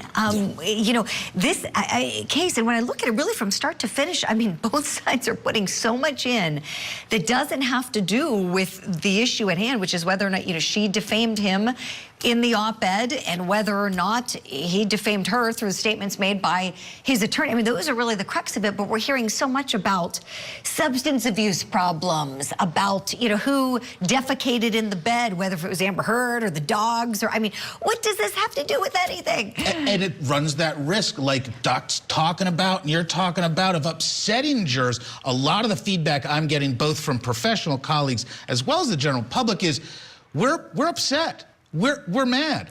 We've got a court system with limited resources, and here we are with two people who have a lot of money, using a lot of resources that could have gone to other places, and that could really upset a jury. And there's been a lot of talk about a jury sending the punishment verdict of, you both get $1 and you both pay each other's attorney's fees, go home. We don't like anything about this, because the only thing I'm 100% taking away is they both mistreated each other due to that toxic combination of their individual personalities. They're good people, but when combined, this is clearly unhealthy. Yes, could not have said it better myself. Yes, everything you said, preach, Josh Schiffer. On that note, we have to squeeze in a break because I'm getting where the jury's going to be brought back in about 5 minutes. Don't go anywhere. This is Court TV Live, your front row seat to justice.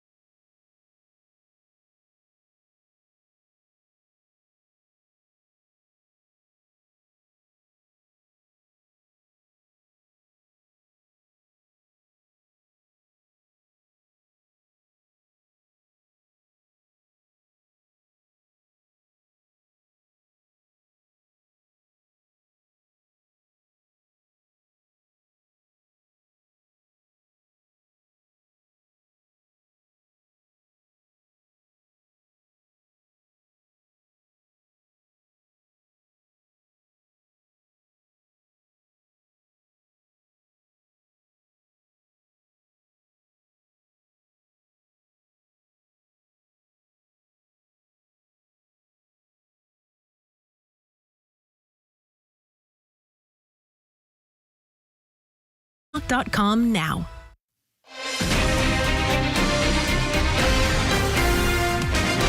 Thank you for being with us here at Court TV Live. I'm Julie Grant. So we are waiting for the jury to come back into the courtroom in Fairfax County, Virginia, to hear more of Depp versus Heard. If you're just now joining us, we thank you for that. Thank you for watching wherever you are. Special shout out to all of our viewers in the United Kingdom who enjoy watching Court TV over there so much. Tweet at us. At Court TV is our official handle for the network, and you can also find all of us individually on social media as well.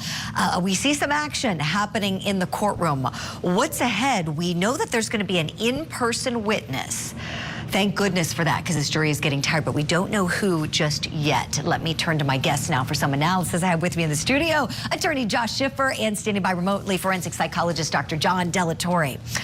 Okay, so ideally, and I know, Josh, you know this from trying cases, you can't always have the witnesses in the order you want them, but if they have this domestic violence expert who's in person, I would think they'd want to put him next to, buttress his testimony with what we just heard from the woman remotely on the videotape deposition who oversees the unit. What do you think? And wake him up. Yes. Wake him up. Lunch, I'm telling you, the court testimony right after lunch is brutal. Everyone's asleep. Courtrooms are notoriously warm and stuffy, especially when they're overflow capacity. And so I think that a live witness, try to juice it up a little bit, catch their attention, hopefully get some information across. That is so true. If you've never been in a courtroom, yes, you're right. They're often warm, stuffy. Sometimes if you hear like an air conditioner or something running, it can kind of it can be soothing. Oh yeah, it's snooze city sometimes. So hopefully that in-person witness will be next, whomever it is, to wake everybody up and things will go on schedule. Dr. John Delatorre, tell me, so the Heard team we know has a couple experts on deck for today. We know they've got a social media expert, and we know they've got a domestic violence expert. Talk to me, please, about how these experts need to educate the jury in such a way that they're going to best receive the information being offered by the Heard team. I mean, one of the first things is that they need to be well-liked and well-animated, right? They absolutely need to be a personality to help get that information across, because it's going to be dense. Right, the domestic violence expert is going to talk about some really dense information. It's going to be really difficult at times to truly comprehend what that domestic violence stuff is, because it can be so traumatic. The social media expert is going to do a deep dive on what exactly it is that the social media does, right? Algorithms and things like that. So it can be mathematically dense. But if you're animated, you can get all of that information into bite-sized morsels where the jury can accept it and it can fit a narrative that the Heard team is trying to put across. It may get them, it may move the needle just a little bit in their favor. Mm-hmm. Right. I got an interesting tweet a few moments ago, and this goes to testimony from the DV expert, and I just want to shout out Virginia for sending this to me. She said the officers in the Gabby Petito case didn't see injuries on her and even considered her the aggressor. We saw them even talking about their training and recognizing DV at the time that they were failing to do so. And I wrote back to Virginia, great point. Officers don't always get it right, and what you see isn't always what has happened. Let's listen in just for a moment and see if Her Honor is saying everything as that sidebar has broken up. Okay. And Her Honor just called for the members of the jury. Josh Schiffer, to that point that Virginia made on Twitter, that's a really excellent point. It may be something that, can be done in argument or maybe through this DV expert, I would hope. Absolutely. And you've got to get, like Dr. John's saying, morsels and the importance of it. It can be really small, but it can be dramatically important. So your reputation socially, if you are in the entertainment field, matters different than your reputation if you are a car mechanic or a lawyer. There's so many different ways to take that in and and how it affects you and your ability to earn a living. Josh, thank you. We call Ron Schnell. Okay. Schnell. Thank you, sir. Mm-hmm.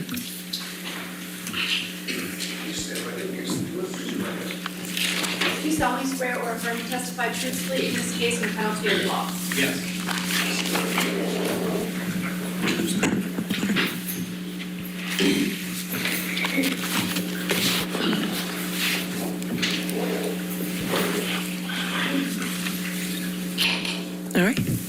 Please introduce yourself to the jury. I'm Ron Schnell. And what is your current job title, Mr. Schnell? I'm a director at Berkeley Research Group. And could you briefly describe your educational background since high school?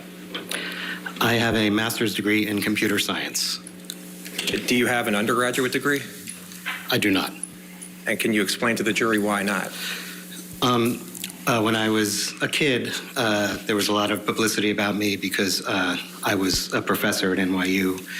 When I was 14, NYU actually offered me to go into their freshman class when I was 14, but I decided that I wanted to experience the social aspect of high school, so I turned them down, but by the time I got to college, they skipped me from undergraduate to graduate. So when did you receive your master's degree from Syracuse University? It wasn't until 2008, actually. And why wasn't it until 2008?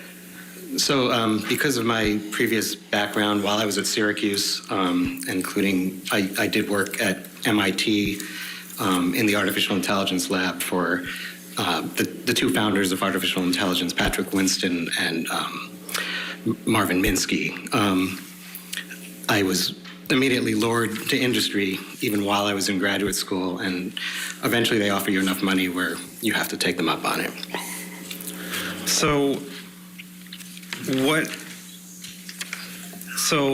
when you were lured away from Syracuse University, what did you do? I worked at Bell Labs on something called the Unix operating system. Unix is an operating system, which is the core of the computer, what makes everything work. Microsoft Windows is an operating system. Mac OS is an operating system.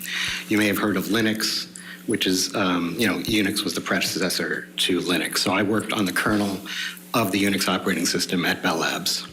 And when was that approximately? What year? 1986. Okay. And how long did you work at Bell Labs? A couple of years. And what did you do after Bell Labs? After that, I was lured away to IBM. So I worked at IBM on their version of the Unix operating system, which was called AIX, also working on the kernel and managing other programmers working on the kernel. And can you just briefly explain what the kernel is? Right, the kernel is the center of the operating system, so it actually controls the piece of software that controls the whole computer. So it gets down to the bit level where it's actually really everything that goes on in the computer has to go through the kernel. Okay. And what did you do after IBM?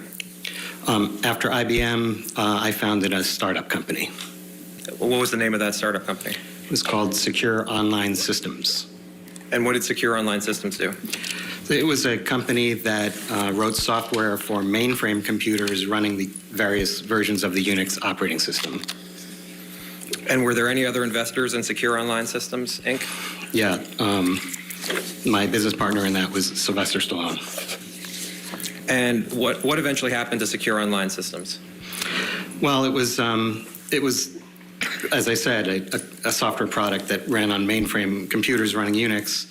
And we actually completed the product and it ran very well, but mainframes running Unix kind of ceased to exist back then, so we had to shut it down.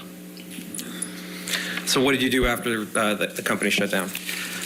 Then I went to work at Sun Microsystems, working on their version of Unix, which is called Solaris, also working on the kernel.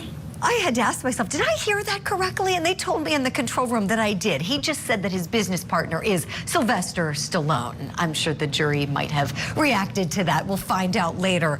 We're hitting pause. You're not going to miss a moment of this testimony. This is the social media expert. Now, I am finishing up here. I want to say thank you to my guests, Josh Schiffer and Dr. John Delatorre, for being here with me. Ashley Wilcott is here in the studio now. She's going to be taking over at the desk next. Hi, Ash. Hi, Julie. So I just have to add to that. You know what? Just from what Chanley said earlier, you know that jury is sitting up in their seat because they have a live witness. But to your point, when they said Sylvester Stallone, I bet they stood straight up. So always good to be on with you, Julie Grant. We're going to get you right back into that courtroom. Live testimony continues right after this quick break. Stay with us here on Court TV, your front row seat to justice.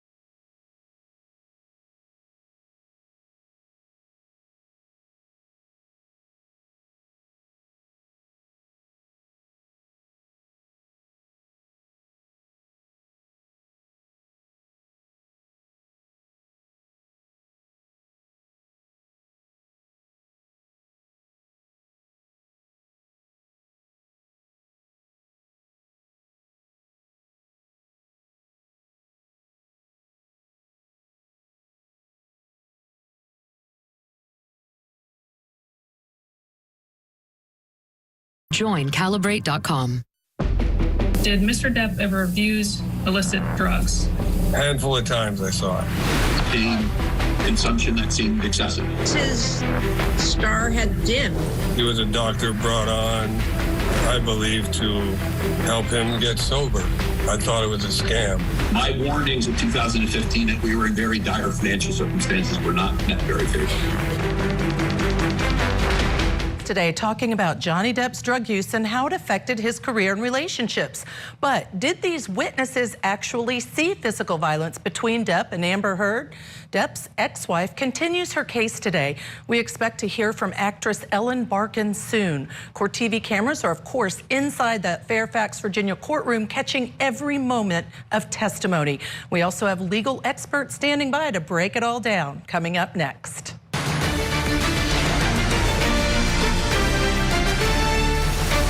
Welcome back to Court TV Live. I'm Judge Ashley Wilcott. Day 19 of testimony is underway today in the Depp defamation trial. Amber Heard's team continues to call witnesses for her case in chief. Whereas yesterday, jurors watched testimony from Heard's friends. Today, we are actually hearing from former friends and business associates of Johnny Depp. On the stand now, social media forensic Ron Schnell. Let's take you back to this courtroom. You haven't missed any of the testimony. That's on? Approximately 5 years. And did you also work for Drivers Aces, Inc.? Right. Coincident with that, I also founded another startup called Driver Aces, and we wrote what are called device drivers to run on the Unix operating systems. A device driver actually teaches the computer how to talk to hardware devices, so it also runs within the kernel. Have you founded any other startups? Yes. And what was the other startup? What was at least one of the other startups? So the last startup I founded was called mailcall.com, M-A-I-L. And that was a startup that allowed you to read and manage your email on your cellular phone before there were smartphones. So a computerized voice would read you your email and you could speak a reply into the phone or send it to a fax machine, basically let you manage your email on the road. And what happened to mailcall.com? I sold that to a public company in 2000. And what'd you do after that? After that, I ended up working at Equifax, one of the 3 credit bureaus in the United States, running software development for their internet marketing division. And how long were you in that position? Until 2005. And what happened in 2005? In 2005, I was asked to run what's called a monitorship for the DC District Court for 2 cases, U.S. versus Microsoft and New York et al. Versus Microsoft, the 2 largest antitrust cases in U.S. history. So I was responsible for running that organization. I hired 93 people over 6.5 years to perform that monitorship. And what type of work were you doing in that monitorship? Highly technical work, looking at all of Microsoft's documents and source code and things like that. I can't talk too much about it because of a protective order, but I had special master powers in those matters. And you said you were in that position for 6.5 years? Correct. So that takes us to about 2013, is that right? It was 11. 2011, okay. And what did you do? What did you do in 2011? In 2011, I didn't do much until 2013 when I took the role as a director at Berkeley Research Group. Okay, and that's your current position, correct? Correct. And what are your responsibilities at Berkeley Research Group? So I do all sorts of things. Generally, I consult. I do software projects and manage software projects and architect them. But I also do things like this, where I'm consulting in litigation and sometimes testifying in litigation. Have you taught any courses? Yes, I'm an adjunct professor at Nova Southeastern University. And what classes do you teach there? I teach computer security and the Unix operating system environment. Although since COVID, I haven't been doing that. And have you published any scholarly articles? Yes, I have 2 published articles, one related to computer security and another relating to antitrust enforcement using technology. And what experience do you have in statistical or forensic analysis of social media? A bunch of the consulting work I've done involves analyzing data from social media. Most of them have been consulting for litigation. Some of them are consulting for non-litigation. Yeah. And is that work both in civil and criminal matters? Yes. And could you describe the work just a bit more in terms of what you've performed regarding statistical or forensic analysis of social media? I can't talk about the specific cases because I haven't testified on them, and some of them are awaiting indictment, most likely. But in general, it's really the same sort of stuff I've been doing here, analyzing data from the social networks. And what social media platforms have you performed forensic analysis? All of the major ones. And what are the major ones? Twitter, Instagram, Facebook, Reddit. How much of your expert work is for plaintiffs versus work for defendants? Well, I don't consider myself working for either plaintiff or defendant. I take my role as an independent expert extremely seriously. But looking at whose counsel has hired me over the 9 or so years I've been doing this, it's almost exactly equal. And how many times have you been a consulting expert? Including litigation and non-litigation, hundreds. How many times have you been qualified in court, arbitration, or in sworn court testimony to provide expert testimony? 8 times. Have you ever been disqualified as an expert by a court? No. Do you believe that your testimony will be helpful in assisting the jury understand the facts of this case? I do. Your Honor, at this time, I tender Mr. Schnell as an expert in the fields of statistical and forensic analysis of social media. Any objection? Your Honor, can we be heard?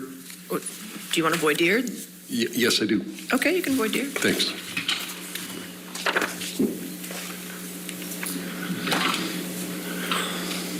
Sir, my name's Wayne Edison. Good afternoon. Good afternoon. You made here an analysis of certain tweets and hashtags, right? Right. And you made no effort to connect those tweets and hashtags to the statements made by Adam Waldman. I'll sustain the objection. The voir dire is just for his qualifications as an expert. Can we be heard, Your Honor? If you want to come forward, Thank you. that's fine. While they're at a sidebar, I'd like to welcome former Senior Homicide Prosecutor Bernarda Villalona. All right, Bernarda, thank you first of all for joining us today. Secondly, what do you think of, again, it's an in-person witness, which is always easier for a jury to listen to, in my opinion, than when they have to listen to the video deposition, talking about potentially social media as an expert.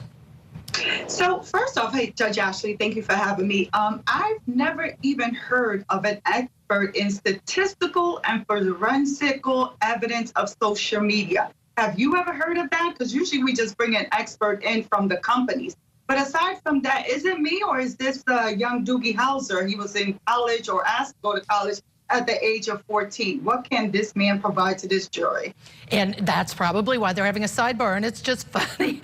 Bernarda, I have written down on my sheet of paper exactly what they just said they wanted him to be qualified in, and the reason I wrote it down is for the same reason you did. I was on the bench for a long time, and I'm like, but yet I've never heard of that type of expert. So we don't, right? And so you kind of hope that, here's what I hope, is that when this attorney is questioning this witness for Amber Heard's case, that they do benchmarks, roadmaps to say, let's turn your attention to this so we know what he's going to testify to. Let's go back to court and find out. Yes, sir, your question. Mr. Schnell, what were you asked to do in this matter? So I was asked to do several things. I used the official Twitter APIs to bring in data over several different time spans. Initially, it was April of 2020 to January of 2021, and analyzed various hashtags and things like that. And what is significant about April 2020? I understand that April 2020 is related to the alleged defamatory statements by Mr. Waldman. And you what search? You talked about APIs. What is it? What does that mean? So API stands for Application Programming Interface. That is a service that's provided by companies like Twitter so that professionals can write programs to query Twitter to ask for various things. In this case, I use two of their APIs. One of them is called the Search API, and that allows you to give search terms, and it will return all the tweets containing those search terms through a certain date range. The other one is called Accounts API, and I use that, again, through a certain date range to return any tweet that contained that hashtag. And I should add that it may not be obvious why you need to do this, but if you just do a search on Twitter itself, it's not going to return everything. It's going to return a subset of what is out there. But using these APIs, which you pay a lot of money for, they sort of guarantee that you'll almost guarantee that you'll get everything. And you mentioned hashtags. I know a lot of people know what those are, but for those who don't, what's a hashtag? Well, hashtags are a function of Twitter. They're really just part of the text of a tweet or a profile, and it's convenient to put things in hashtags so that when somebody searches, they can search for a particular hashtag and it'll come up. And did you choose particular hashtags to search for? I did. And how did you choose which hashtags to use? Well, initially I was looking at tweets that would be negative towards Ms. Heard. So I looked through tweets that were negative towards Ms. Heard, and I found that a super majority of them were using one of 4 different hashtags. And so overall, what did your analysis find regarding negative hashtags about Ms. Heard from April 2020 until the end of January 2021? Well, there were over 1,243,000 and change uses of those hashtags during that time frame you just mentioned.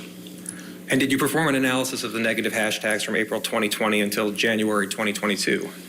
Yes, I did. And what was the result of that?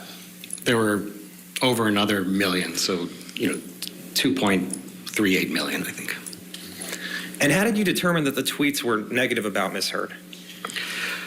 Well, I hadn't been asked that until later on in this, but I didn't think that would be in controversy. I mean, some of these hashtags are pretty rude, and it would really surprise me that anyone would think that they wouldn't be negative towards Ms. Heard. But when I was asked about it later, I actually took a random sampling and looked at them and could not find any that were not negative towards Ms. Heard.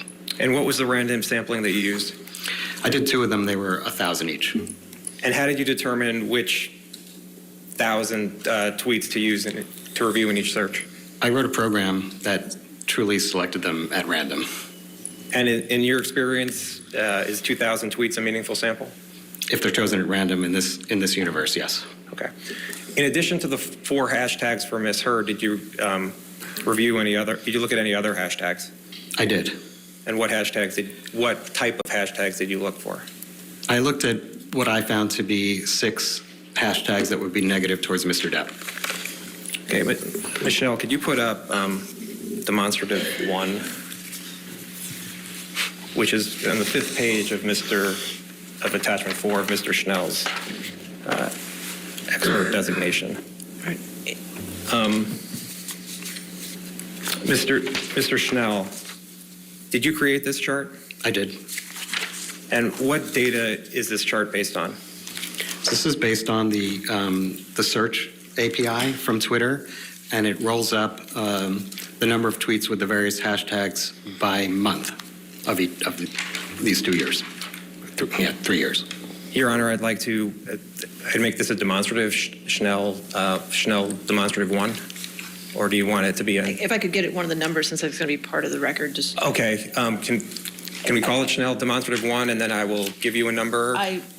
Well, the last number I have is 1837. I don't know if. Do we know if that's the last? Can we make it? How about we make it 1900? That way, it's not. Can we just make it 1900? And this witness, Ron Schnell, has been declared an expert based on his qualifications in social media, testifying as to negative tweets or trends towards Amber Heard. Why? Because remember, Amber Heard in her countersuit has to prove damages. How was her career negatively affected by what she claims happened? Stay tuned. You won't miss any of the testimony. We'll go right back to where we left off when we return.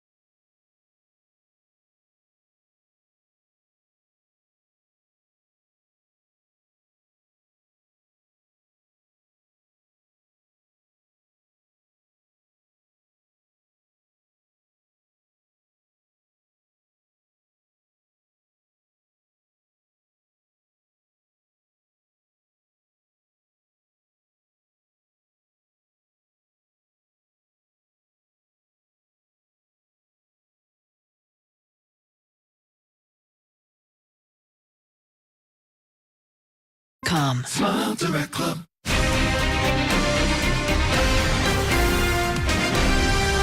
Let's get you back into the courtroom in Fairfax, Virginia, where Amber Heard has called an expert on social media. You've missed none of his testimony. Is any objection to the demonstrative? No, Your Honor. All right, you can publish that.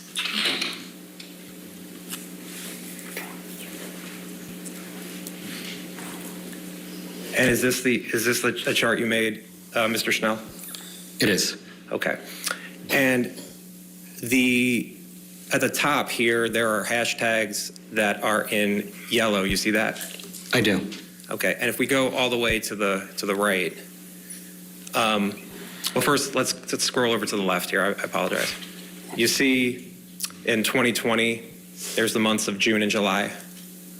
I do. Okay, and what are these columns? First, tell the jury what they represent. So each of these is the number of tweets with the hashtags, with the corresponding hashtag during that month. Okay. And if we look at the first one in yellow, you see that first hashtag, the fourth one over? I do. And are there any, what does it show from 2018, frankly, to July of 2020? There were none. And then what happens in August of 2020? Well, there's a remarkable jump from July to August of 2020. It goes from 0 to 13,878. And if we scroll to the right, the last three hashtags, which are highlighted, or shows the difference between June and July. What did your analysis show? Well, you can see that June is about at its steady state. In July, there's also a remarkable jump. And that's for all three of those hashtags? That's correct. Okay. And the hashtags, if the hashtags that are in blue are the ones related to Mr. Depp, correct? Correct. Okay. Oh, by the way, what is your understanding of when the last alleged defamatory statement was made by Mr. Depp through Mr. Waldman? My understanding is that it was the end of June of that year. Of 2020? Yes. Now, looking at the hashtags that are highlighted in blue for Mr. Depp, for the months of November and December of 2018 and January of 2019, what does your analysis show? Well, I see a remarkable jump in November of 2018, and then it starts to, well, it goes way down in December of 18 and January of 19. Okay. And do you know when Ms. Heard wrote the op-ed in this matter? My understanding is that it was December of 2018. Okay. And if we go to November of 2020 for the hashtags related to Mr. Depp, if you see the difference between October of 2020 and November of 2020, what do you see there? I also see a large jump from October to November of 2020. Okay. And if we look at the last hashtag in blue that says Johnny Depp is a wife beater, what does that show what did your analysis find in terms of tweets with those hashtags? It looks to me that also, I mean, there are none prior to, well, little here and there. There are single-digit ones, but prior to November of 2020, there are basically none, and then it jumps up to over 2,000. And do you know what happened in November of 2020? My understanding is that's when the UK trial ended. Okay, we can take this down.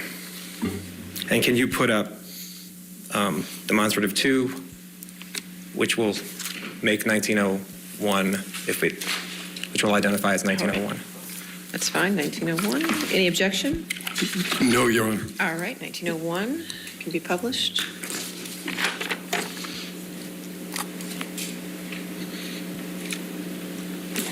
And Mr. Banya, what data is this chart based on? Oh, I did the same thing. Mr. Schnell, what data is this chart based on? This chart is actually based on the data we just looked at, but out until January of 2022. And it's just another way of displaying the numbers in graphical form so that we can see peaks and valleys. And what are the dotted lines?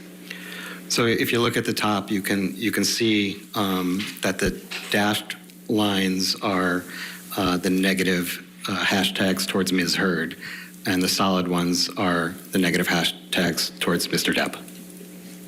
And what is being shown here? In your analysis, what is shown with the tweets related to Ms. Heard? Well, you can see that there's a huge spike in February of 2020, which I believe Mr. Waldman just testified that that's when he leaked an audio tape of some kind. There's also a notable, remarkable spike in July of 2020, in November of 2020, and then in March of 2021. And the spike in February 2020, that came before the alleged defamatory statements, correct? Which one? The spike in February 2020. That is correct. And even though that spike came in before the alleged defamatory statements, even taking account for that spike, what time period has more negative tweets about Ms. Heard, before or after April 2020? Right. So even taking into account this really large spike in February of 2020, and you look at from the beginning of 2018 until the beginning of 2022, there are a majority of the negative tweets are between April of 2020 through the beginning of 2022. And do you recall at your deposition being asked that a spike in negative hashtags occurring before April 8th, right before April 8th, 2020? Objection, hearsay. I would ask about his attorney. Overruled. Good. I remember questions regarding particular dates, yes. And what's your understanding as to why there was more negative tweets in April 6th and April 7th than April 8th, 2020?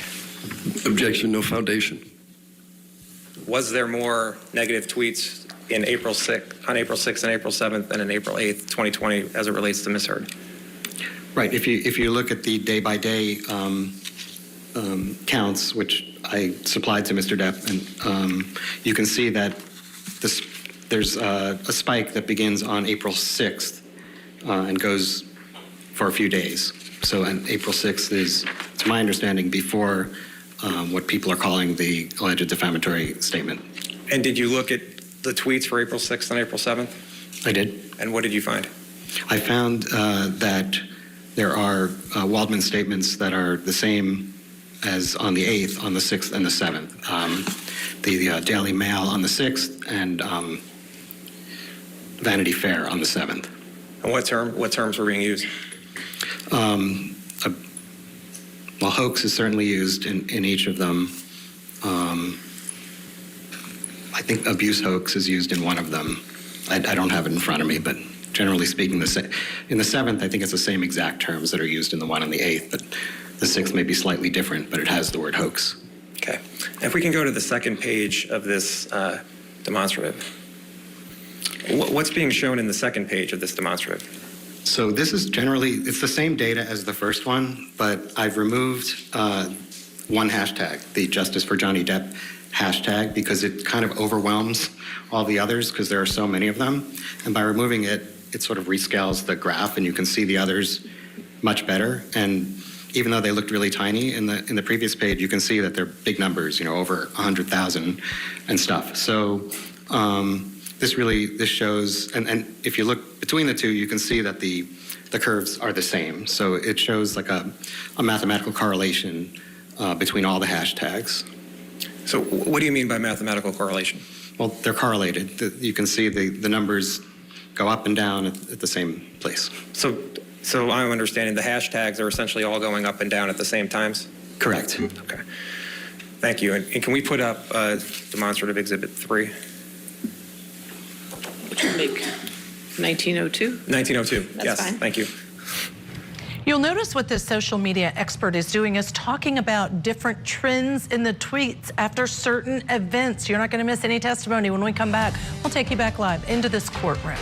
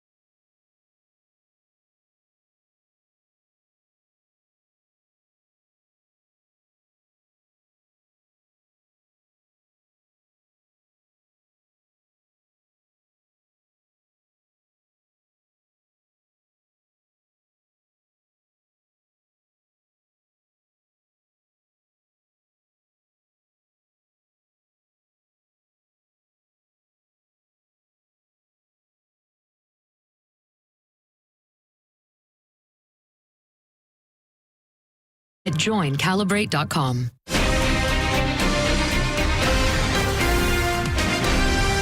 Good afternoon. Welcome back to Court TV Live. I'm Judge Ashley Wilcott. Thank you, of course, for joining us this afternoon. We are in court. Johnny Depp versus Amber Heard. On the stand for Amber Heard is a social media expert, Ron Schnell. He is describing charts that he put together that really analyze social media responses. And the one he's discussing right now, and you haven't missed any of his testimony, is in response to the Daily Mail hoax that came out in April of 2020. Let's go back to court. None as a demonstrative. Yes. Okay. You can publish that.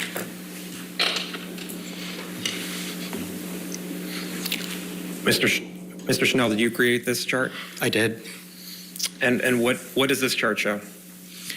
So what I did was I took the data that I supplied to Mr. Depp, which was the original data from April of 2020 through January of 2021, and I searched it for certain key terms, specifically hoax, fake, and fraud.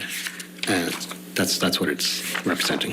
The top part, anyway. And the top part, if you look at for hoax, fake, and fraud and this is within the negative hashtags towards misheard? Right, this is only searching through the ones that have one of these 4 hashtags in them. Okay, and if you look at the total, oops, I'm putting that in black. Let's clear that. Oh, you saw the line there. What's the total number of times it was used in the negative tweets, either hoax, fake, or fraud? 81,121. And did you perform any other searches on the data? Yes. And what searches did you perform? So I also looked in that same data for references to Waldman by itself, or Wald, and then followed by anything followed by Mignon or Minion, depending how you want to pronounce it, sort of a portmanteau of Waldman and filet mignon, I guess, or Minions, and looked for those in the same data. And in terms of the percentage of the amount of times Waldman or Waldmignon was used in the negative hashtags from April 2020 through, is it January 2021? The percent? Yeah, what's the percentage? Yeah, so I found over 25% of the negative hashtag tweets, or 1 out of every 4 on average, had either Waldman or Waldmignon. And I see you ran searches for hoax, fake, fraud, rather than abuse hoax in quotes or sexual violence hoax in quotes. Why didn't you run those searches? Objection, compound. Overruled. So so if I had put them in quotes like that, say abuse hoax in quotes, that would require that it show up in exactly that way, with the same spacing and the same order. So if it said something like there was abuse and there was a hoax, it wouldn't get caught. So if I take the quotes out and search for them separately, search for things separately, that'll cover it and make sure that I catch everything. And based on your analysis of these searches within the negative hashtags, what do the results of these searches mean? Well, obviously I can't read what's in people's minds, but when I read the disclosure of Mr. Depp's expert, Mr. Banya, he stated that if these terms, in particular the Waldman term, Objection, hearsay. He's an expert. Oh, overruled. If these terms had shown up a lot of times in the negative hashtag tweets, then that could show that they were, paraphrasing the impetus of why people tweeted these. So I sort of adopted Mr. Banya's opinion on that and found this large number. So I agree with Mr. Depp's expert that this could show a substantial correlation. And to what level of confidence do you hold the opinions you just provided to the jury? To a reasonable degree of scientific certainty. Thank you, Mr. Schnell. I have no further questions. All right, cross-examination.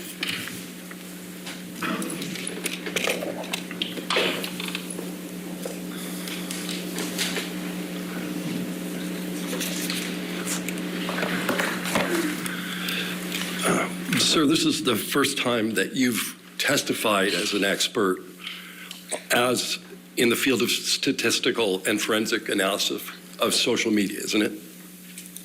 I've consulted on litigation for it, but it never got to testimony. That's correct. This is your first testimony? Testimony, yes. Right. And you've never been involved in a defamation case before? That's correct. Okay. And you're being compensated for your time here today and the work you did, correct? Berkeley Research Group is being compensated, yes. At $600 an hour? That's what they're getting paid. Right. And you're aware that Mr. Depp is being sued based on allegedly defamatory statements. What are the dates of those statements? My understanding is there was something around April 8th, I believe April 27th and June 24th, somewhere in the end of June. Okay. And where do you understand those statements to have resided? In the public media. In any particular article or? I didn't consider that. All right. So you're not offering an opinion on how widely the articles that contain those statements were read? That's correct. And you're not offering an opinion as to how many people actually saw the language that's been attributed to Mr. Waldman? Only a minimum number of people who could have seen it based on the tweets that referenced him. Okay. And you don't know even where those references appear in the articles? I'm not sure what you mean. There are statements by Mr. Waldman that appear in articles. Do you understand that? I do. Do you know in what portion of the articles the statements appear? I've looked at the articles, and from that, I've seen where they appear. And where, in general, do they appear? In the middle, the end? What's your sense? That I'm not sure of. I mean, the ones I looked at on the 6th and 7th, I think they were towards the top. All right. So you testified that you reviewed a number of hashtags that you deemed were negative towards Ms. Heard. That's right? Yes. Yeah. And the four you picked, at least the negative ones, justice for Johnny Depp, that's from one of them, right? That's right. Amber Heard is an abuser, that's one of them? That is one of them. We just don't like you, Amber, that's one of them? That is one of them. And the last one was Amber Turd, right? That is another one. Okay. And these four hashtags you identified and searched for, you don't believe they have any connection, or you testified that you have no connection to these three Waldman statements. The hashtags aren't connected to Waldman, right? Well, I did an additional analysis that did show how many of those had Waldman connected to them, and I found that 1 out of 4 of them did. Right. But when you were deposed, you were asked whether these were related, these particular hashtags were related to any of the Waldman statements, and you said no at that time. I said more than that. I said I didn't know, and then I said I'm basing I'm looking at Mr. Banya's opinion where he says they would be if they were in large number, and I'm adopting his opinion and agreeing with him that they must be connected.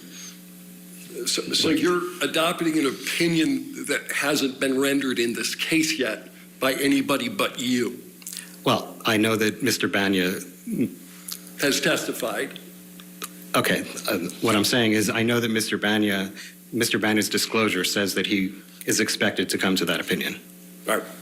But the only person who's ever expressed this opinion to date in this courtroom is you, correct? I wouldn't know. I haven't watched everything. I've watched a bit. So but you're adopting your own opinion? No, I'm adopting the opinion that I read in Mr. Banya's disclosure. All right. And that's not the opinion you had during your deposition? I think I did make reference in my deposition to what Mr. Banya said, and that I agreed with it. All right. And you indicated in deposition you didn't take into account statements made in the media, correct? Made in what? I couldn't hear. You said you did not take into account in your analysis statements made in the media? Media. Yes, in the analysis where I gathered data and decided which data to gather, I did not take into account statements in the media. All right. So you looked at data, you produced charts, you did analysis relating to the data, but you had no reason at the time you did this to consider any particular statements. Isn't that true? That's true. I think that's an appropriate scientific methodology to not to first gather as much data as possible and then drill down on the data. All right. And the Twitter data you collected shows that the 4 hashtags you identified were in existence before Mr. Waldman made the first statement in April 2020, right? That's correct. Right. In very small number. But justice for Johnny Depp has been around since 2013, correct? That sounds correct. Yeah.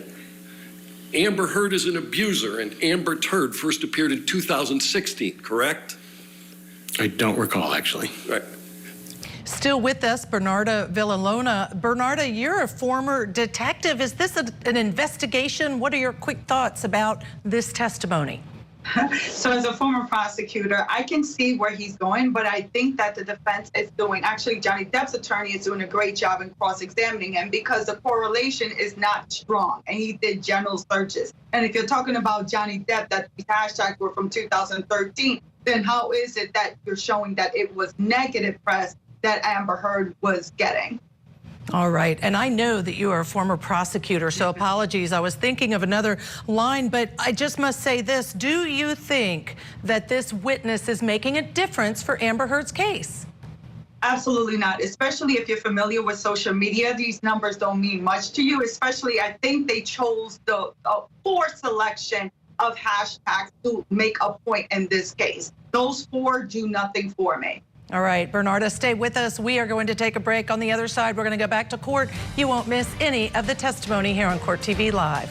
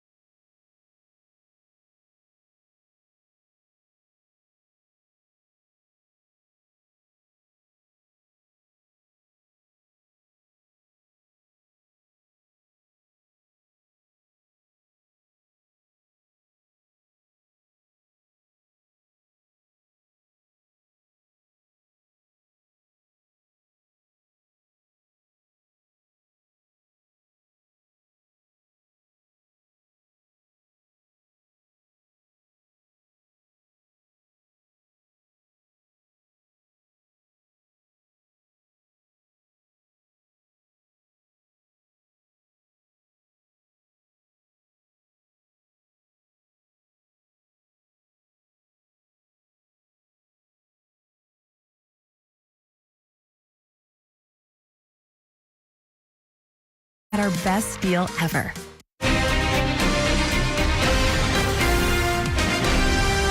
Let's get you back into the courtroom. Ron Schnell, who is a social media expert, is on the stand under cross-examination. Was any portion of Mr. Waldman's statement that made any reference to Amber Turd? Not that I've seen. Right. People can form a negative view of Ms. Heard without reading Mr. Waldman's statements, correct? People can form a negative opinion of anyone without reading anything. That's correct. And you didn't consider whether there was negative publicity around Ms. Heard other than the Waldman statements? Well, what I did was to report on correlation with these hashtags and certain search terms in particular. I wasn't trying to read anyone's mind as to why they used them. All right. You didn't form any opinion that of the million plus tweets that you looked at were connected in some way to Mr. Waldman's statements? I did eventually, yes. You did eventually after you read somebody else's report relative to testimony that hasn't been given here? Well, I did it before my deposition. All right. You have a demonstrative that counsel played for you. Can we put up plaintiff's 1901 again? This is yours, right? Correct. Yeah. The biggest spikes, by far the biggest spikes here, are attributable to what hashtag? Justice for Johnny Depp hashtag. Yeah. And there are spikes that existed considerably before Mr. Waldman's statement.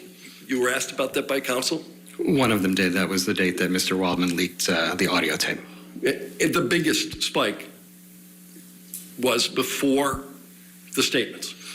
Right, the date he leaked the audio. And then there were many statements that, or there are many hashtags or uses of the hashtag that follow the statements.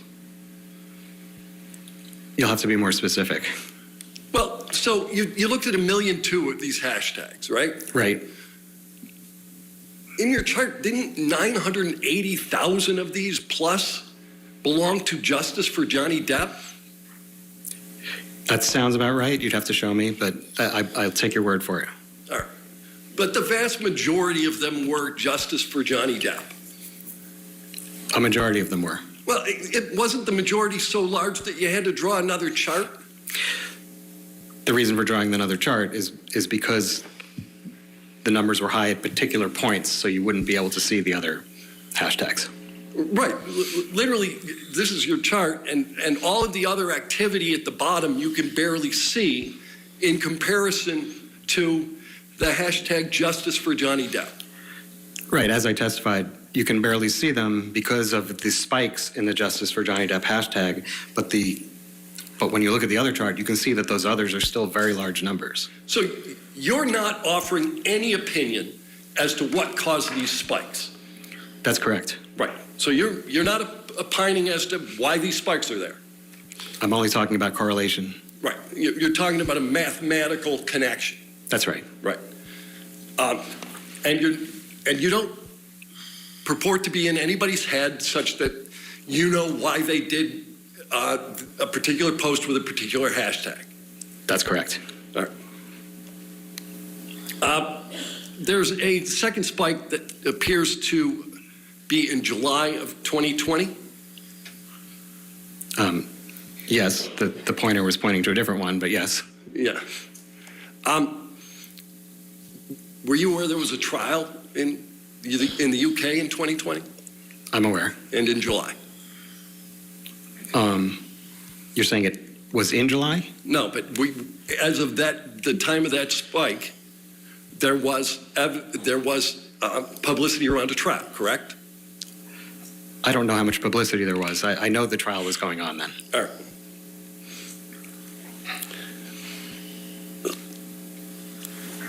There are a number of things called out in your chart relative to particular dates, December 17th, February 11th, February 14th. You see all those? I do. And your chart makes absolutely no reference to and does not identify the dates of any of the Waldman statements, does it, sir? No, it doesn't call those out, if that's what you're asking. It calls out a whole Bernardo, bunch of... before you have to leave us this hour, I must ask you this. What do you think of the use of graphs? Demonstrative evidence, in my experience, is always a good thing. Yeah, demonstrative evidence is always good because it's called demonstrative because it's supposed to assist the juror in their deliberations. But the problem here is that Johnny Depp's attorney is eviscerating these graphs because the proper research wasn't done to assist Amber Heard in this case with the use of this witness. So this was a waste for Amber Heard.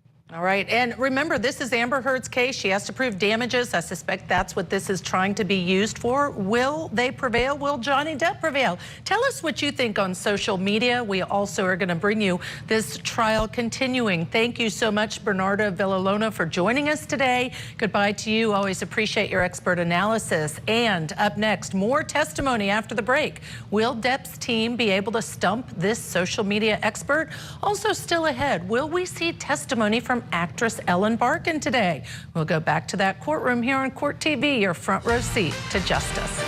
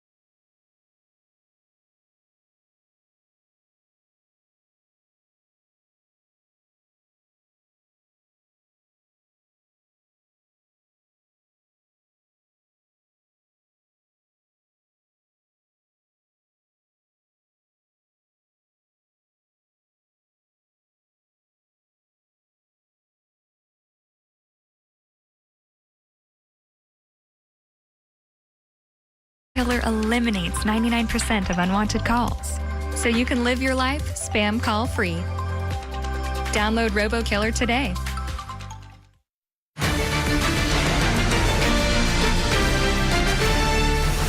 Good afternoon. Welcome back to Court TV Live. I'm Judge Ashley Wilcott. Thank you for joining us. At this hour, court is underway in the Depp defamation trial. Amber Heard's team continues to call witnesses for her case in chief. On the stand now, social media expert Ron Schnell. Now, he is trying to establish career damage to Amber Heard by charting negative tweets following an article. Schnell is now under cross-examination. You haven't missed any of the testimony. Let's get you back into the court.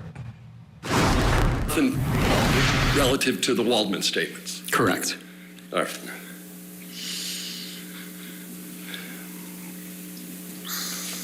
All right. At some point, you ran searches for additional search terms: hoax, fraud. I think you said fake. And then you don't know why those terms appeared, do you? I'm not sure what you mean by that question. Are you asking me? You could not perform a scientific analysis of the reason why those terms appeared in the tweets you were looking at.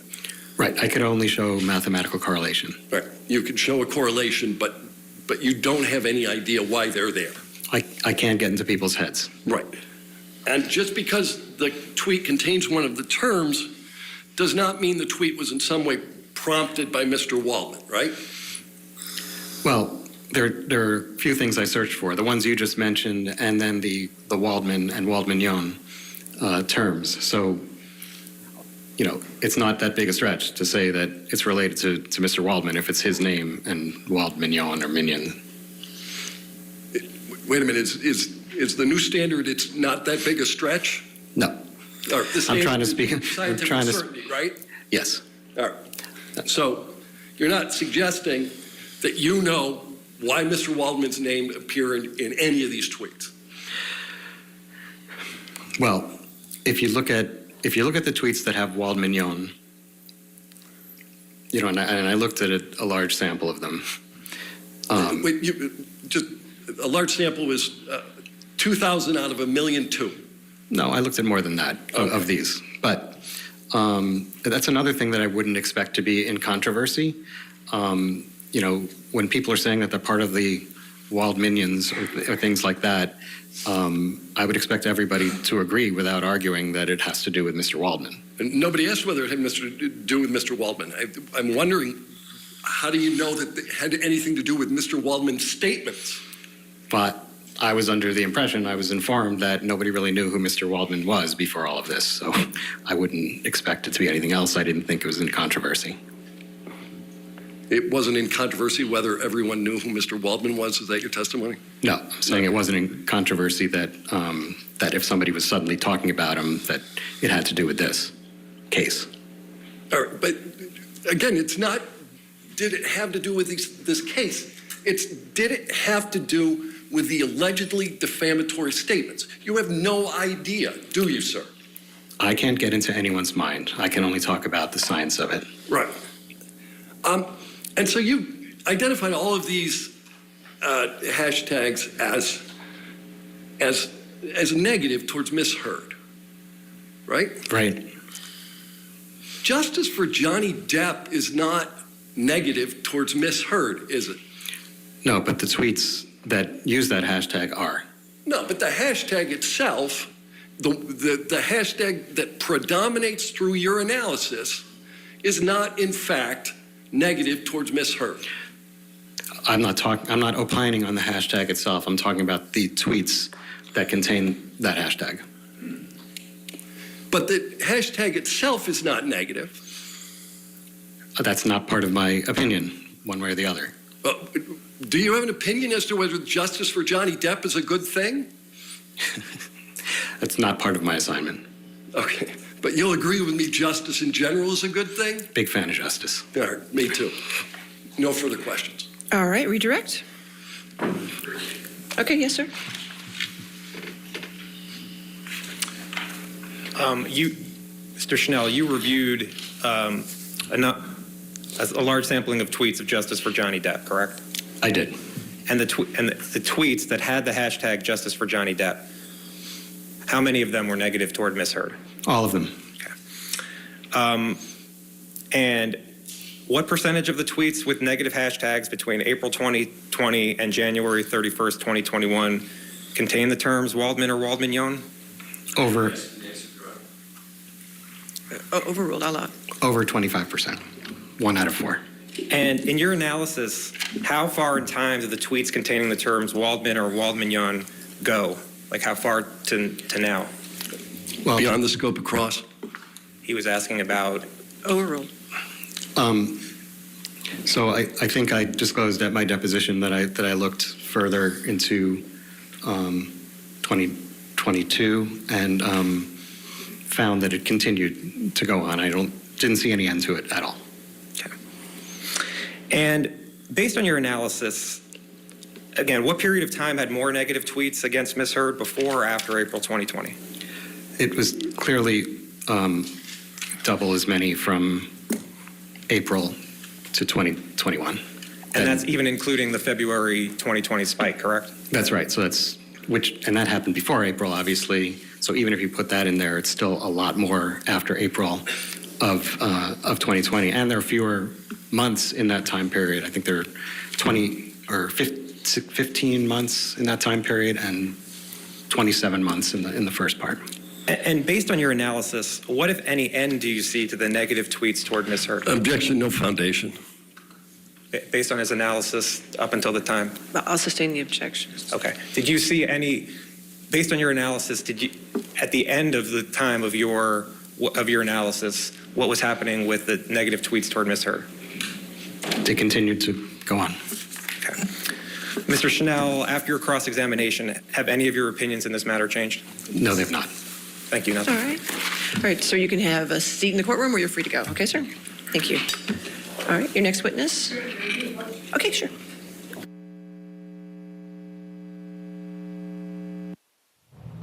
Amber Heard's witness, a social media expert. Interesting that he did admit under cross-examination that he has no idea why the tweets, he can't get into people's heads, but did testify as to the number of different tweets and when they appeared after a daily report, after Daily Mail report came out, a hoax article, and after the op-ed. So he's testified as to all of that.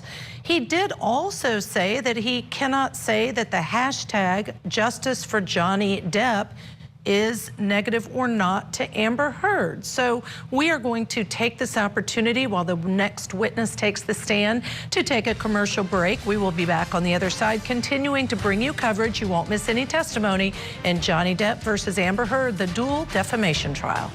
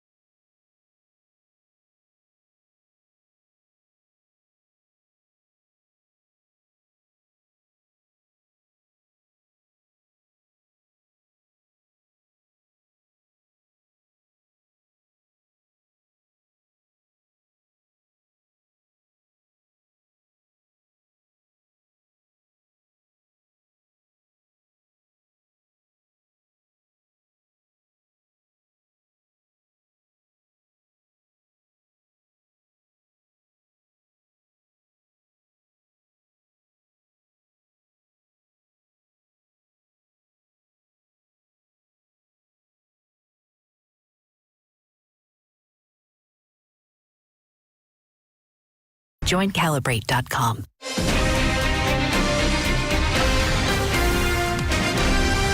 I'm back to the Depp defamation trial. A social media expert just finished up testimony, and now jurors are watching a video deposition of the next witness, an attorney. Let's go to court. Thank you, Your Honor. We will be calling Michelle Mulrooney by deposition designation and restart. Okay, just give some moment for that. Will you?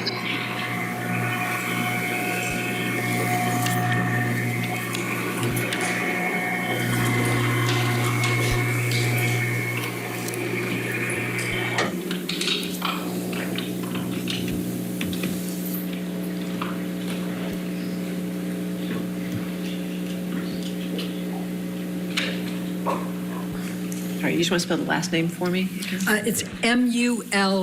All right. Okay. Please state your name and address for the record. Michelle Mulrooney, Los Angeles, California, 90067. Ms. Mulrooney, what is your occupation? I'm a partner at Venable LLP, an attorney practice. Could you just please describe give me a brief description of your educational background and work history? Okay, I attended USC and received my undergraduate degree in 1982. And then I again attended USC and received my law degree in 1985. I then worked for Gibson, Dunn and Crutcher until 1991. And then I worked for an entertainment law firm that was originally called Armstrong Hirsch when I joined it, then later morphed into several names. And then in 2011, I joined Venable LLP as a partner. Thank you. What are your areas of practice and expertise? I'm head of the estate planning, the West Coast estate planning group for Venable. And does that estate planning involve any aspect of marital estate planning, such as things like prenups and postnups, prenuptials, postnuptials? Yes, we frequently do prenups, cohabitation, and postnup agreements for our clients. Would you please briefly describe what a prenuptial and a postnuptial is? A prenuptial agreement is where spouses contract on the economics of their marriage before they are married, and they discuss things as the nature, and they contract the things as the nature of the property, community separate, etc., and also things like spousal support. And in a postnup, the clients do that after they're married.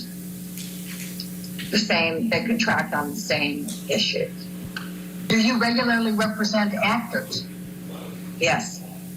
I'm asking very narrowly, did there come a time when Amber Heard contacted you for representation respecting a prenup or a postnup agreement? At some point, I was contacted about an Amber Heard prenup.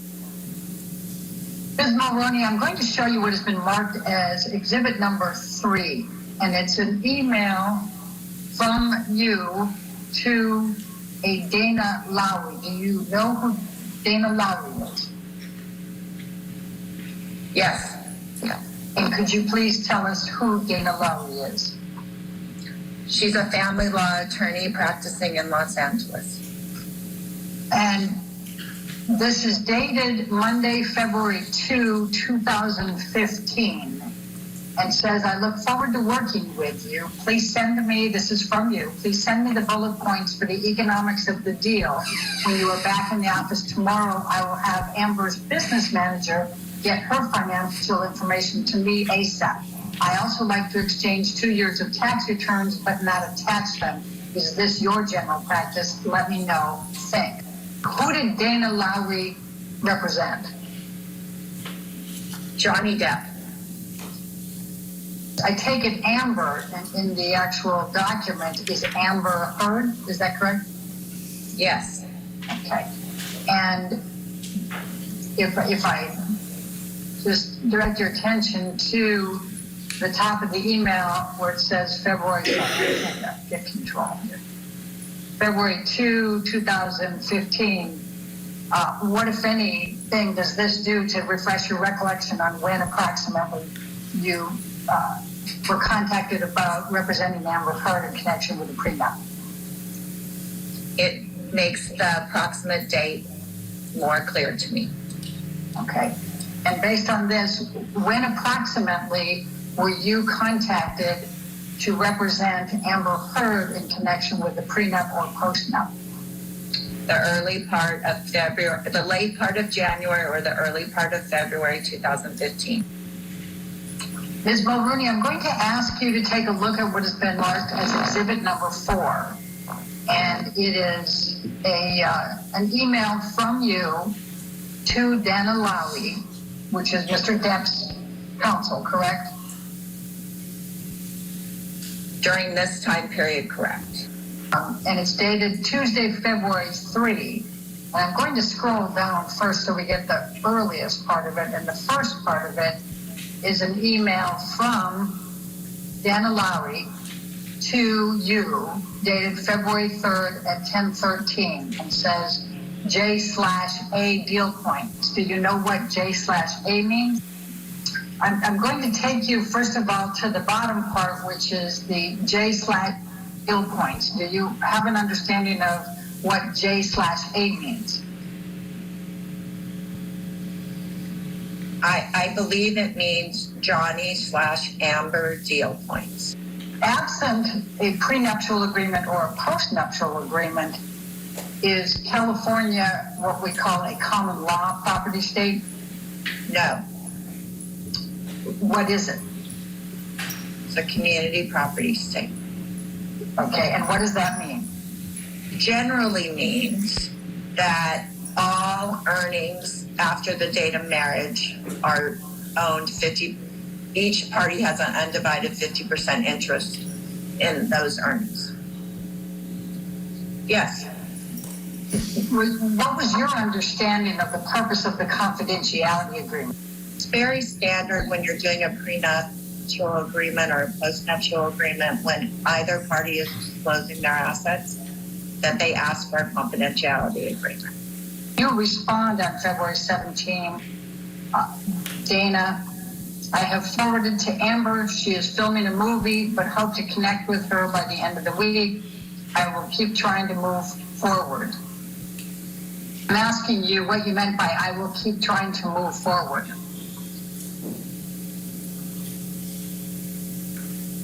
I assume I meant that we're trying to get a postnuptial agreement signed between the parties, and that's what I was hired for.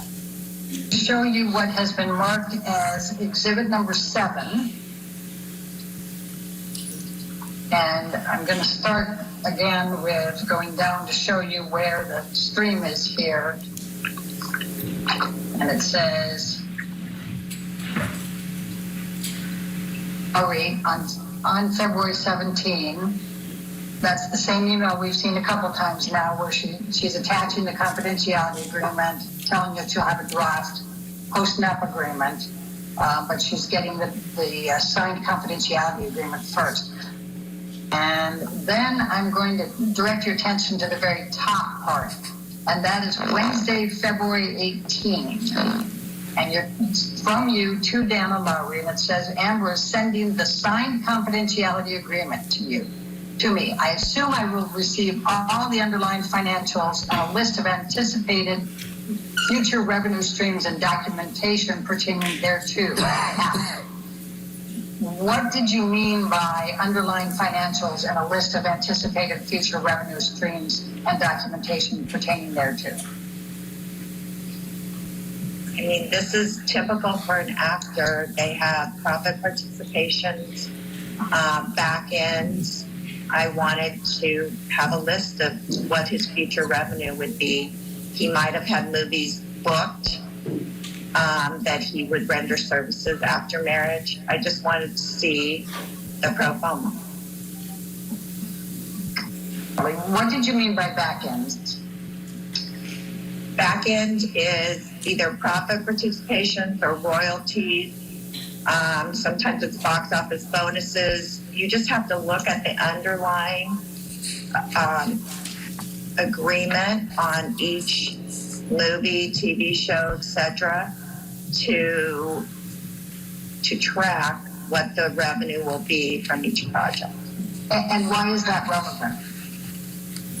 I want to know what they're going to make during the marriage. I want to know the income during the marriage. And those are all components of what they make during the marriage? Correct. Okay, thank you. All right, and then you said, I can't really comment on the document until I get this information. What document were you referring to there? The post-nup agreement that I anticipated she would send. How much time expired between when you were sent the confidentiality agreement for Amber Heard to sign and when you indicated back to counsel for Mr. Depp that Amber is sending the signed confidentiality agreement to you? The next day. What, if any, communication did you receive from Mr. Depp in connection with the post-nup agreement? I received one telephone call. And whom did you receive that telephone call from? Mr. Depp. Please describe the telephone call from Mr. Depp. My recollection is that he was very mean, that he called me names, and that he fired me on behalf of them. When you say that he was very mean, what did you mean? Well, my only exact recollection is he called me a bitch. Mr. Depp called you a bitch on that telephone call? Hearsay, Yes. leading. What, if any, observations did you make during the telephone call from Mr. Depp, during which time he called you a bitch? I thought he was under the influence. Why did you think that? He was slurring his words, and his speech pattern was similar to my children's speech pattern when they were under influence. I was just extremely rattled by the call. I was on the phone for a very short time with him because he was represented by counsel, and I didn't want to be rude and hang up, but I told him I had to hang up. Like after 2 or 3 minutes after I realized what was happening, it took me very off guard, and that's all I remember is that it really shook me up. After that phone call, did you perform any further services for Ms. Heard in connection with the postnuptial agreement? No. Do you recall ever seeing a postnuptial draft agreement? No. Has either Ms. Heard or Mr. Depp contacted you at any time after the call with Mr. Depp respecting pursuing a postnuptial agreement? No. Who, if anyone, was paying your legal services? I don't recall. Was it your understanding that Mr. Depp had the authority to fire you? No. Did you tell him that? I don't recall. And isn't it true that he wouldn't have had the authority to fire you even if he were paying for your legal services? True? True. What, if any, communications did you have with Dana Lowy about your conversation with Mr. Depp after the conversation with Mr. Depp? I don't recall specifically. What do you recall generally, if anything? I do recall that I told her that I was no longer representing him. And I don't know if I did that in writing. Somehow she knew. But and correct me if I'm wrong, but I believe you testified that Mr. Depp did not have the authority to fire you, correct? Correct. Ms. Mulrooney, when did your attorney-client relationship with Ms. Heard relating to a potential postnuptial agreement terminate? Shortly after that phone call. When you say shortly after that phone call, can you give us a time frame of how long it was after the phone call? Within a few days, could be one. He didn't have the power to fire you, correct? Correct. Do you have any recollection of ever receiving any more communications from Dana Lowry furthering the postnuptial agreement after Johnny Depp called you and told you he was firing you on behalf of Amber and called you names? No substantive, I recall that there was no more substantive conversations. Is there any question in your mind that it was Mr. Depp who called you? No. All right. Yes, ma'am, your next witness. Yes, Your Honor, we'd like to call the Disney corporate representative. All right.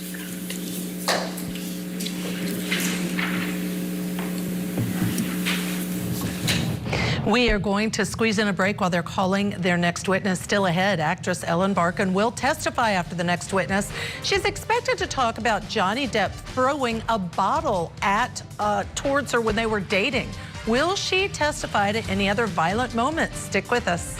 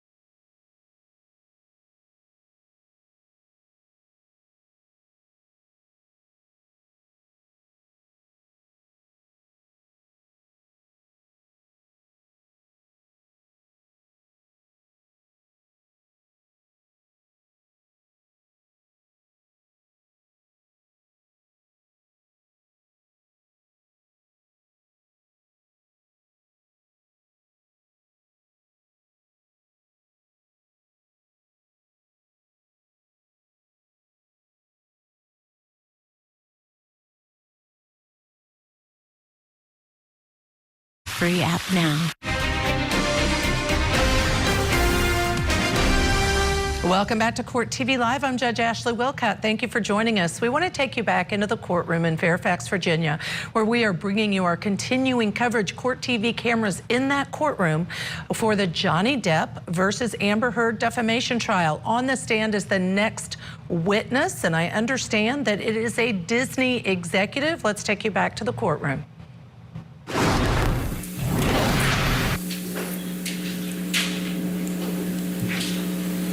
Would you please state your name and your business address for the record?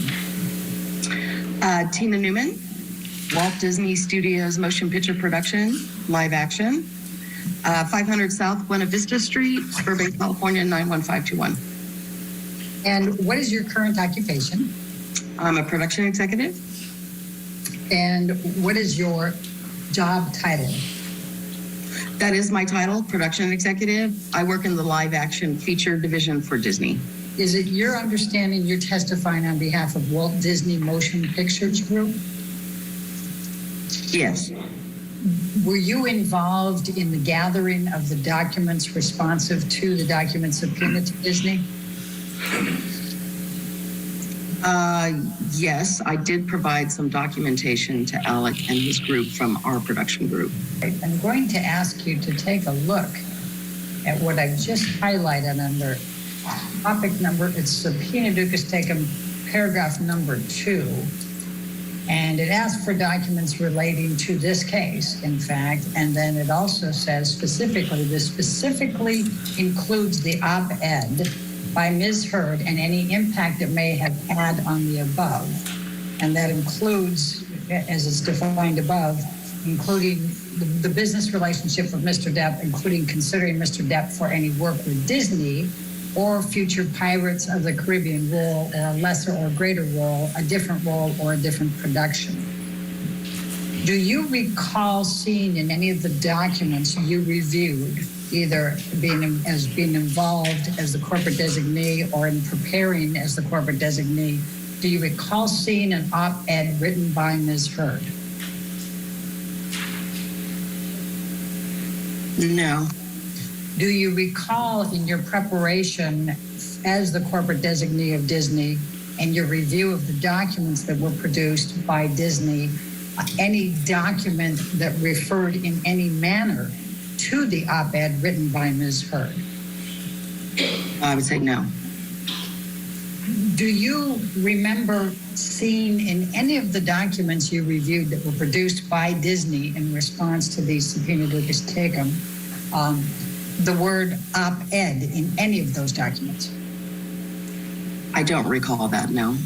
Did you have any discussions with anyone at Disney about any future Pirates of the Caribbean role, a lesser or greater role, a different role, or a different production? No. Did you have any discussions with anyone at Disney about the impact of the op-ed by Ms. Heard on the relationship between Disney and Mr. Depp, including considering Mr. Depp for any work with Disney, any future Pirates of the Caribbean role, a lesser or greater role, a different role, or a different production? No. Do you know whether Mr. Depp is being considered for a role in Pirates 6? No. And when you say no, I think I have to probably ask clarification. Does that mean you don't know one way or the other, or he is not being considered? I don't know one way or the other. Do you doesn't fall. I'm sorry, go ahead. I was just going to say that decision doesn't fall within my job responsibility. It's above my head. It's the best way to say it. So what is the knowledge you have about Pirates 6? Like I said, I just know that it's a project that's possibly in development at the studio. That's it. Do you know whether anyone at Disney has ever even read the op-ed written by Ms. Heard? No. Are you aware of anyone else at Disney who has knowledge of the topic areas in the deposition notice, that's deposition exhibit number 2, that beyond what you know? I can't honestly say. I can't speak for someone else. Like I explained earlier, my knowledge and what my job functionality is at the studio plateaus, and there are people that I work under, and those particular persons may or may not have more knowledge, but I can't speak on behalf of them. Is Disney aware that Mr. Depp has testified under oath that he would not take another Pirates of the Caribbean franchise role for $300 million and a million alpacas? No. Would Disney entertain paying Mr. Depp more than $300 million and provide him with more than a million alpacas to be able to obtain his services for any future Pirates of the Caribbean role? No. I'm going to show you what has been marked as deposition exhibit number 52 to Alan Horn. Who's that? He was our co-chairman. Of Disney? Yes. And Alan Bergman, who's he? Same. He's the other co-chairman of Disney, or was at the time. And then Sean Bailey, you indicated, was the president? Is our president of production, correct? Okay, and then Ricky Strauss, who's he? I believe at the time he was the head of our marketing group. And Paul Rader? Paul Rader is the head of communications. All right, and this is from Angela Shaw, and it's dated 5/10/2017. Do you see that? Yes. And it says, subject HR, Johnny Depp, a star in crisis, and the insane story of his missing millions. Do you see that? Yes. Okay.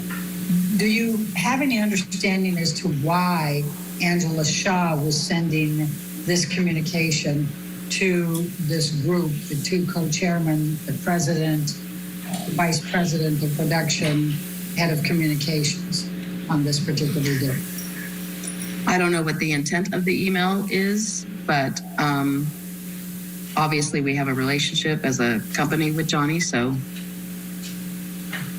I assume that's why she may be bringing it to their attention. All right, and just to take that a little bit further, given that Disney has a relationship with Johnny Depp, if there is publicity relating to Johnny Depp, whether it be positive or negative, that would be relevant to Disney, would it not? Yeah, I mean, I can't say how it's relevant to Disney, but given that Angela is part of communications, it's her job to, keep the studio abreast, I guess, of anything concerning the company. So that's about as far as I can read into it. Okay. And so that's your interpretation of why Angela Shaw sent this to that group of people, was to keep them apprised of this particular article on Johnny Depp. Would you agree? Yeah, that would be my assumption. Yeah. I'm going to ask you. And this is Tina Newman, a Disney executive. I'm not quite yet certain why she's been called as a witness by Amber Heard's team, because her testimony is that she does not know if Johnny Depp was being considered for Pirates 6. We're going to hit the pause button so that we can listen together on the other side of a very short commercial break.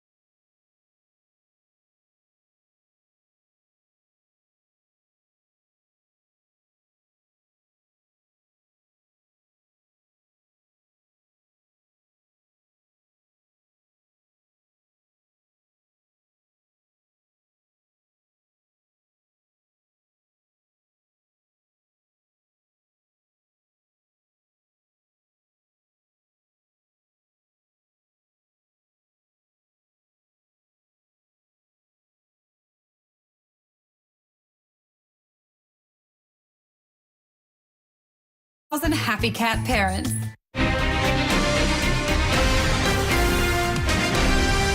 And now again, we did hit the pause button, so you have not missed any of the testimony. On the stand right now, Disney executive Tina Newman. Let's go back to court.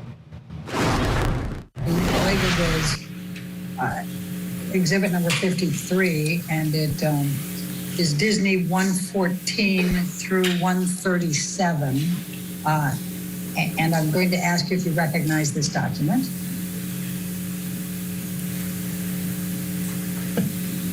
Well, it looks like an internal email. It may have been part of the disclosure documents. This one's from Alan Horn, and I think we've identified Alan Horn before. Well, actually, it starts with, let's start down here. On June 21st, 2018, all right, and then it has a reply from Sean Bailey, sad. Do you see that? Yes. What was Mr. Bailey's position with Disney on June 21st, 2018? I believe he was the president then. Okay. He may have been the EVP. I don't know. Okay. And then we have an email at the top. It's to Sean Bailey, CC Janelle Tipton. And then it has some copies to some other people. It's from Alan Horn. I believe we said he was one of the co-directors. Is that correct? Co-chairman. Co-chairman. Okay. And Alan Bergman. The other co-chairman. Okay. And do you have any recollection of ever reading the Rolling Stones article about Johnny Depp back in this time frame? I honestly don't remember if I ever read this document. I may have. Do you have any understanding of why this would be sent from Alan Horn to these other individuals on the top? Again, same as before, just because of the fact that we have a relationship with Johnny. So they may have determined it was important to bring it to their attention. All right, Ms. Newman, I'm going to show you what has been marked as deposition exhibit number 54. And do you recognize this document? Yes, it looks like a email. Please describe it for me. It's an email, well, it started from Scott to myself. Scott Sellers is in Post Finance. And then I replied to Scott. So it looks like an email exchange between the two of us. All right, and you said Scott Sellers is in Post Finance? Correct. What is that? He handles all finances once film goes into post-production on any given picture. Also reporting for the studio, internal reporting, finances. All right. And this is July 14, 2018 that he's sending this to you, correct? Yes. Do you recall reading the story that was in the Rolling Stone, The Trouble with Johnny Depp? I mean, to be honest, I don't really remember much about the story, but obviously I must have looked at it and commented. Right, and in fact, you commented depressing. Do you see that? Yes. Okay. And just to go back to refreshing your recollection on the template, do you see that it has importance and received on this when you sent it back? Yes. Mm-hmm. Ms. Newman, I'm going to ask you to take a look at what has been marked as deposition exhibit number 56. And it is a document also produced by Disney, and there's the date stamps, Disney 167 through 177. And I'm going to ask you to take a look at the top there. This is to Alan Bergman from, and it has THR's Today and Entertainment. Do you understand what that is? Yes. Okay. I'm going to ask you to turn down to 169. It says Johnny Depp's legal team prepares for court hearing about Amber Heard abuse claims.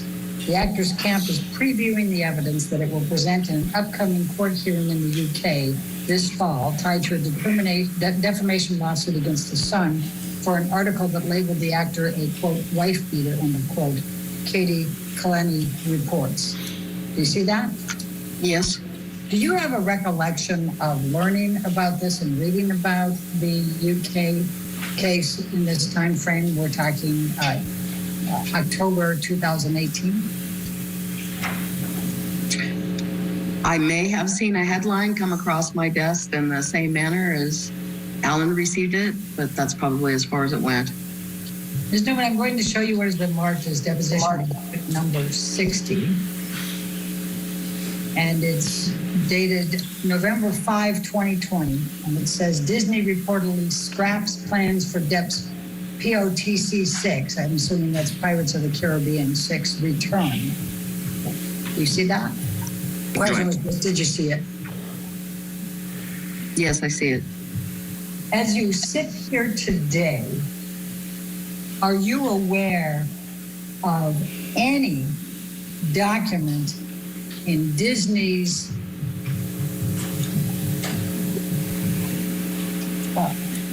emails or in their IT system or anywhere that contains Amber Heard's op-ed from December of 2018? I mean, no, not that I'm aware. Okay.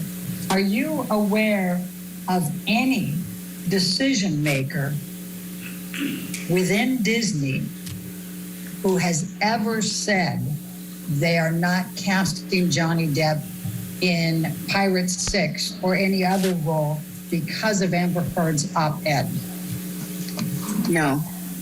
Are you aware of any decision maker outside of Disney? And by this, I'm including producers, directors, people of that ilk, who have ever said they were not considering Mr. Depp for Pirates 6 or any other movie because of Amber Heard's op-ed from December 2018?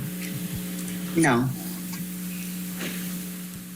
Joining us now, criminal defense attorney in Atlanta, Georgia, David Schnipper. David, great to see you. I hadn't been with you lately. Thank you for joining us. First, let me just ask you overall, what are your thoughts about this trial? Wow.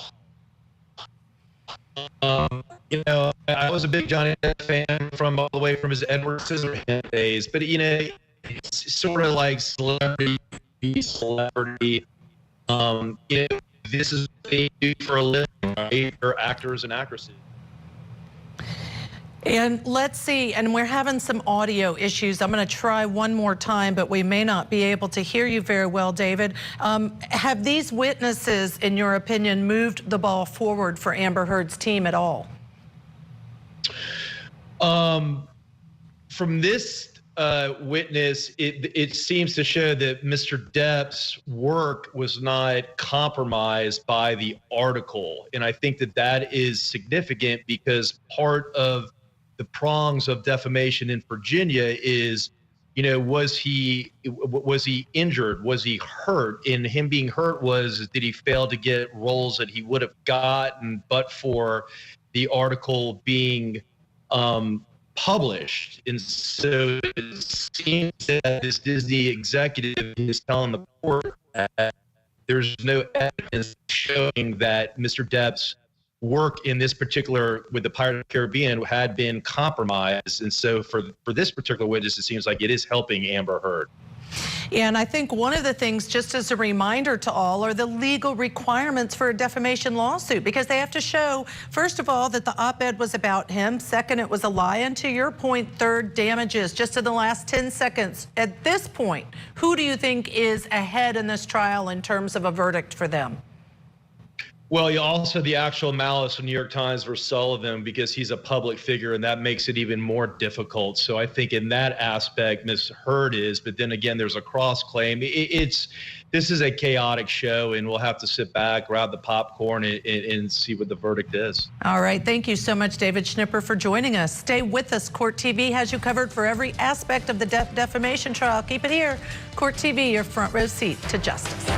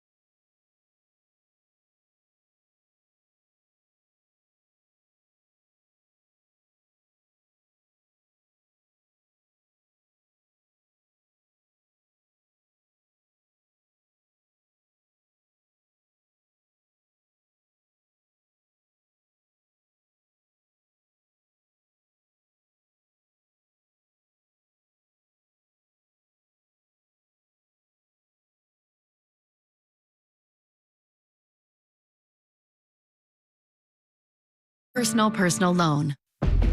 Did Mr. Depp ever abuse illicit drugs? A handful of times I saw it.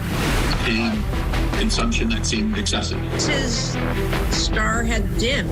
He was a doctor brought on, I believe, to help him get sober. I thought it was a scam. My warnings in 2015 that we were in very dire financial circumstances were not met very favorably.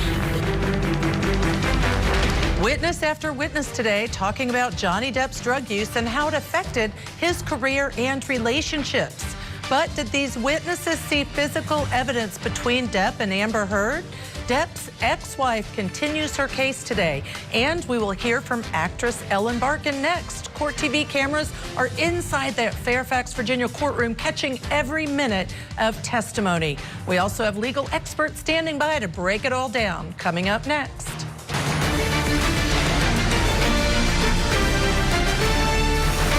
Welcome back to Court TV Live. I'm Judge Ashley Wilcott. Thank you for joining us this afternoon. A lot of testimony to bring to you, but joining me this hour, and I want to bring her in first, is criminal defense attorney Marie Pereira. Thank you, Marie, for coming on set. And I must ask you this, because we're about to hear testimony from Ellen Barkin. What does Amber Heard's team need to hear from Ellen Barkin to help their case? Considering the fact that she's an ex-girlfriend and I find her to be a biased witness, I would need to hear that he physically assaulted her. That's what would make it for me. All right, let's see. What is her testimony going to be? A reminder, we've been hitting the pause button. We're going to take you right back into the courtroom. We have an 11-minute one. Okay, that's fine. What's your next witness? Ellen Barkin. All right. B-A-R-K-I-N. Thank you.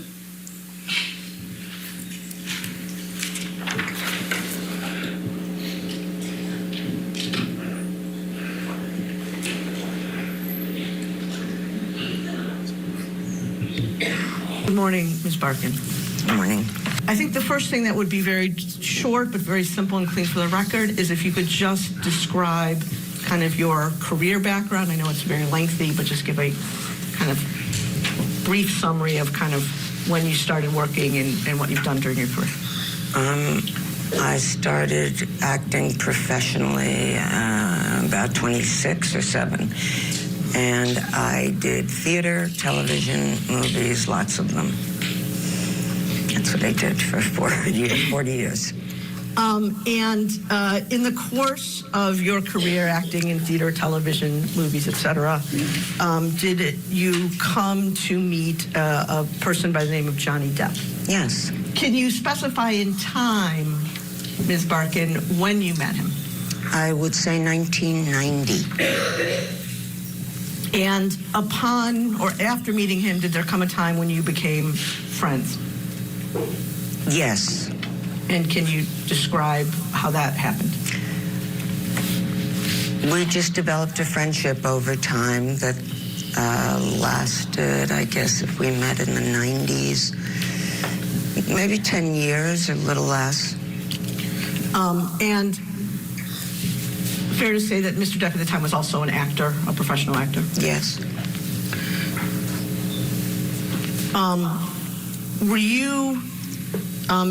Did you act in any film, stage, or TV productions with Mr. Depp? Yes, I was in Fear and Loathing in Las Vegas. How often would you see Mr. Depp? When I lived in New York, usually whenever I go to LA, if I were in LA, I'd see him once a week, maybe more. I mean, the friendship went up and down, living on different coasts. And did there come a time when your friendship with Mr. Depp became more than that, became romantic in nature? Yes. And at what point in time did your relationship with Mr. Depp take a romantic turn? After I had moved to Hollywood,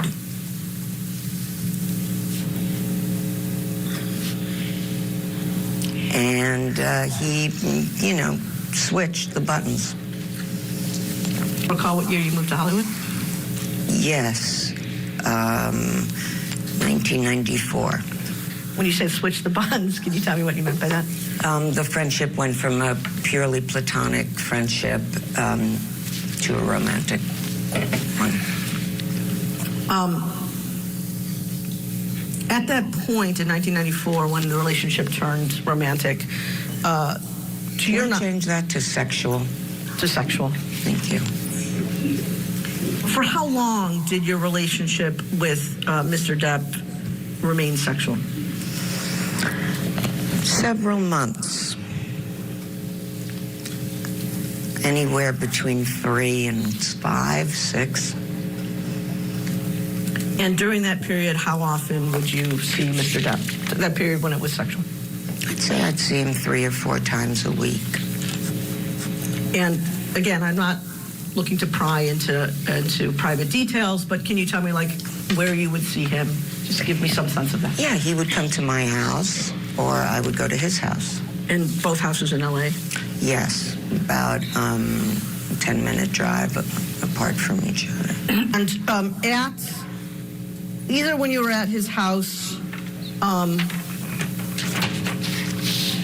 where you didn't stay the night, or where you were at his house when you did stay the night, were there other people in the house who saw you there? Who would those people be? He had an assistant. His sister.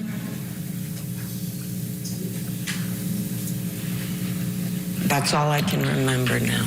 Do you recall the name of the assistant? I don't know his name. He was referred to as Pig. He was referred to by whom as Pig? Johnny Depp. At any point that you were either initially friends and then sexual with Mr. Depp, did you become aware that he drank to excess? I was always aware. Okay, and can you explain how you were aware of that? He was drunk all the time, a lot of the time. And that would apply both to when you were initially friends and then later when it became sexual? Yeah. And what was he drunk? What would your understanding, what had he drunk to become drunk? He was a red wine drinker.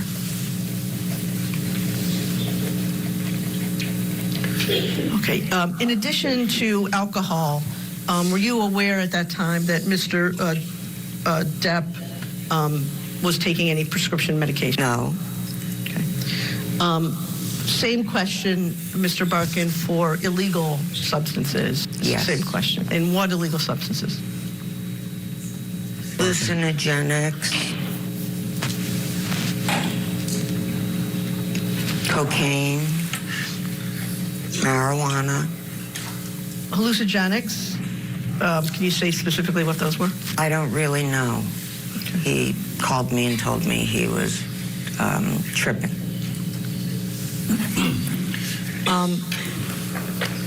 With respect to any of that, hallucinogenics, cocaine, or marijuana, did he do any of that in your presence? Yes. More than once? All the time. When you say all the time, how many times, again, in the period that you were both first friends and then sexual with Mr. Depp, do you think you saw him? I couldn't even tell you. I mean, I just know he was always drinking or smoking a joint. But would it be fair to say more than at least dozens of times? Yeah. Over the full course, oh yeah.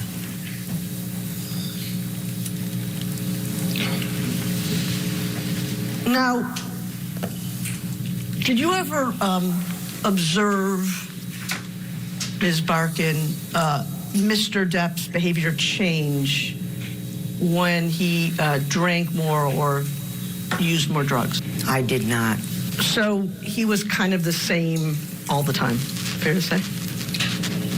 Was not the same. He was high. Did there come a time, Ms. Barkin, when Mr. Depp acted in a way that was out of control with you? Yes. Mr. Depp threw a wine bottle across the hotel room on one instance in Las Vegas while we were shooting Fear and Loathing in Las Vegas. Was something about to happen? A fight was going on. Between you and Mr. Depp? No. Who was the fight between? Between Johnny Depp and his friends in the room, the assistant. Honestly, I don't remember. And the bottle that, do you remember sitting here today, Ms. Barkin, whether the bottle was full of wine or empty? I don't. Sitting here today, Ms. Barkin, do you remember whether the bottle hit you? No, it did not. Did the bottle hit anyone else? No, it did not. Approximately how far away from you was Mr. Depp when he threw the bottle? Across the room, so maybe by that break in the table or a little further down. It was a toss. And sitting here today, if the bottle had hit you, would it have injured you? Sure. Ms. Barkin, was it your understanding back then that he was throwing the bottle at you? I don't know why he threw the bottle. And when he threw it, was it in your direction? Yes. Were there other people standing around you? Yes. So he threw it in your direction at a group of people? Yes. Whose hotel room was it? His, Johnny Depp's.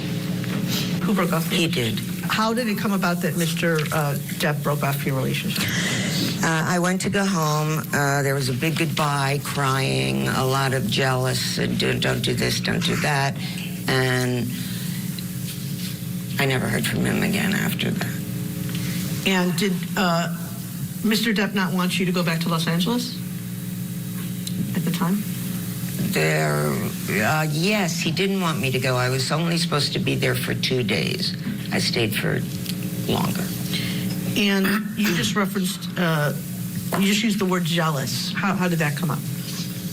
What did he say that indicated to you that he was jealous? He's just a jealous man, controlling. Where are you going? Who are you going with? What did you do last night? I had a scratch on my back once that got him very, very angry because he insisted it came from me having sex with a person who wasn't him. During the time that you were in a sexual relationship with Mr. Depp, was it common for him to say things to you about being controlling, to use your words, or being jealous of you? Yeah, very common. And when, in these instances, when Mr. Depp became jealous or controlling, did he also become angry? Yeah, and demanding. All right. Ladies and gentlemen, let's go and take our afternoon recess. Please do not discuss. And that is the end of Ellen Barkin's testimony. Demanding, controlling, that's how she described Johnny Depp. Marie's still with us. Thank you again. All right. What do you think of her testimony? Did it help Amber Heard's case? So far, it didn't move the needle for me. She's an ex-girlfriend. To me, she's a disgruntled ex-girlfriend because he broke it off. So I'm not hearing anything new. We already know that he loses his temper. He says it by his own words. So no, it's not moving the needle for me. And, you know, she testified about his alcohol and drug use, but we knew that, including from him on the stand. So what do you think of the fact that she did testify that Depp threw a wine bottle across the room in her direction and a group of people? I don't even know why he threw the bottle. Is that, in your mind, domestic violence? Not at all. It just shows that he loses his temper and he hangs out with a crazy crowd. We already know that. So bring us something that we haven't heard. I could understand if she was coming on to say he put hands on me. That would be a whole different story. I don't see what the purpose of Ellen Barkin is at this moment on this witness stand. All right. Well, she's done testifying. We're going to stay tuned. We're going to hit the pause button. You won't miss anything. We're going to take a break. When we come back into the courtroom in Johnny Depp versus Amber Heard.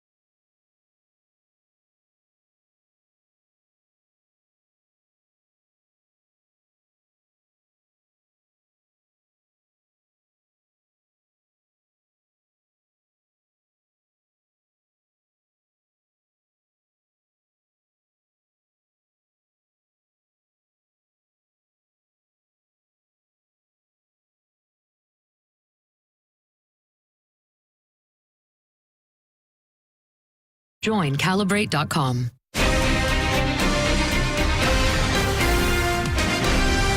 Let's go back to Fairfax, Virginia courtroom. On the stand, the next witness, psychiatrist, who's testifying again by video deposition. That means the jury's watching a video of his testimony just as we will. Let's get you back into court.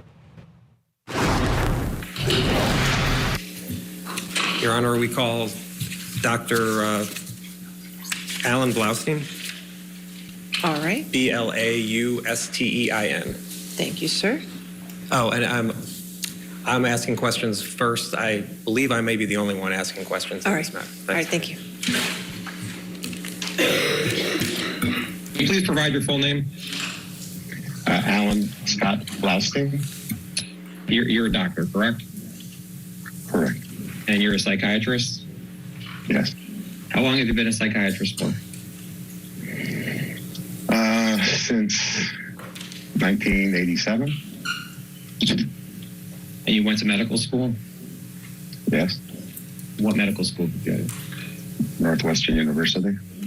Now, Johnny Depp was a patient of yours, correct? Correct. You understood that Mr. Depp had substance dependence issues, is that correct? Yes. Okay. Do you recall what substance issues, what substances Mr. Depp had issues with? Marijuana, alcohol, opiates, I believe. Did you ever have an understanding that Mr. Depp had anxiety syndrome?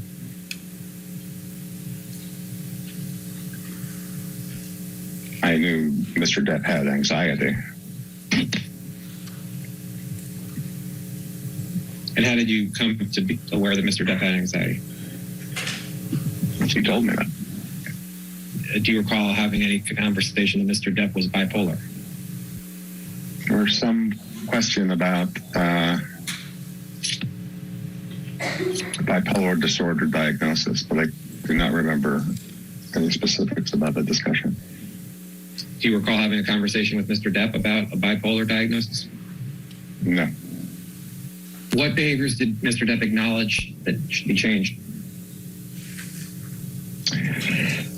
Certainly his drug use and his turning to drugs to help relieve a lot of the psychic pain that he was experiencing. In working with Mr. Depp, would you agree that that Mr. Depp had fundamental issues with anger? I would say that he expressed having issues with anger. Mr. Depp expressed having issues with anger? Yes. Did Mr. Depp express having issues of anger towards Amber? He expressed having anger towards her. Yes. Do you recall what reasons Mr. Depp told you as to why he was expressing anger towards Amber?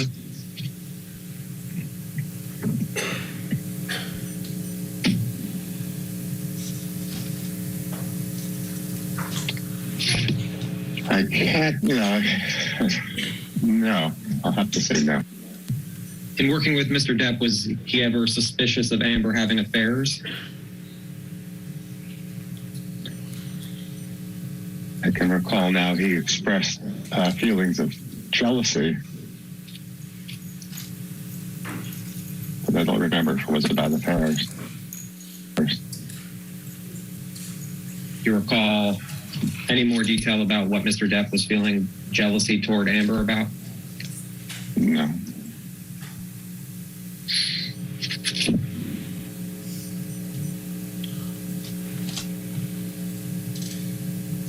In working with Mr. Depp,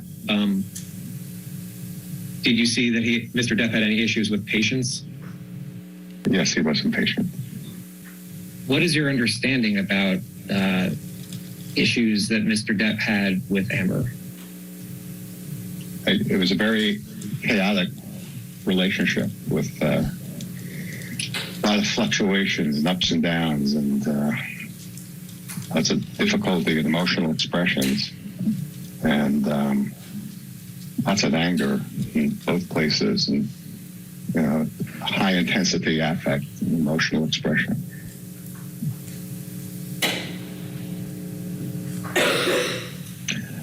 lot of love, a lot of disappointment, a lot of fears.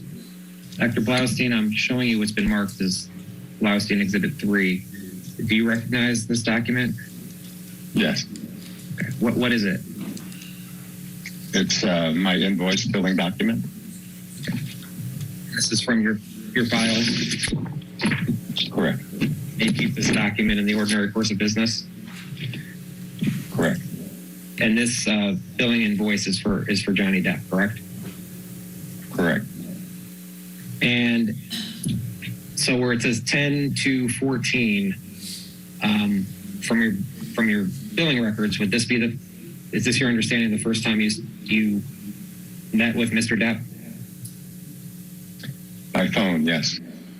And in total, if we look at the number of sessions you either met or spoke to Mr. Depp that weren't canceled or he didn't show up, my count, it comes to 18 times you met with Mr. Depp. Does that sound about right? Looks like 18 times. Did you have any concerns about any of the amounts of medications that Mr. Depp was taking?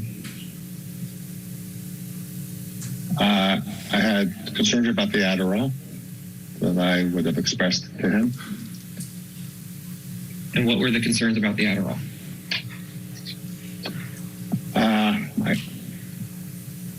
I don't recall the specific conversations, but I would have been asking about how he was diagnosed to have ADHD or under what circumstances he would take that, especially if he wasn't currently working.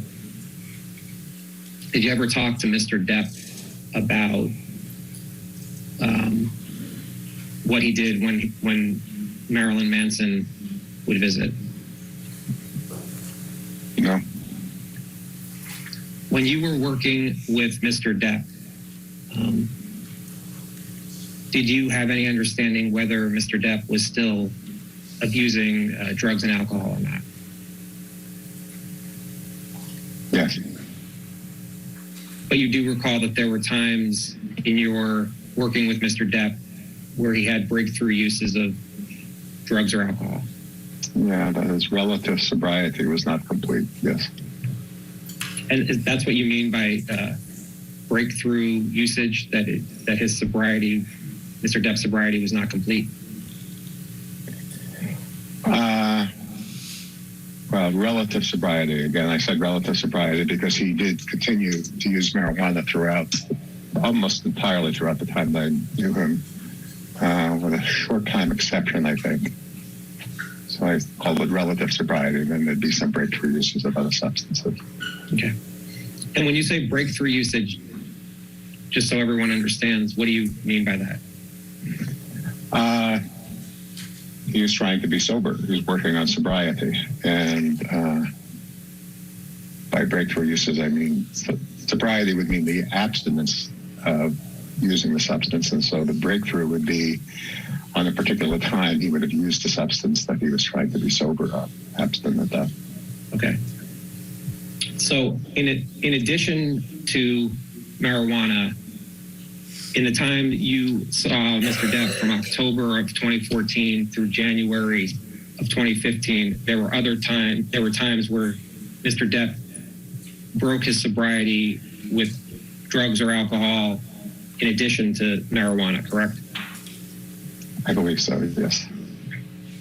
How did you come to that understanding? He would have told me. Do you know why Mr. Depp stopped seeing you?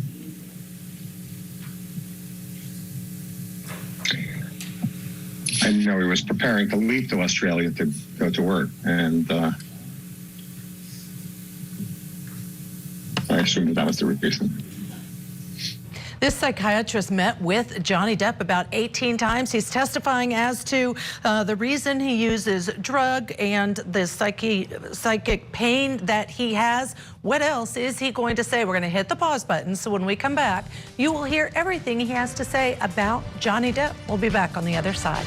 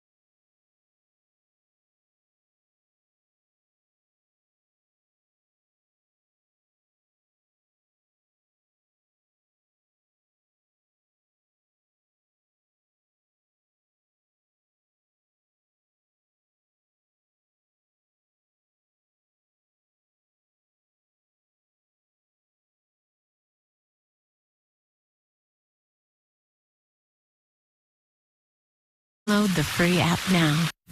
Did there come a time, Ms. Barkin, when Mr. Depp acted in a way that was out of control with you? Yes. Mr. Depp threw a wine bottle across the room. Sitting here today, Ms. Barkin, do you remember whether the bottle hit you? No, it did not.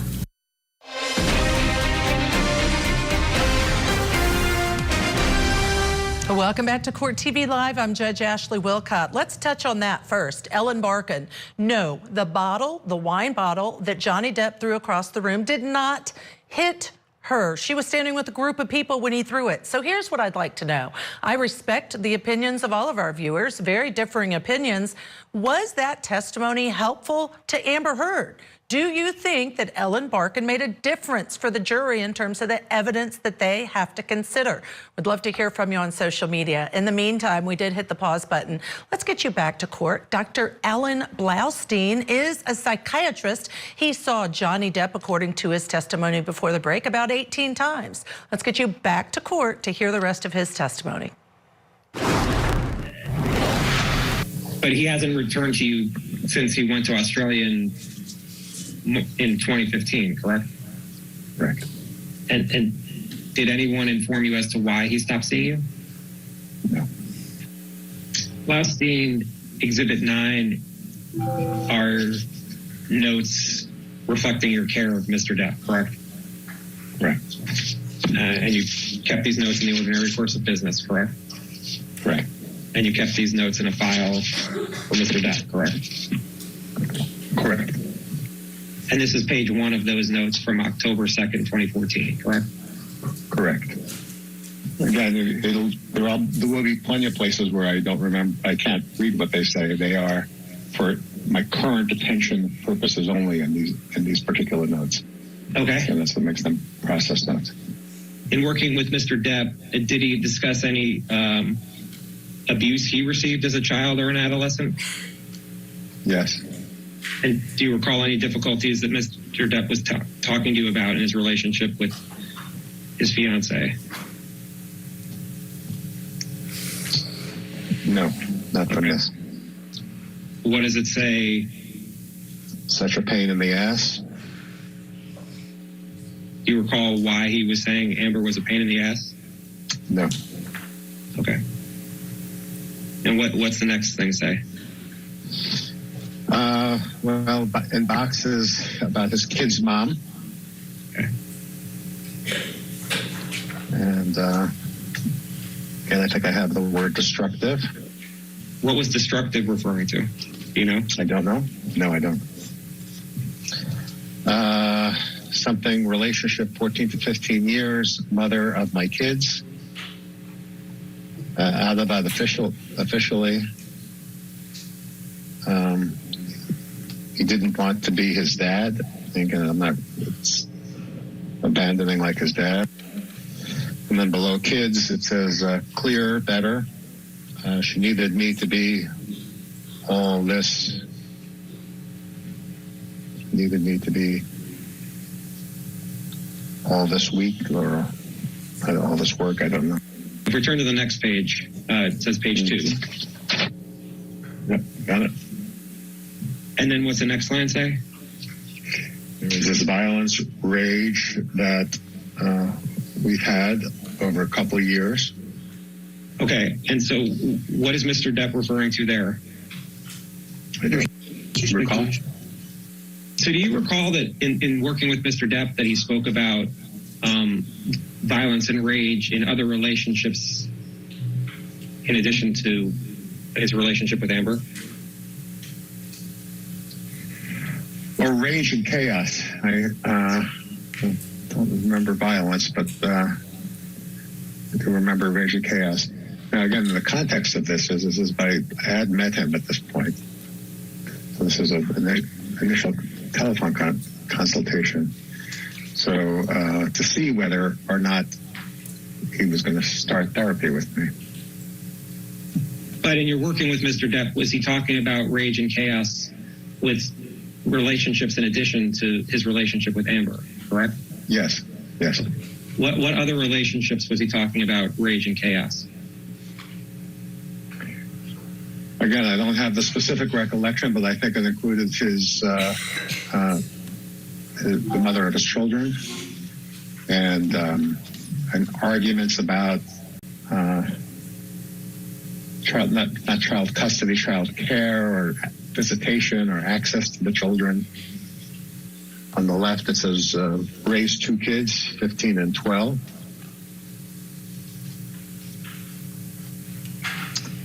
And then below that, she tried to protect me. She tried to protect me too. You know what that's referring to?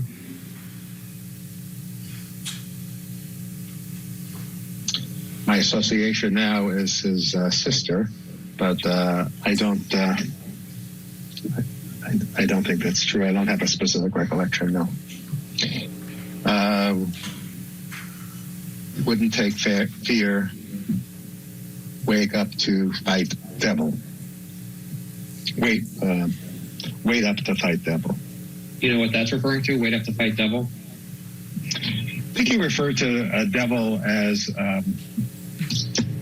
some version of internal depression and chaos that he felt, something like an everyday phenomenon. He felt he was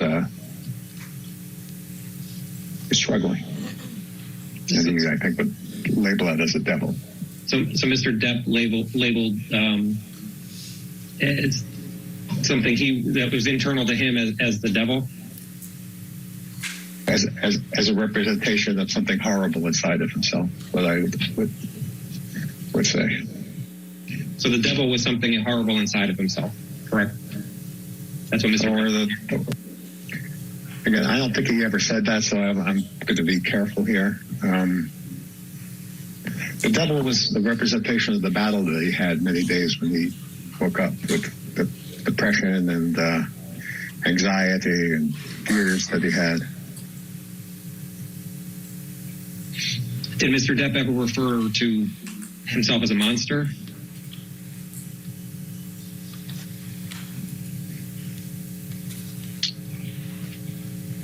Remember the word monster in my office, but I don't know if it's referring to himself or not. Maybe that'll be more revealed as we go forward. Now, turning to Blaustein 12, which is page 4 of this exhibit, and there's a 3 at the top, correct? Yeah. And then to the right, it says, that says Amber's fiance, correct? Correct. And then there's work through anger, just below that. And where it's saying work through anger, is that referring to his anger towards Amber? I think what he was saying then is that part of his goal of therapy was to work through anger that he and his fiance had towards each other. Then going back to the left, better with girl about it. Self-destructive, hard to not put in front of me. Do you know what self-destructive, hard not to put in front of me means? It's referring to? I think the self-destructive was his drug use. That's what I think referring to at this time. I'm now looking at Blaustein 13, page, which has a page 4. Are you there? Yes, I am. Okay. And at the top it says Johnny/Debbie, correct? Correct. All right. And then the date, it says 10/what? I think that's 10/7. And so it says JD 10/21/14, correct? Correct. A lot of things, work, intense work, fatigue. And they're going to have a little bit of an audio issue there briefly. So we're going to bring in Marie Pereira here with me on set. We know you're an attorney, but you're also a domestic violence victim advocate in LA. So I'd love for your opinion. Who do you think in this case so far, based on the evidence presented, is the victim and who's the perpetrator? I think it's very difficult to demarcate a line. I think there's a lot of mutual violence going on, and I think some of it was reactive on the part of Johnny Depp. If, in fact, he did hit Amber, it might have been because she attacked him. Because men get abused too. It's underreported, but there is domestic violence where it is the woman attacking the man. Now, I'm not saying that it's 100% in this case, but certainly there was violence. It was mutual. And that's one of the things that I think this trial helps bring to light. Domestic violence is an issue. A man can be a victim. I don't know what this jury's going to do, and we haven't yet heard all the evidence, but really an important piece to keep in mind, and that it can be a mutual thing, or words can cause another person to react.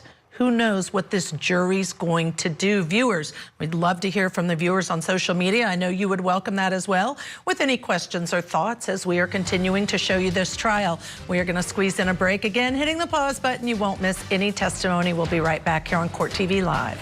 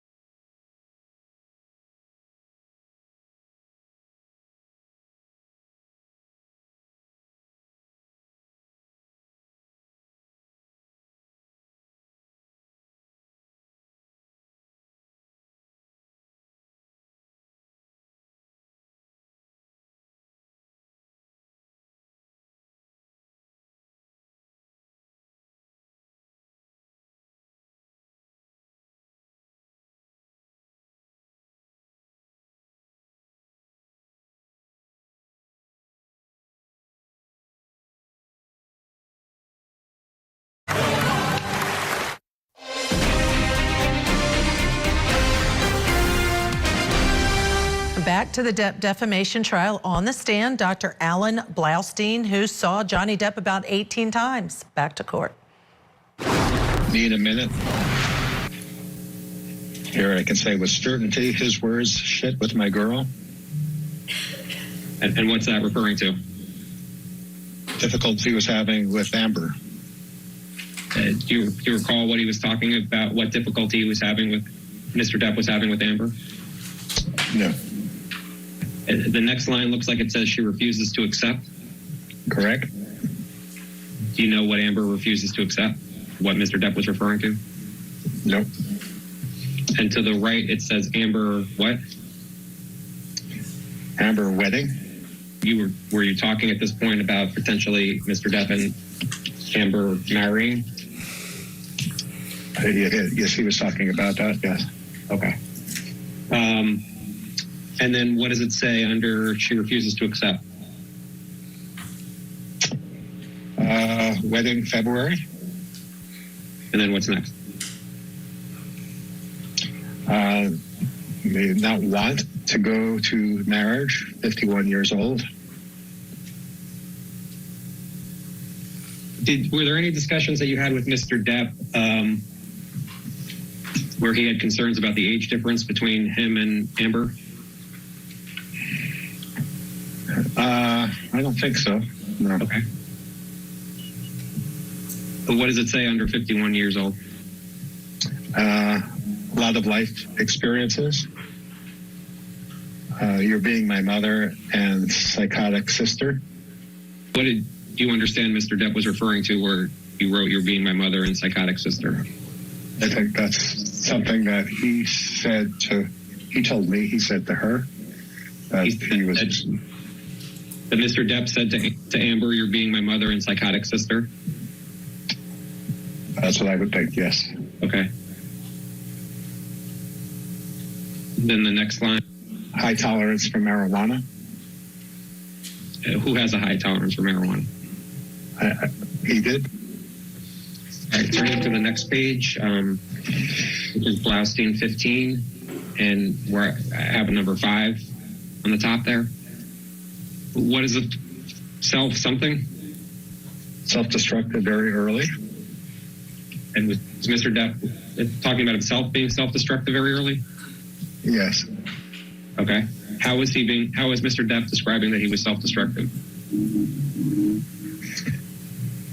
I think, I don't recall, but let's continue and maybe something's there.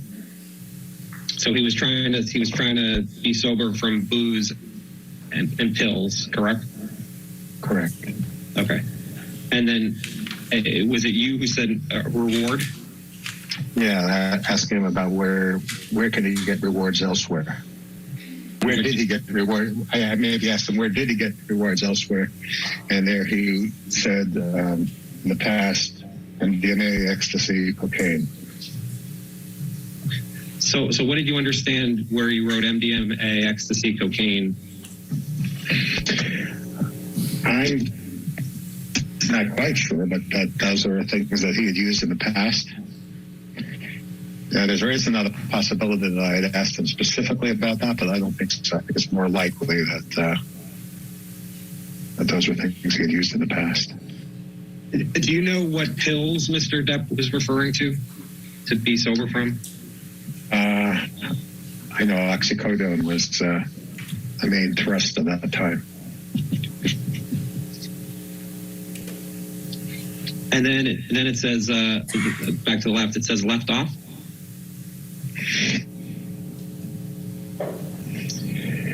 Yeah, and that's probably a note to myself to try to get back to a reward loop mechanism, and it's parallel to a relationship. What kinds of rewards could come back to him that could be healthy? What kinds of rewards that could come from the relationship that could be healthy? And then talk about biology changes. So I made a note to myself there to talk about how the brain changes in the face of many of these drugs over time.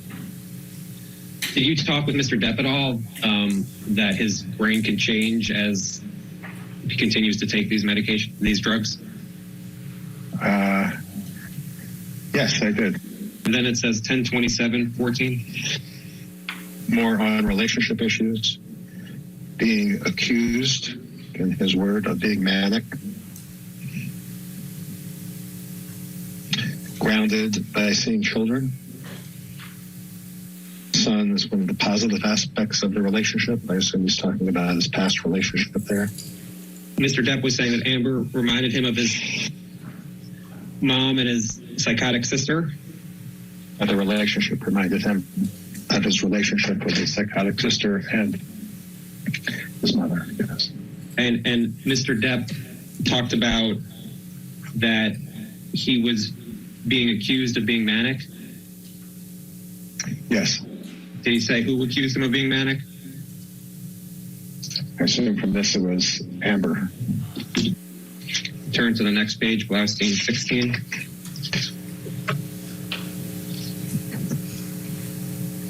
Yeah, and this is 10/29/14 at the top. Mm-hmm. The mood euthymic. What does that mean? Attention. Normal mood. Attention decreased.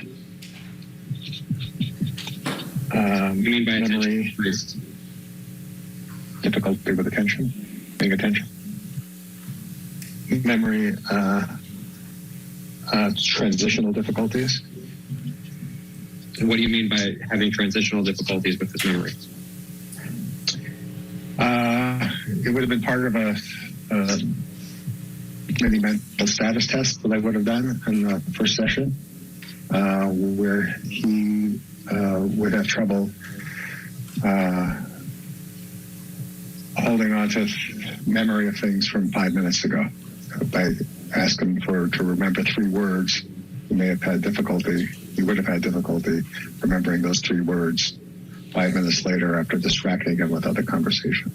All right. And then what does it say after that?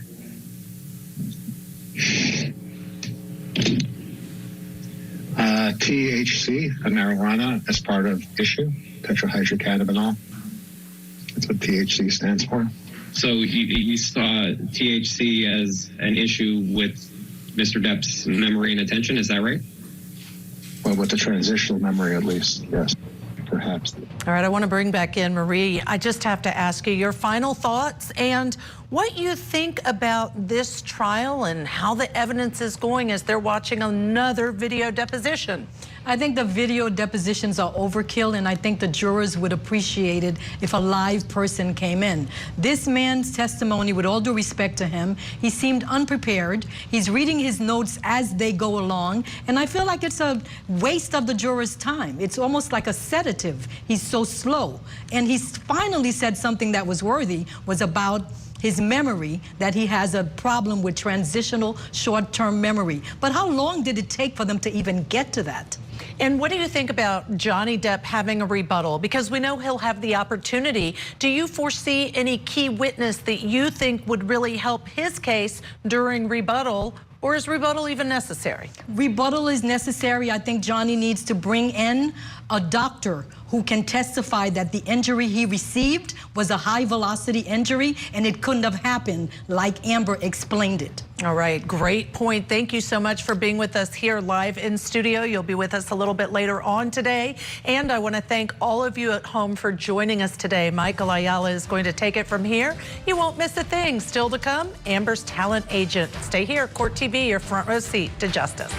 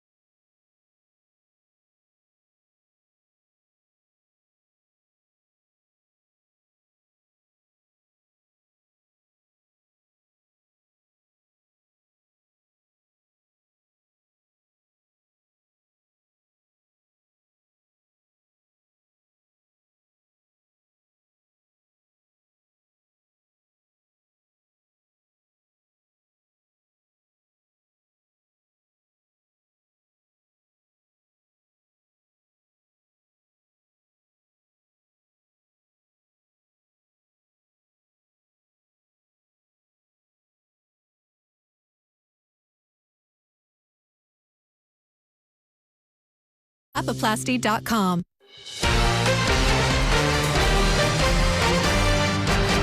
Hello and welcome back to Court TV Live. I'm Michael Ayala. Thank you so much for being with me this evening. We're on day 19 of the Depp v. Heard defamation trial. Did Mr. Depp ever abuse illicit drugs? A handful of times I saw it.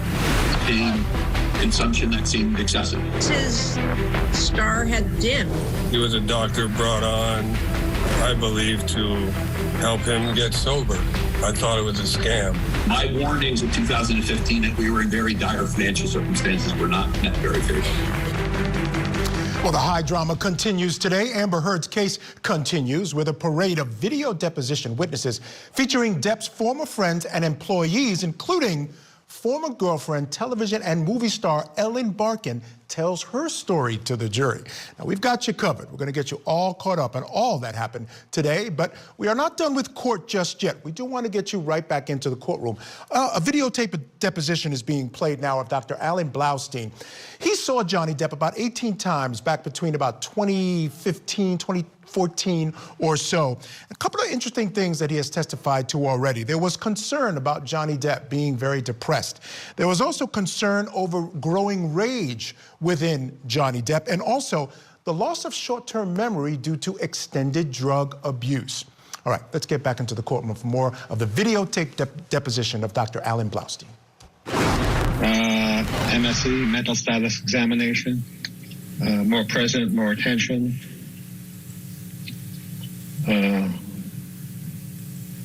Off on dates. When I would ask him about what today might be, what today's date was, perhaps, is what that's referring to. So Mr. Depp was off on what date that was. Turning to the next page, Blaustein 17.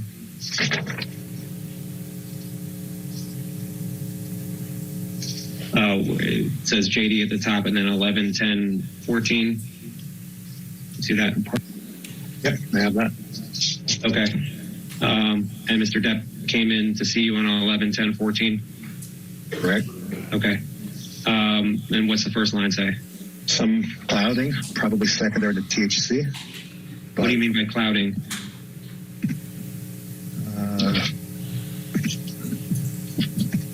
Would have been something in confusion or something about his mental state, or less sharp, less alert, perhaps. What's the next line say? It says no evidence of mania, hypomania. What do you mean by that? I didn't see in his presentation any evidence of mania or hypomania. Okay. Next line. Discussion about relationships, core issues of trust. Amber says context, contact. Don't know. Okay. Fruitless meeting with her therapist. Did you ever observe Mr. Depp with mania or hypomania in any of your other sessions? Not that I recall. At 10:24:14, Mr. Depp came in for another individual session, correct? 11:24:14. The first line says 15 minutes late. 15 minutes late, clear, relationship stabilizing, looking at jealous parts of him. What do you mean by that, looking at jealous parts of him? Things that make him jealous, or what his role might be in jealousy. And what made Mr. Depp jealous? Well, about what was happening there, but with Amber, I don't know. I can't recall. I see in my next notice it was a triggering point. On my next notice, triggering point, early breakup at 22, where an actress cheated with a leading man. So was Mr. Depp jealous of Amber being with other men? I don't remember that specifically. Okay. And turning to Blaustein 18, which looks like it starts at 12:7:14. Yeah. Mr. Depp came in for an individual session. Correct. And then it looks like you have paranoia in quotes. Would have been his word. And what he meant by that, the elements were fear, envy, and vigilance. So Mr. Depp told you something about paranoia? Well, as he defined it. And his elements of paranoia were fear, envy, and vigilance, as he told you? Then there's, what's the next day, 12, 18, 14? Yeah, let's see. 12, 18, 14, yes. And Mr. Depp came in for a session. Yes. Patient working. So psychotherapy on phone. It's just possible there was a phone session that they didn't mark as a phone session. Big fight with girlfriend yesterday. Struggling with how to separate. Let her tell you her feelings. Relationship needs to take care of you. Her to go to a safe zone, withdraw. Different than childhood experiences.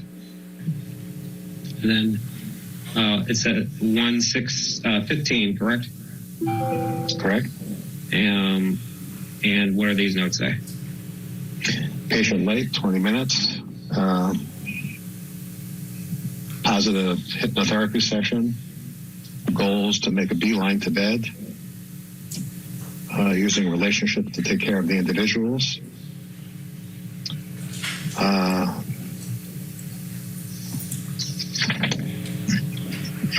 Let's see. Not logical approach to Amber's work. Take care of emotions. Sobriety continuing. And then Blaustein 20.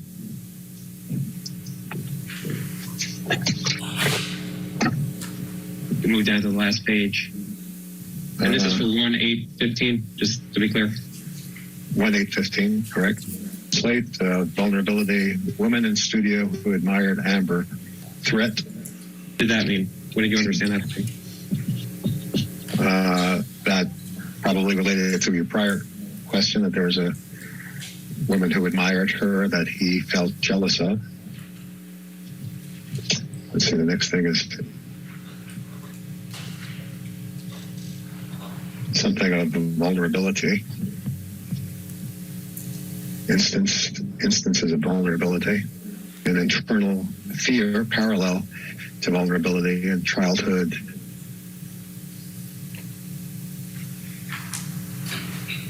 Inability. Free or fight, only way. What does that mean, free or fight, only way? Free or fight, or free and fight is the only way. And my understanding of that is either to be free of the relationship or fight for it. And positive relatedness with Amber through dash vulnerability. Did and 1/8/15 was the last time you saw or spoke to Mr. Depp as a patient, correct? I believe that's true. Did Mr. Depp describe to you at all how his jealousy would present itself, whether he was jealous of a man or a woman in relation to Amber?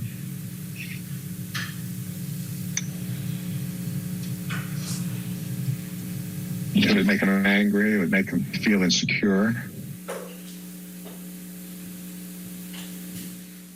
Your next witness. Your Honor, our next witness is Eric George. He was the attorney for Amber relating to the op-ed. Will you please state? All right.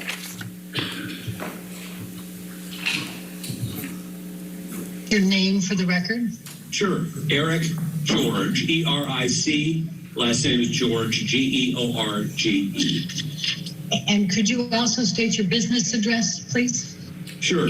2121 Avenue of the Stars, Suite 2800, Los Angeles, California, 90067. And what is the name of the law firm that you work with? It's Brown, Browne, George, Ross, O'Brien, Anagway, and Ellis.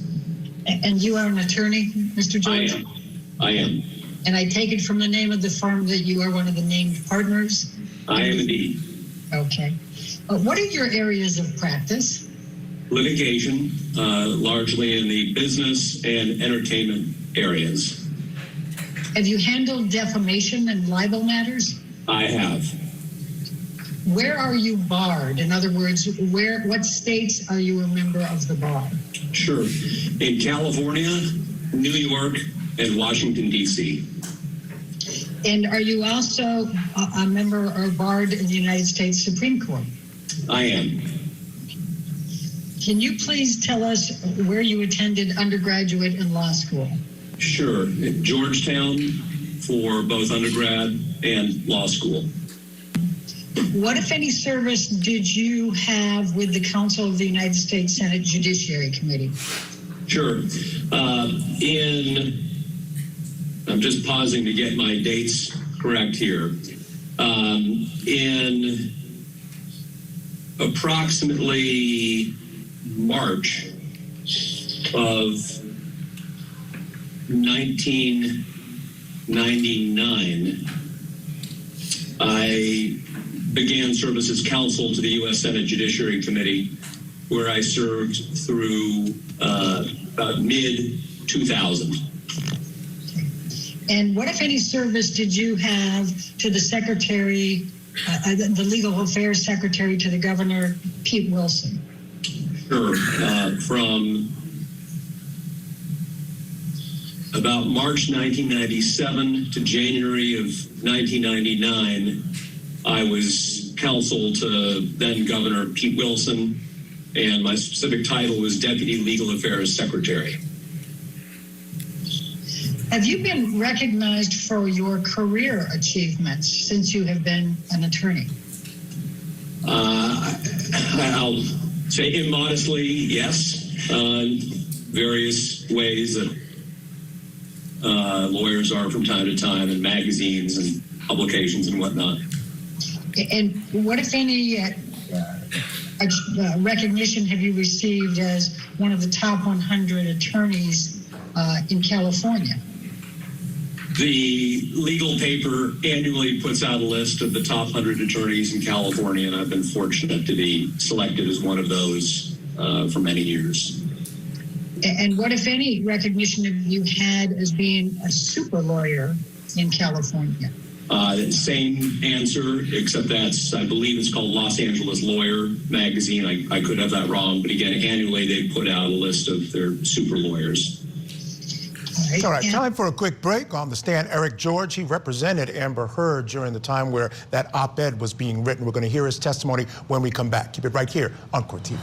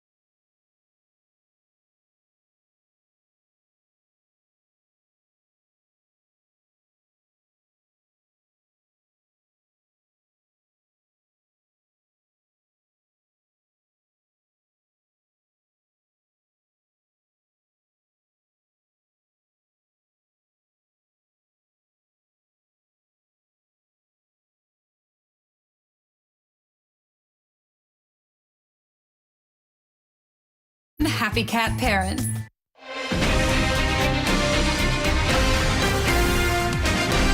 Hello, welcome back to Court TV Live. I'm Michael Ayala. It's a real pleasure to be with you as we continue with day 19 of our coverage of the Depp v. Heard defamation trial.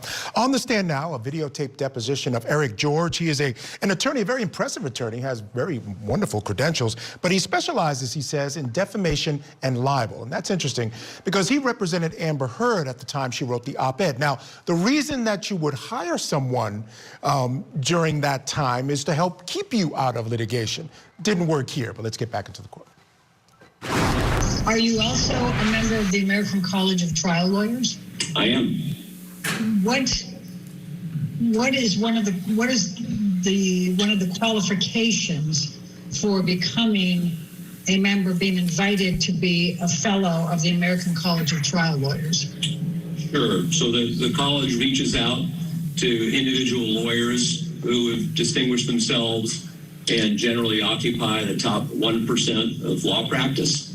And it's an organization dedicated to the development of professionalism within the practice of law. I'm going to now turn to Amber Heard, and I'm going to ask you, Mr. George, how long have you known Amber Heard? I have known Amber Heard, gosh, it's got to be a good 5 years.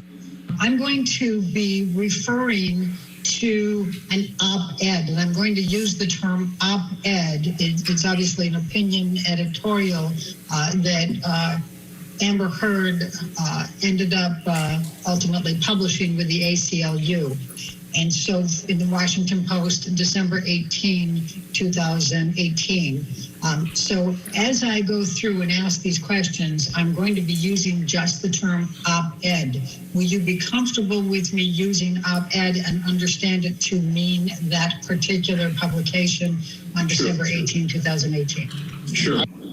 So what, if any, legal representation did you provide to Ms. Heard relating to the op-ed? She presented to me a draft of the op-ed and asked for my counsel in terms of reviewing it, editing it, and finalizing it for publication. When is the first time Amber Heard reached out to you in connection with the op-ed and reviewing the op-ed? It was certainly within the time frame of December 6, 2018. In connection with the op-ed, what, if anything, was your objective in representing Amber Heard with respect to the review and revision of the op-ed? I reviewed it and spent some significant time on it to make sure that there would be no meritorious claim that could be brought against her in connection with a defamation or related type of tort claim. And ideally, with that in mind, to minimize the possibility of her ever being sued in connection with publishing it. So, Mr. George, I'm going to ask you to take a look at exhibit number 9. Yes. Are you familiar with this document? I am. Please describe what it is. As its title, it's a judgment of dissolution of the marriage between Amber Heard and Mr. Depp. Were you familiar with this document and its contents when you represented Amber Heard relating to the review of the op-ed? Yes. And what was your objective in representing and advising Amber Heard on the op-ed in connection with this stipulated judgment of dissolution of marriage?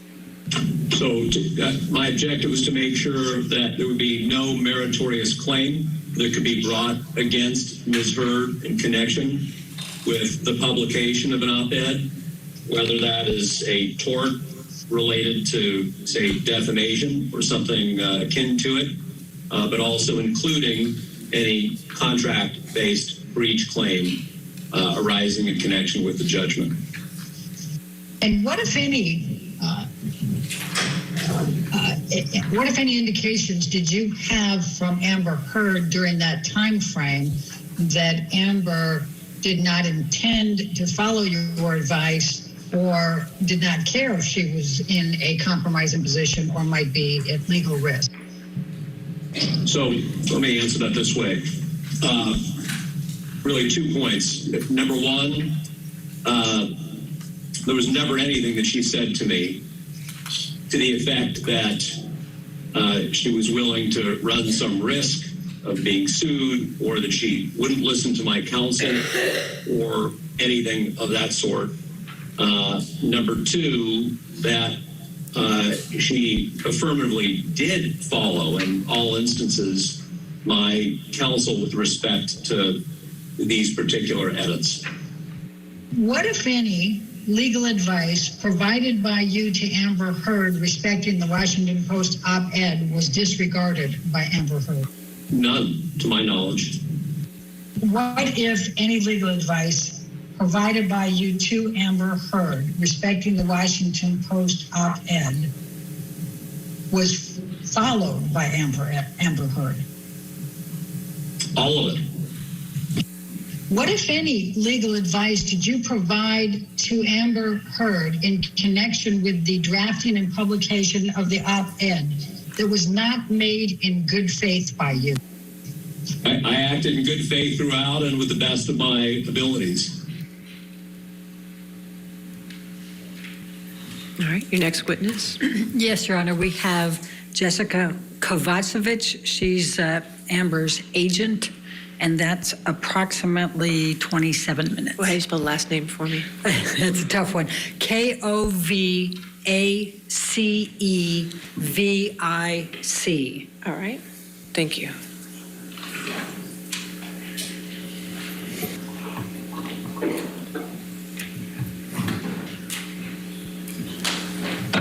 Good afternoon, Ms. Kovacevic. And Ms. Kovacevic, do you know that you are here today in your personal capacity and also as a representative of your agency, WME? I do.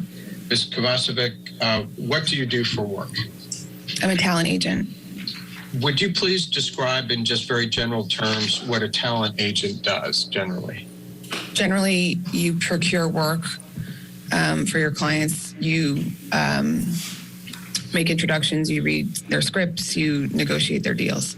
And I take it Ms. Heard is one of your clients? Yes. Did Ms. Heard have a successful career at the time you began working with her?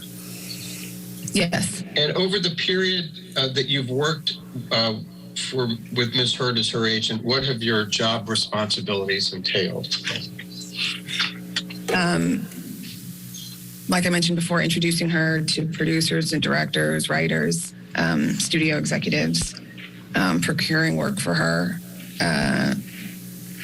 introducing her to people that can employ her, and then negotiating her deals.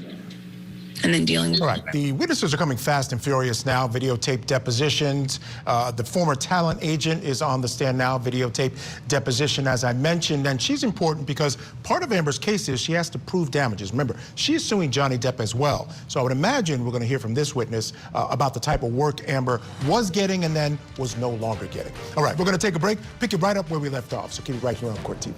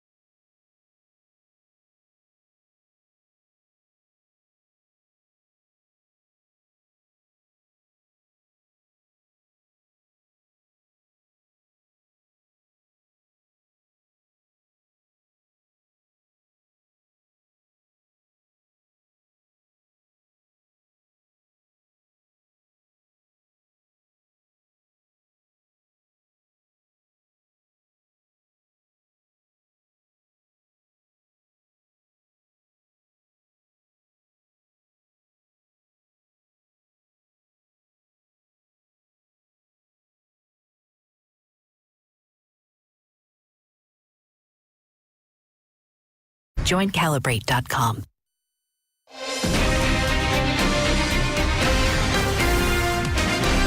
Welcome back to Court TV Live. I'm Michael Ayala. It's day 19 in the Depp defamation trial, and Team Heard continues to present their case. Today, a parade of video deposition witnesses had the jury yawning a bit, according to our own Chanley Painter, until it came time for the videotape deposition of former Depp girlfriend, television and movie star Ellen Barkin. Now, she had her own story to tell of Depp's alleged violent nature, but did it help Heard's case? Other testimony ranged from a former friend of Depp saying he saw bruises on Amber's arm that looked like fingers, to his former talent manager who told the jury that his career was clearly on the decline because of his own drug and alcohol problems. Both essential to the central issues in this case. Was Amber Heard actually abused, and did her December 2018 op-ed cause the demise of Depp's career? All right, let's get back into the courtroom now. On the stand is Jessica Kovacevic. She was a former talent agent for Amber Heard. Let's get back in the court. While she is working, anything that arises that needs dealing with. Did you ever, at any point in time, see Mr. Depp hit Miss Heard? No.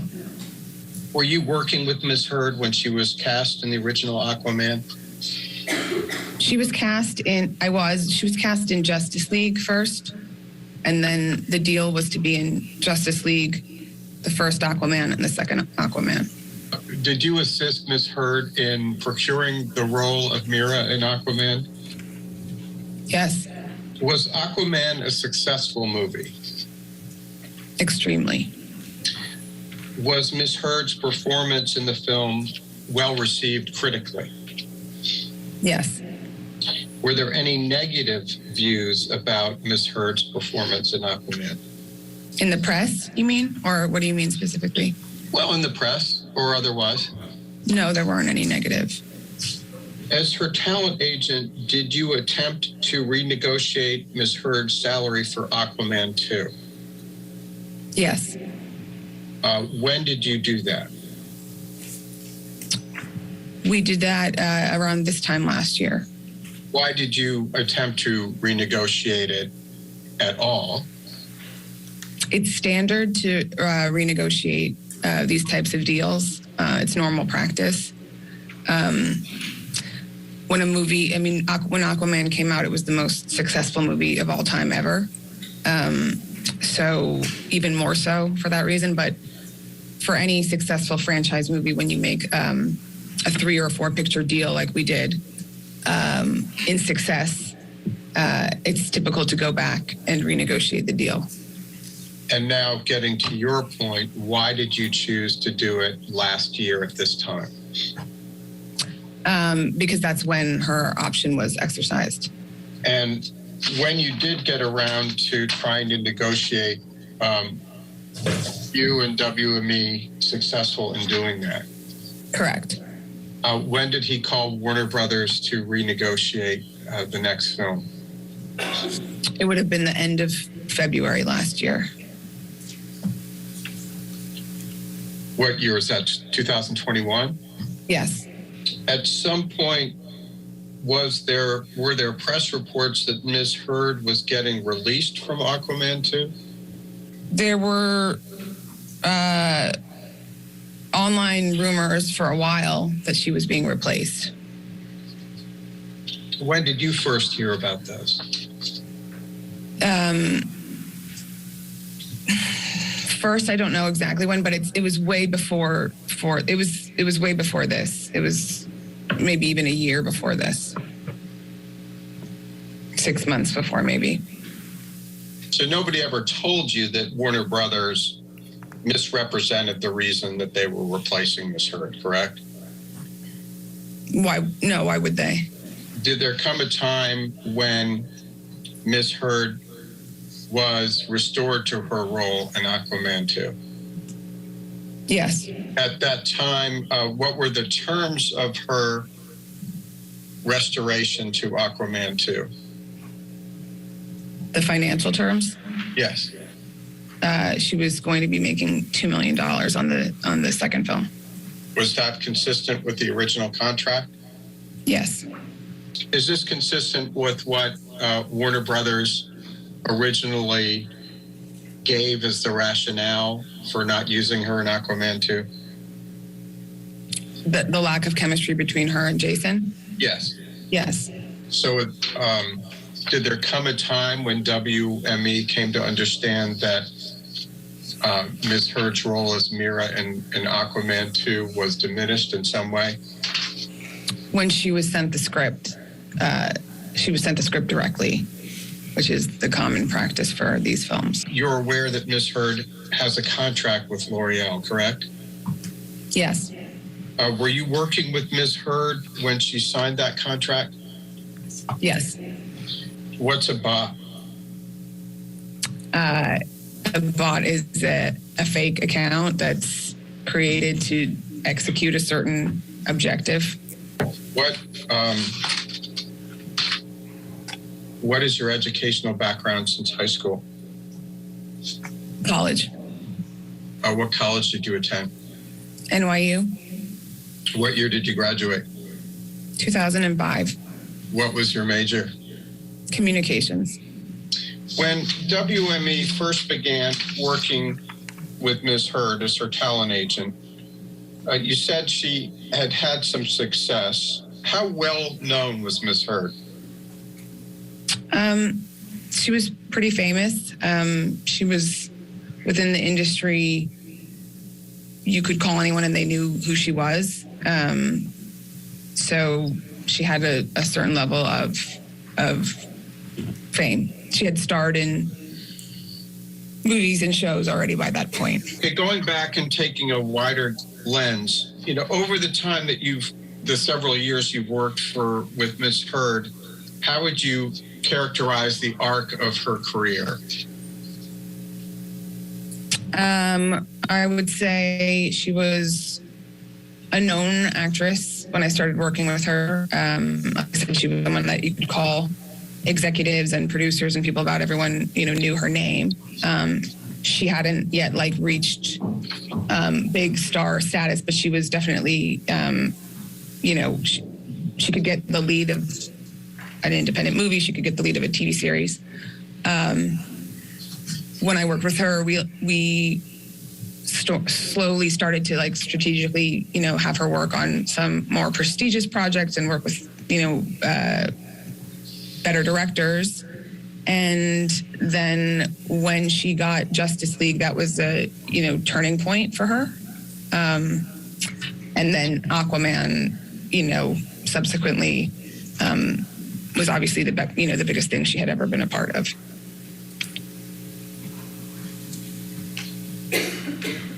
And is the arc of her career now on the upswing with her being part of Aquaman 2? No. Tell me what you mean. Why not? Because typically, when you have an actor who is in a movie as successful as Aquaman was, their career totally changes. And they're in a different echelon. They, get way more offers. They're just put in a different place, position-wise with studios. They're more bankable, so they can greenlight projects.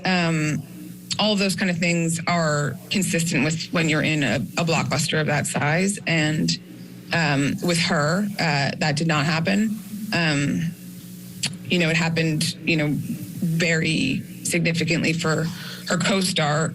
Obviously, he's the lead of the film and he's the title character, but even a small percentage of that did not happen for her. So that's my assessment. What evidence sitting here today do you have that this caused her career any harm? Because evidence in that, in my experience and the experience of my colleagues in the experience of this business, your career takes a turn after something like that. She was very well received in the movie at the time. Everyone was very happy with her. At the time, there was no issues. And then to have a complete downturn after that, and then have that coincide with constant tweets and negativity put out about her. I don't have a physical piece of paper of evidence, but it's the only logical conclusion I can draw. Can you name a single role she has lost as a result of any activity by Adam Waldman or anyone at his behest? There was a movie at Amazon that she had been offered with Gael Garcia Bernal. I don't know what the final title of it is called now. I can look it up. It had a working title at the time. That they took away from her. And, the lead actor who was a producer on it very much wanted it to be her and was very frustrated with the process. And no one can say out loud, we're taking this away from her because, of this bad press, because it's nothing she did, and it's all hearsay, and it's all, whatever. But there's no other reason. Now, all right, interesting testimony there by the former talent agent for Amber Heard, clearly saying that she thinks it was all this negative publicity. Supposition being it was being generated by the Depp camp in some way, but at the end of the day, that affected her career, really didn't get her the meteoric rise she should have had, being in Aquaman, which she called the most successful movie ever at the time. Quickly, let me check in with my guests for this hour. Joining me is federal executive clemency attorney Tammy Allison and criminal defense attorney Phil Hamilton. Thanks to both of you for joining me. Tammy, great to see you. Phil, great to see you as well. And Tammy, I'll start with you.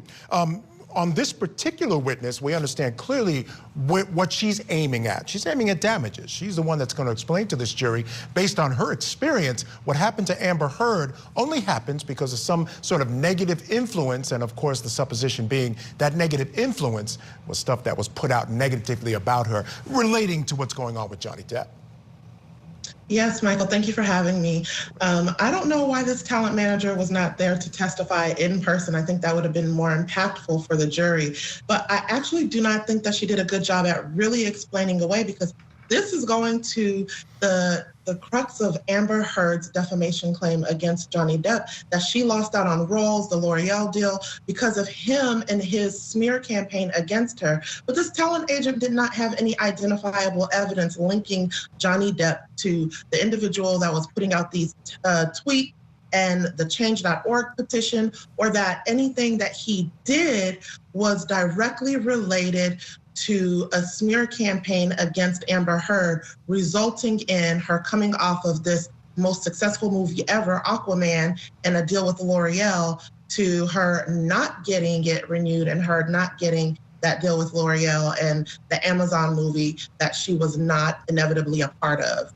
Phil Hamilton, do you agree? Because at the end of the day, one of the things she did say on the stand was that these things are never written, they're never spoken about. She just knows based on her experience, and hoping that the jury sort of takes her at her word because of that experience. In one respect, I think in regards to what she's thinking or what she knows, just in regards to Hollywood, industry standards, you can't really impart that on a jury. What a jury needs is, as what was just discussed, facts. And to the extent that you can't put that evidence before the jury, this is just what you think. This is what's in your mind in regards to why your career has tapered off. But, Michael, we were talking even last week just in regards to what her favorability ratings are with respect to this trial. You might think coming out on the other side of this, it might be even, per her logic, more difficult to get roles, right? Is that Johnny Depp's fault? Maybe, maybe not. But in this court, it ultimately has to be proven if she wants those damages. And I don't know if she's done the best job at that at this point. Now, Tammy also touched on something else, Phil, that I want you to comment on, this idea of the videotape depositions. They're coming fast and furious. A lot of information being put in front of this jury through these video depositions. And it's understandable. A lot of these folks are based in LA, across the country, from Virginia. Of course, you'd like to see in-person witnesses. There was one today. Your thoughts on presenting this case largely through these videotape depositions? I think for the purposes of laying the record and making sure that elementally you're putting down everything that's needed to prove your cause of action, hey, it's fine. In summation, they can ultimately argue whatever they want. But, as we've discussed previously, Michael, trial is theater, right? The jury is your audience, the well is the stage. And to the extent that you're essentially just putting these witnesses on TV, as opposed to, in some sense, having the live Broadway acting lawyers that come on, I think in many respects, it can sometimes, to the analogy that trial is theater, it can be a disservice to your case. To the extent that you can have people in there, they're always going to prefer live, in regards to the video, because the video at times, it can just get lost in the fray, as opposed to when you have that live witness testimony. It just sticks a little bit more with respect to the jury in that room. All right, Tammy, Phil, stand by. We do have to take a break right now. When we come back, we're going to get you right back into that courtroom for more testimony. So keep it right here on Court TV.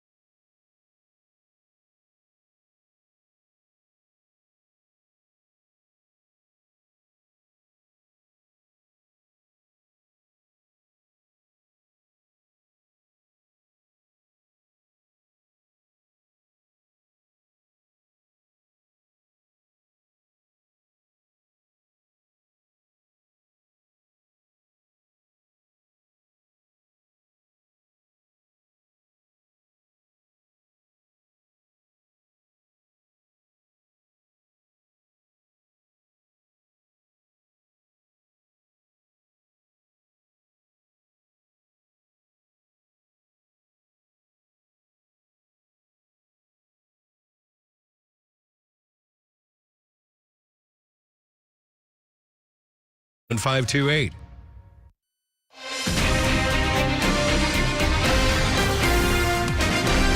Hello and welcome back to Court TV Live. I'm Michael Ayala. I want to get you right back into the courtroom for the continued videotape deposition of Jessica Kovacevic. She was a former talent agent for Amber Heard, and when we left off, she was discussing the effect all of the negative publicity surrounding this ordeal with Johnny Depp had on Amber Heard's career. Let's get back into that courtroom. You've testified a bit about Adam Waldman, correct? Correct. And can you point us to any career opportunities that Ms. Heard has lost because of any statements made by Mr. Waldman? I mean, the Amazon movie, for one, is one that is tangible, because that is an example of something that she had before all of it that was then taken away. I know that a campaign she shot for Todd's via Katie Slater was scrapped and not used.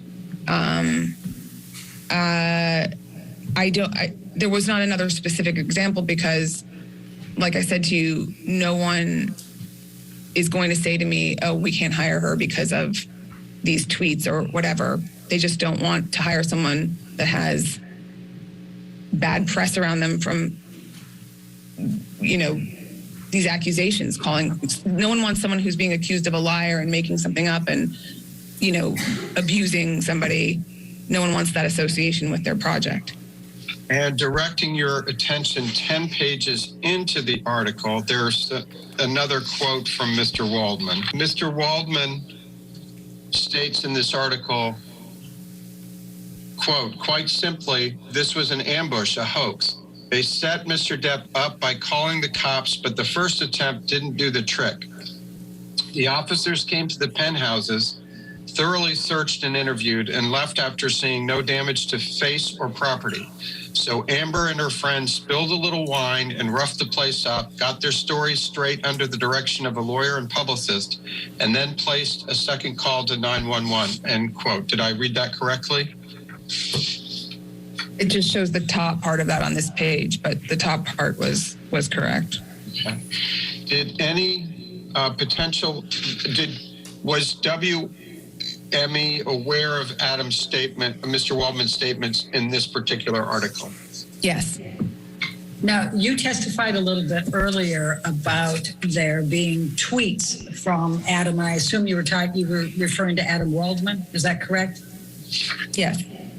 And what, if any, impact did it have on Amber Heard's career and career path to have Mr. Depp's lawyer putting out statements in the press and in tweets that Amber Heard was lying, making things up, creating a hoax of abuse? I think that his comments spurred on, it just added fuel to the fire. So there was already so much media coverage. And that's what you observed?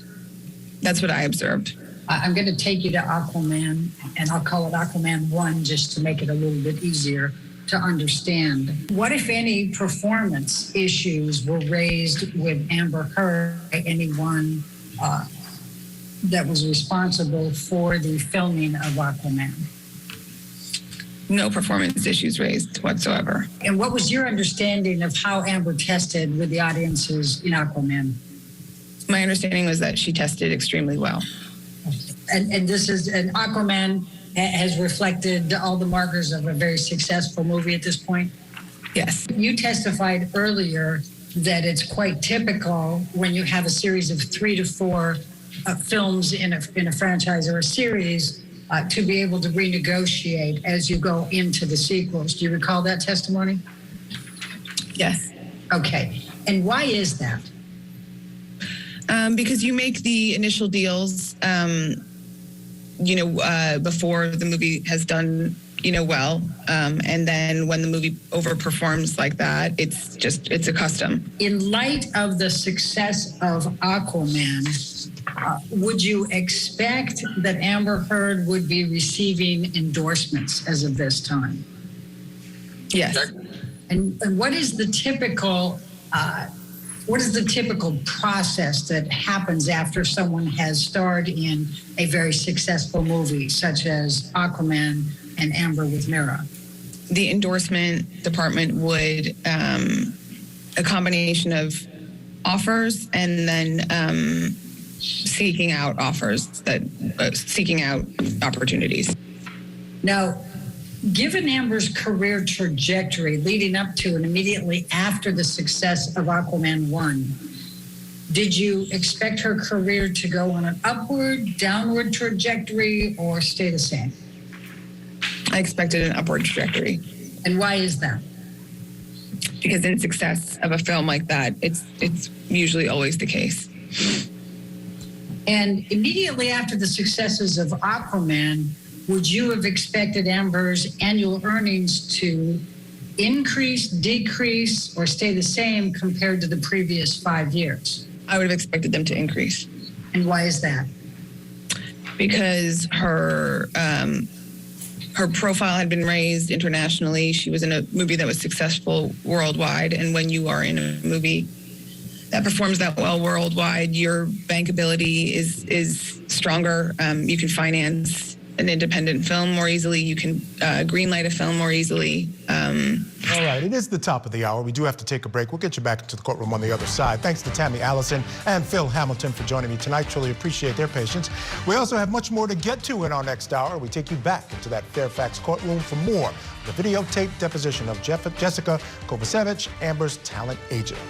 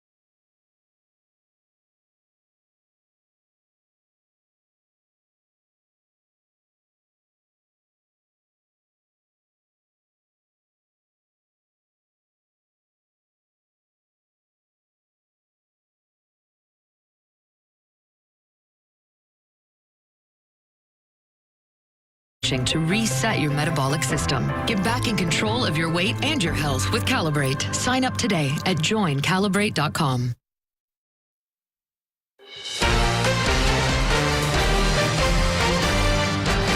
Hello and welcome back to Court TV Live. I'm Michael Ayala. Thank you so much for joining me this hour. We're on day 19 of Depp versus Heard. More drama played out in videotape depositions with one of Depp's lawyers saying Heard lied. And the witness that we've all been waiting for, A-list actress Ellen Barkin, testifies against Depp, recalling her volatile relationship with him. We want to take you back into court right now. Before we get to all that, we'll get you caught up on everything. We got you covered, trust me. We're watching the videotape deposition of Jessica Kovacevic. She was Amber's talent agent. She's telling this jury about how her career tanked after all this mess with Johnny Depp. Let's get back into the court. Just do more and for more money. Do you recall what the budget was for Aquaman? The first one, I don't know. It would have been probably somewhere between 150 and 200 million. Immediately after the success of Aquaman, would you have expected Ms. Heard to continue to earn at least the fee she made on Aquaman on future big budget studio firms, or less or more? That becomes an actor's quote, their fee. Yes, typically, like, you will then earn your, not on a tiny independent film, you couldn't make that much money on that, but another studio film, another film at a streamer or whatever, something like that, you would make that much or potentially get a raise. Other than Aquaman 2, has Amber obtained any roles with a budget the size of Aquaman's? No. Has she been hired for any films with budgets over $100 million? No. Immediately after the success of Aquaman, would you expect the success of Aquaman and her starring role in that film to increase her ability to get more movie studios to be interested in her, decrease, or stay the same? Increase. And did it? No. Would you expect her to get more TV roles? Objection. Yeah. And why? Why?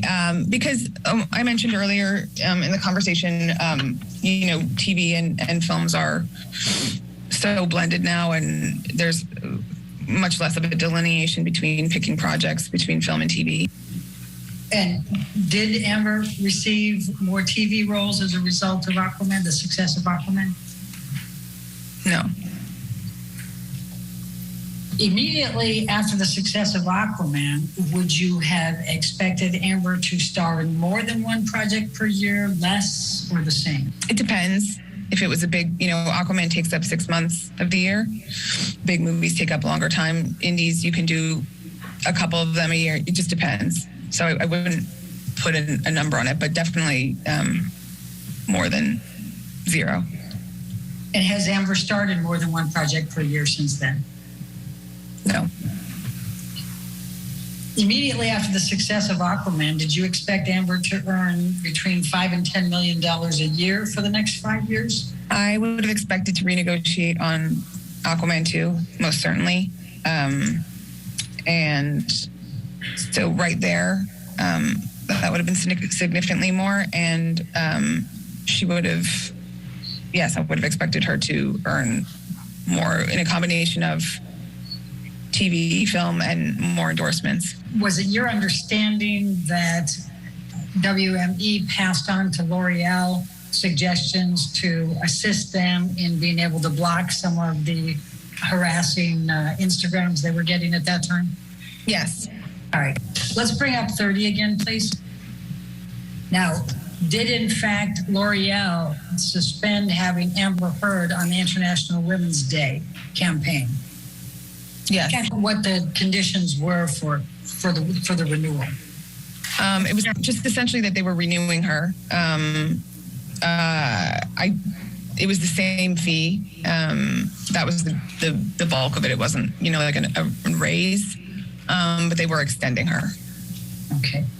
And typically coming out of the success of Aquaman, would you have anticipated that Amber could have negotiated larger fees for commercial projects? Yes, we would.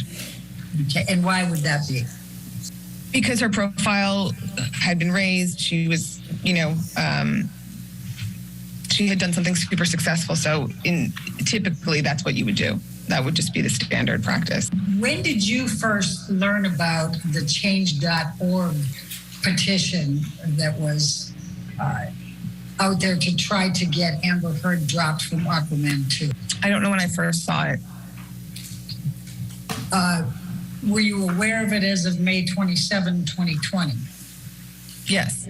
You earlier talked about bots in response to one of Mr. Chu's questions. What, if anything, was your understanding of these bots at this time, during this time frame? My understanding is just based off my own, mainly based off my own research, just clicking on the accounts myself, and then discussing it amongst the team. And what did you learn when you did that? Just as I would go through, daily, just looking at comments or, just the negative comments. Clicking on them, many of them were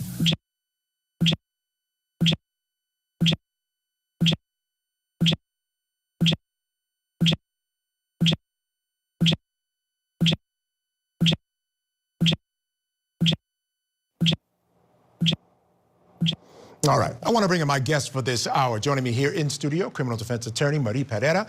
She's also a registered nurse that deals in domestic violence from time to time. So that's also helpful to us here.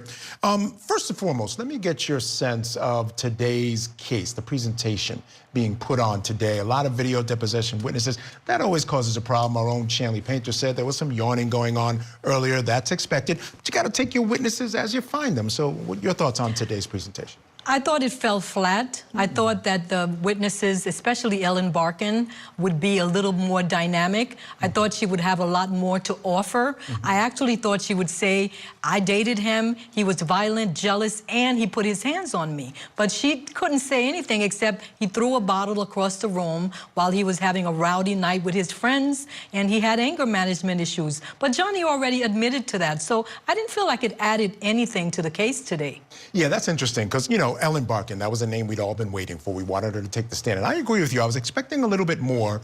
I have to admit, I knew kind of what she was going to testify to. I thought maybe there might be something I had missed, but really wasn't. And I have to agree with you. I think at the end of the day, all she really added was more to the fire about who Johnny is and what Johnny suffers with and the types of things he does, which at the end of the day, and you let me know if you agree with this, just makes it more probable that the accusations by Amber Heard are true, because I think that's her biggest area of fault, and that people think she might be lying, might be telling the truth, making this all up.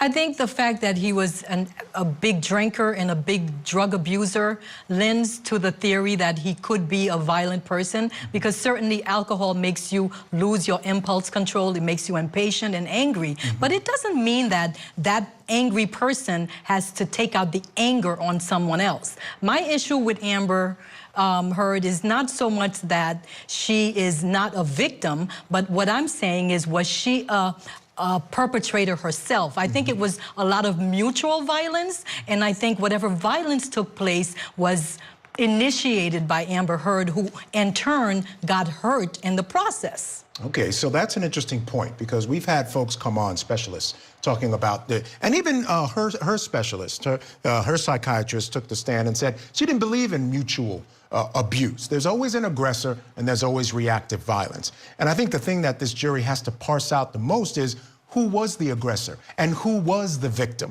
And you're saying, from your point of view at this point, it seems like she might be the aggressor and he was the one perpetrating reactive violence. So my question to you is, if that is the case, does he win? Because what it sounds like you're saying is that there was violence by him, but it was reactive. So maybe then not considered abuse? I wouldn't say that it's not considered abuse because physical pain and hurt and harm is physical pain. However, when you have someone that is begging you to let him leave the room and you're calling and you're crying and you're saying, baby, please come back, I'm sorry, it makes it very hard for a person to believe that this is the same person that abused you because you're barricading him from leaving the room. It has to make sense. I'm not saying that she was not a victim of violence, but I'm saying a lot of it she initiated because clearly videotape and audio tape puts him as the person who was running away to, as per today's testimony, go away to your 15 different homes. He's trying to leave, so if he's really beating you down like that, why are you stopping him from leaving? Okay, now she testified to that. Right? What she said was that it hurt her when he would leave, and that was all part of his tactics to control the situation. And she also said that it was Johnny would leave, but then he would come back, and when he would come back, that's when bad things would happen. He would go and use, and then he would come back, and that's when he would become violent. So that was her response to that. Do you buy that story? Based on even your experience with domestic violence, is that possible?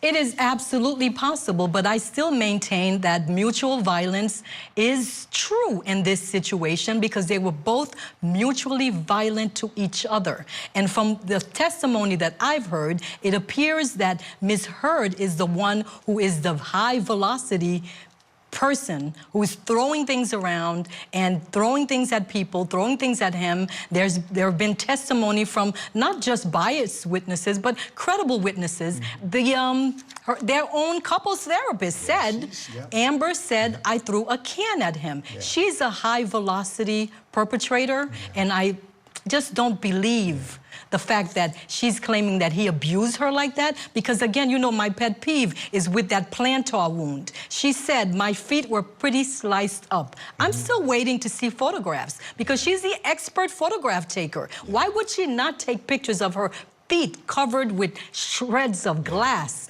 and tears to her skin? There's certainly lots of questions. I cannot deny. All right, we do have to take a break. Stand by, Maria. Now, court has ended for the day. Before we go, though, here's a quick reminder. Join me as I bring you a special edition of Testimony of the Day.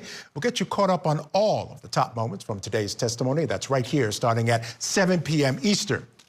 Now, we still have much more ahead. We check in with our Chanley Painter coming up next. She's going to join us live from outside at Fairfax Courthouse to wrap up the day's biggest moments. And then later in our Talkback segment, what is the most damaging evidence that you've seen or heard for either side in this case? Let us know what you think. We'll share some of your comments later on in the show. Keep it right here on your front row seat to check.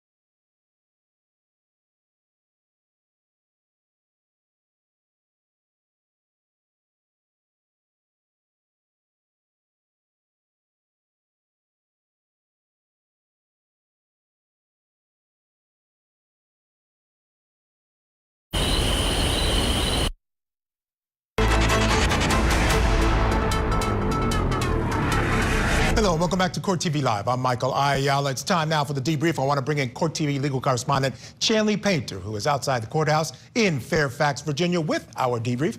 All right, Chanley, Johnny Depp's ex-girlfriend Ellen Barkin, the A-list star, was expected to testify about an incident where Depp threw a bottle across the room to help support Heard's claims about Depp's violence. She did come on with the videotape position. Tell us about those statements.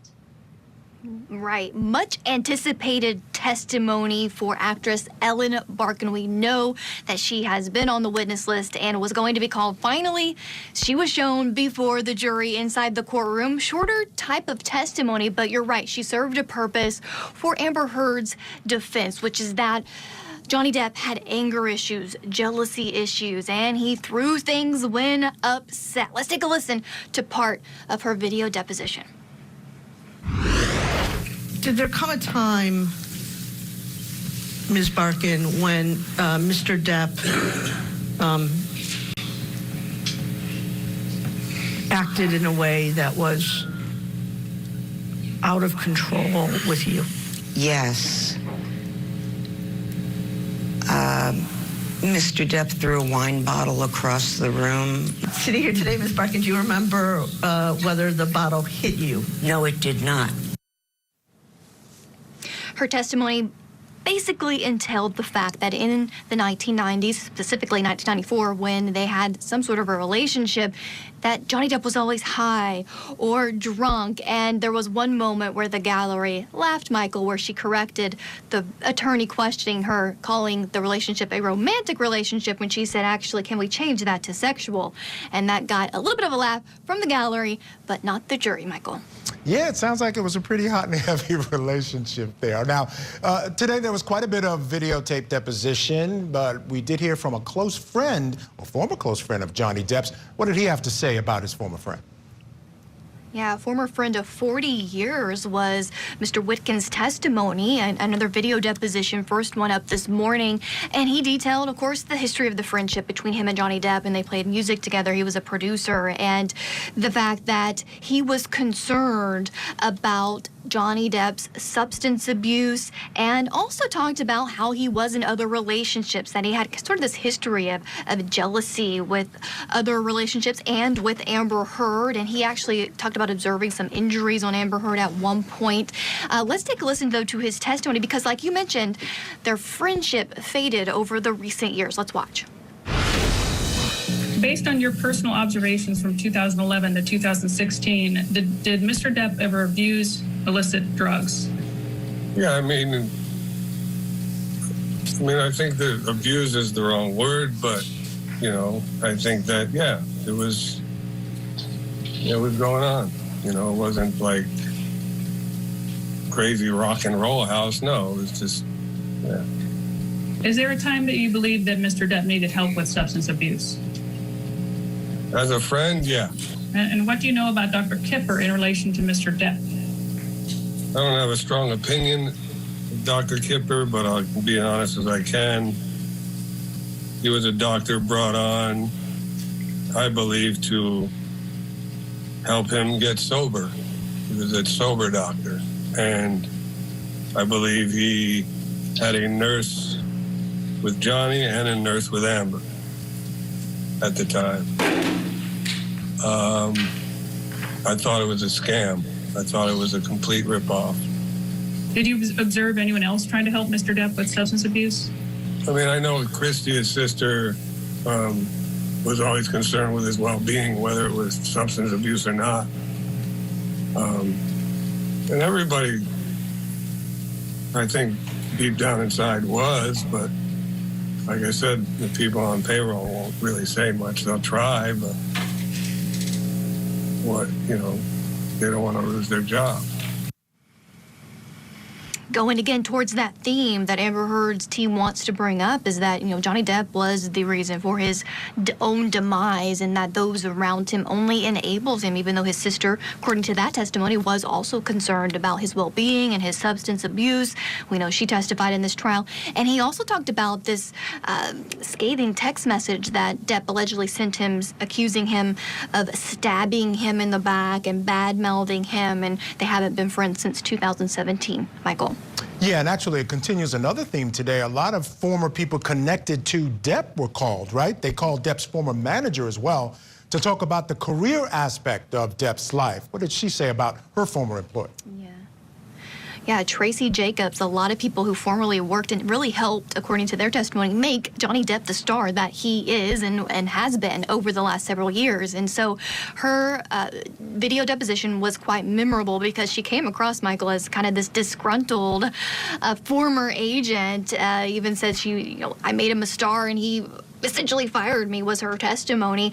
But what she served to do for Amber Heard's defense was, again, return to these themes of how Johnny Depp was abusing drugs and alcohol. It became difficult to work with, and that reputation caused him to lose some possible movie roles. Let's take a listen. Do you agree with Mr. Depp's characterization that you only expressed that he was a difficult client to work for after he fired you?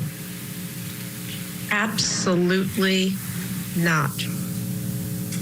Do you agree that you had conflicts of interest all over the place in representing Mr. Depp, as he states here? No. Do you agree that you had been represented by Joel Mandel? Nope, never. Was Mr. Depp a difficult client to represent? He wasn't initially, and it became far more complicated in the last 10 years of my representing him. And how did it become far more complicated in the last 10 years you represented him?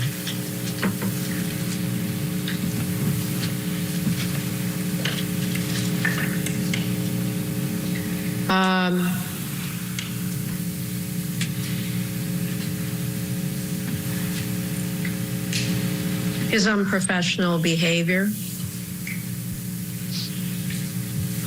Anything else? I think that covers a multitude of things. And that's going to be my next question. What do you mean by Mr. Depp's unprofessional behavior in the last 10 years of your representation? Showing up late to set consistently on virtually every movie. I would get yelled at. I never said to him, "You're a difficult client." I never used those words, but I was very honest with him and said, "You've got to stop doing this. This is hurting you." There was a moment inside the courtroom where she was asked if she takes credit for helping make Johnny Depp the biggest star in the world, and she said yes. And Johnny Depp gave a little laugh at that inside the courtroom, Michael. But again, going to the theme of the defense, which is he's the fault of his own demise, not the 2018 op-ed at issue in this trial. All right, but you can't tell that to his fans, right? They continue to show up in droves. Give us an update on what's happening outside the courthouse. That's right. It has not dissipated here at the courthouse. People showing up. Again, they're probably already in line. In fact, one lady said she was going to get in line right after court ended for tomorrow. Well, there's not court tomorrow, so there's not a line. I keep forgetting that. That's good. You get Friday off here, but not next Friday. So, yes, this morning there's a line right there. People in line to get the wristbands, and they are out there all night long. We had one of our PJs out at 3 a.m. talking to several of them. One was holding place for his pregnant wife. Others will have others volunteer to wait in line. They take shifts sometimes, Michael. It's really a well-oiled machine out there to get inside the courtroom. And, of course, they line up behind the courthouse for Johnny Depp's arrival. He's greeted with cheers and flowers and people yelling support for him. And, of course, Amber Heard arrives, and you can hear the crowd boo and yell jeers. There's some sound. And then, of course, there's Amber earlier today. They departed not too long ago after court today in the same type of fanfare, Michael, here. Still people showing up. You know, Johnny plays that role so well. He comes in, he's waving at everybody, he's waving at the court people, he's waving at the people outside. He's playing the part of the star very, very well. It just again, it continues to amaze me. Now, you did mention this court is dark on Friday, so what can we expect next week in Depp versus Heard? Well, we can expect that Amber Heard's case will continue into early next week. There's actually specific times that this judge even broke down at the end of the day, how many hours each side has left. And we do know that Johnny Depp will put on a rebuttal case and possibly even call Johnny Depp again to the witness stand to maybe rebut some of Amber Heard's testimony on the stand. And we also may even hear from Kate Moss. Remember when Amber Heard mentioned her name while she was testifying and was afraid because she had heard Johnny Depp may have pushed Kate Moss down the stairs when they were in a relationship? Well, hey, if they want to call her as a rebuttal witness, that is a possibility. It could happen next week. Michael, we do know that the judge does want closing arguments to take place next Friday, and then deliberations in this trial. All right, we'll see if she sticks to those time limitations. It'll be interesting to see. Chanley Painter, thank you so much for that report. Appreciate it, as always. Let me bring back in my guest, criminal defense attorney Marie Pereira. Marie, let's start off there. You know, Depp is playing a role. I think he played it clearly on the stand. I think he did a great job. I think Johnny Depp has become this person that we saw on the stand. You see him outside. Everybody says when he's clean and sober, he's the nicest, most loving guy in the world. Do you think that's having any effect on this trial, or that hullabaloo that's going on around outside this case? I think it is. I don't know so much that the jurors will be paying attention to it, but definitely in the court of public opinion, Johnny Depp is making much more advances than Amber Heard is. Yeah, I think he can get a career going again. I'm not so sure about her. I'm not so sure about her. If she doesn't win this case, she doesn't just lose the defamation case. And if they find that she is indeed responsible for a $50 million loss to his career, it's going to be very hard for her, because she also will have damaged the credibility of domestic violence victims. And that's going to have a very, very hard effect on her overall. People are not going to want to go see her in a movie if that comes out to be sort of the end of this case, right? We're hearing about the issues with Johnny Depp, some of the problems with anger, some of the problems with getting high and drunk. He's admitted to it, as you mentioned. But my question to you is one that I've read a lot online. Why do they keep bringing it up? Why is this so important to their case? They want to make it seem as if he's such a drunk and he's such an addict that he might have forgotten the things that he did to her. And I think the last witness, the doctor, Dr. Blaustein, touched on it, but they took so long to get to that part that it really had a dim effect. But he did say that he did a mini mental test on him, and he had difficulty with transitional and short-term memory, which could really bolster Amber's allegations against him that he would do these things and pass out and forget, like chop off his own finger and doesn't remember how it happened. Yeah, you know, I agree with you 100%. It has been my theory throughout that I really feel that these are two people who believe they're both telling the truth. I really believe that. And I think now, having heard the testimony of Dr. Blaustein, the fact that there are these blackouts, we've heard about blackouts before, but he's talking about these short-term memory problems. Maybe he's doing these things and just doesn't remember them. And I think he leaves himself vulnerable because of all the problems that he has with drugs and alcohol. I agree. And I think Heard's team, they need to bring that witness back, or some other witness to really testify about his memory, because that's an important aspect that I think they failed to develop adequately. All right, now today there was an interesting theme. We talked about it a little bit with Chanley, that they brought on a lot of people who were connected to Depp. People that you would expect maybe to hear on his case, they brought them in. Do you think that makes them more credible? We heard from a former manager of Depp, former talent agent, former friend of Johnny Depp. Do you think that makes them more credible? The operative word here is former, and I don't think it makes them credible. It makes them into biased witnesses who are angry because he took away business from them and he turned away from them, and he impacted them negatively in a financial way. So I don't think they were any better than sycophant witnesses, except in the opposite, because they had an axe to grind with him. Yeah, same could be said of Ellen Barkin as well, right? Things didn't quite work out. The way she testified to it, he kind of ghosted her in the terminology of today. Quickly, I want to play some sound from one of the friends who testified about seeing a bruise on Amber Heard's arm. This may be something that caused them their friendship. Let's take a listen. Mr. Whitkin, you mentioned previously that you had seen bruises on Amber's upper arm. Yeah, one time, yes. One time. Does this look like the bruise you saw on Amber's upper arm? Mr. Whitkin, what did the bruise that you saw on Amber look like? I mean, it looked similar to that, but it didn't look like it looked like a grab, not a punch. Like just somebody grabbed her arm. And do you remember what year or time frame that bruise that you saw was?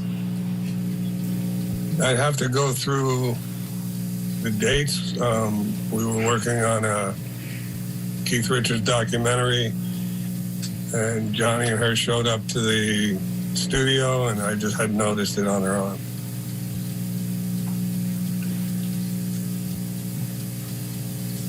And I don't know if it's the same date or not. Did the bruise look like this bruise? It's in the same vicinity. I don't know if that's the one. Can you tell me more specifics about that bruise? What did it look like? Like I said, it just looked like she was grabbed. That's all. That's what it seemed to me. Finger marks. And did you ever talk to Amber about that bruise? No. And when did you see Mr. Depp with a fat lip? Late. I'm thinking it's sometime in either 2015 or 16 during rehearsal. Could have been can you be more precise of about a month? Do you think it could have been in the spring of 2015? Yeah, I don't remember. I mean, we toured spring to summer, so yeah, maybe it's the spring of 15 or 16. I think it was 16. I think. Well, we did do other rehearsals for other spot gigs, so I could be off by a year. All right, so you got a former buddy of Johnny Depp talking about those injuries. We've seen the picture of it where it looks like a bruise. A lot of people said that doesn't look like hands, but he's saying it looked like fingers at the time. Okay, he saw her fat lip also. You left that part out, Michael. He saw a fat lip and a bruise. It could have been she jumped on him and he was trying to get her off. Yeah, that's all I see. Could have been defensive too, right? So again, it's just this whole thing is just so muddled. All right, Marie, stand by. We do have to take a break. We're going to get you right back into that Depp-Heard defamation trial and some of the tape from today in just a minute. But first, new developments in the Doomsday couple story. Lori Vallow-Daybell was back in court today. We're going to reveal the reason the state is asking to push the state's date of trial forward. Keep it right here on Court TV.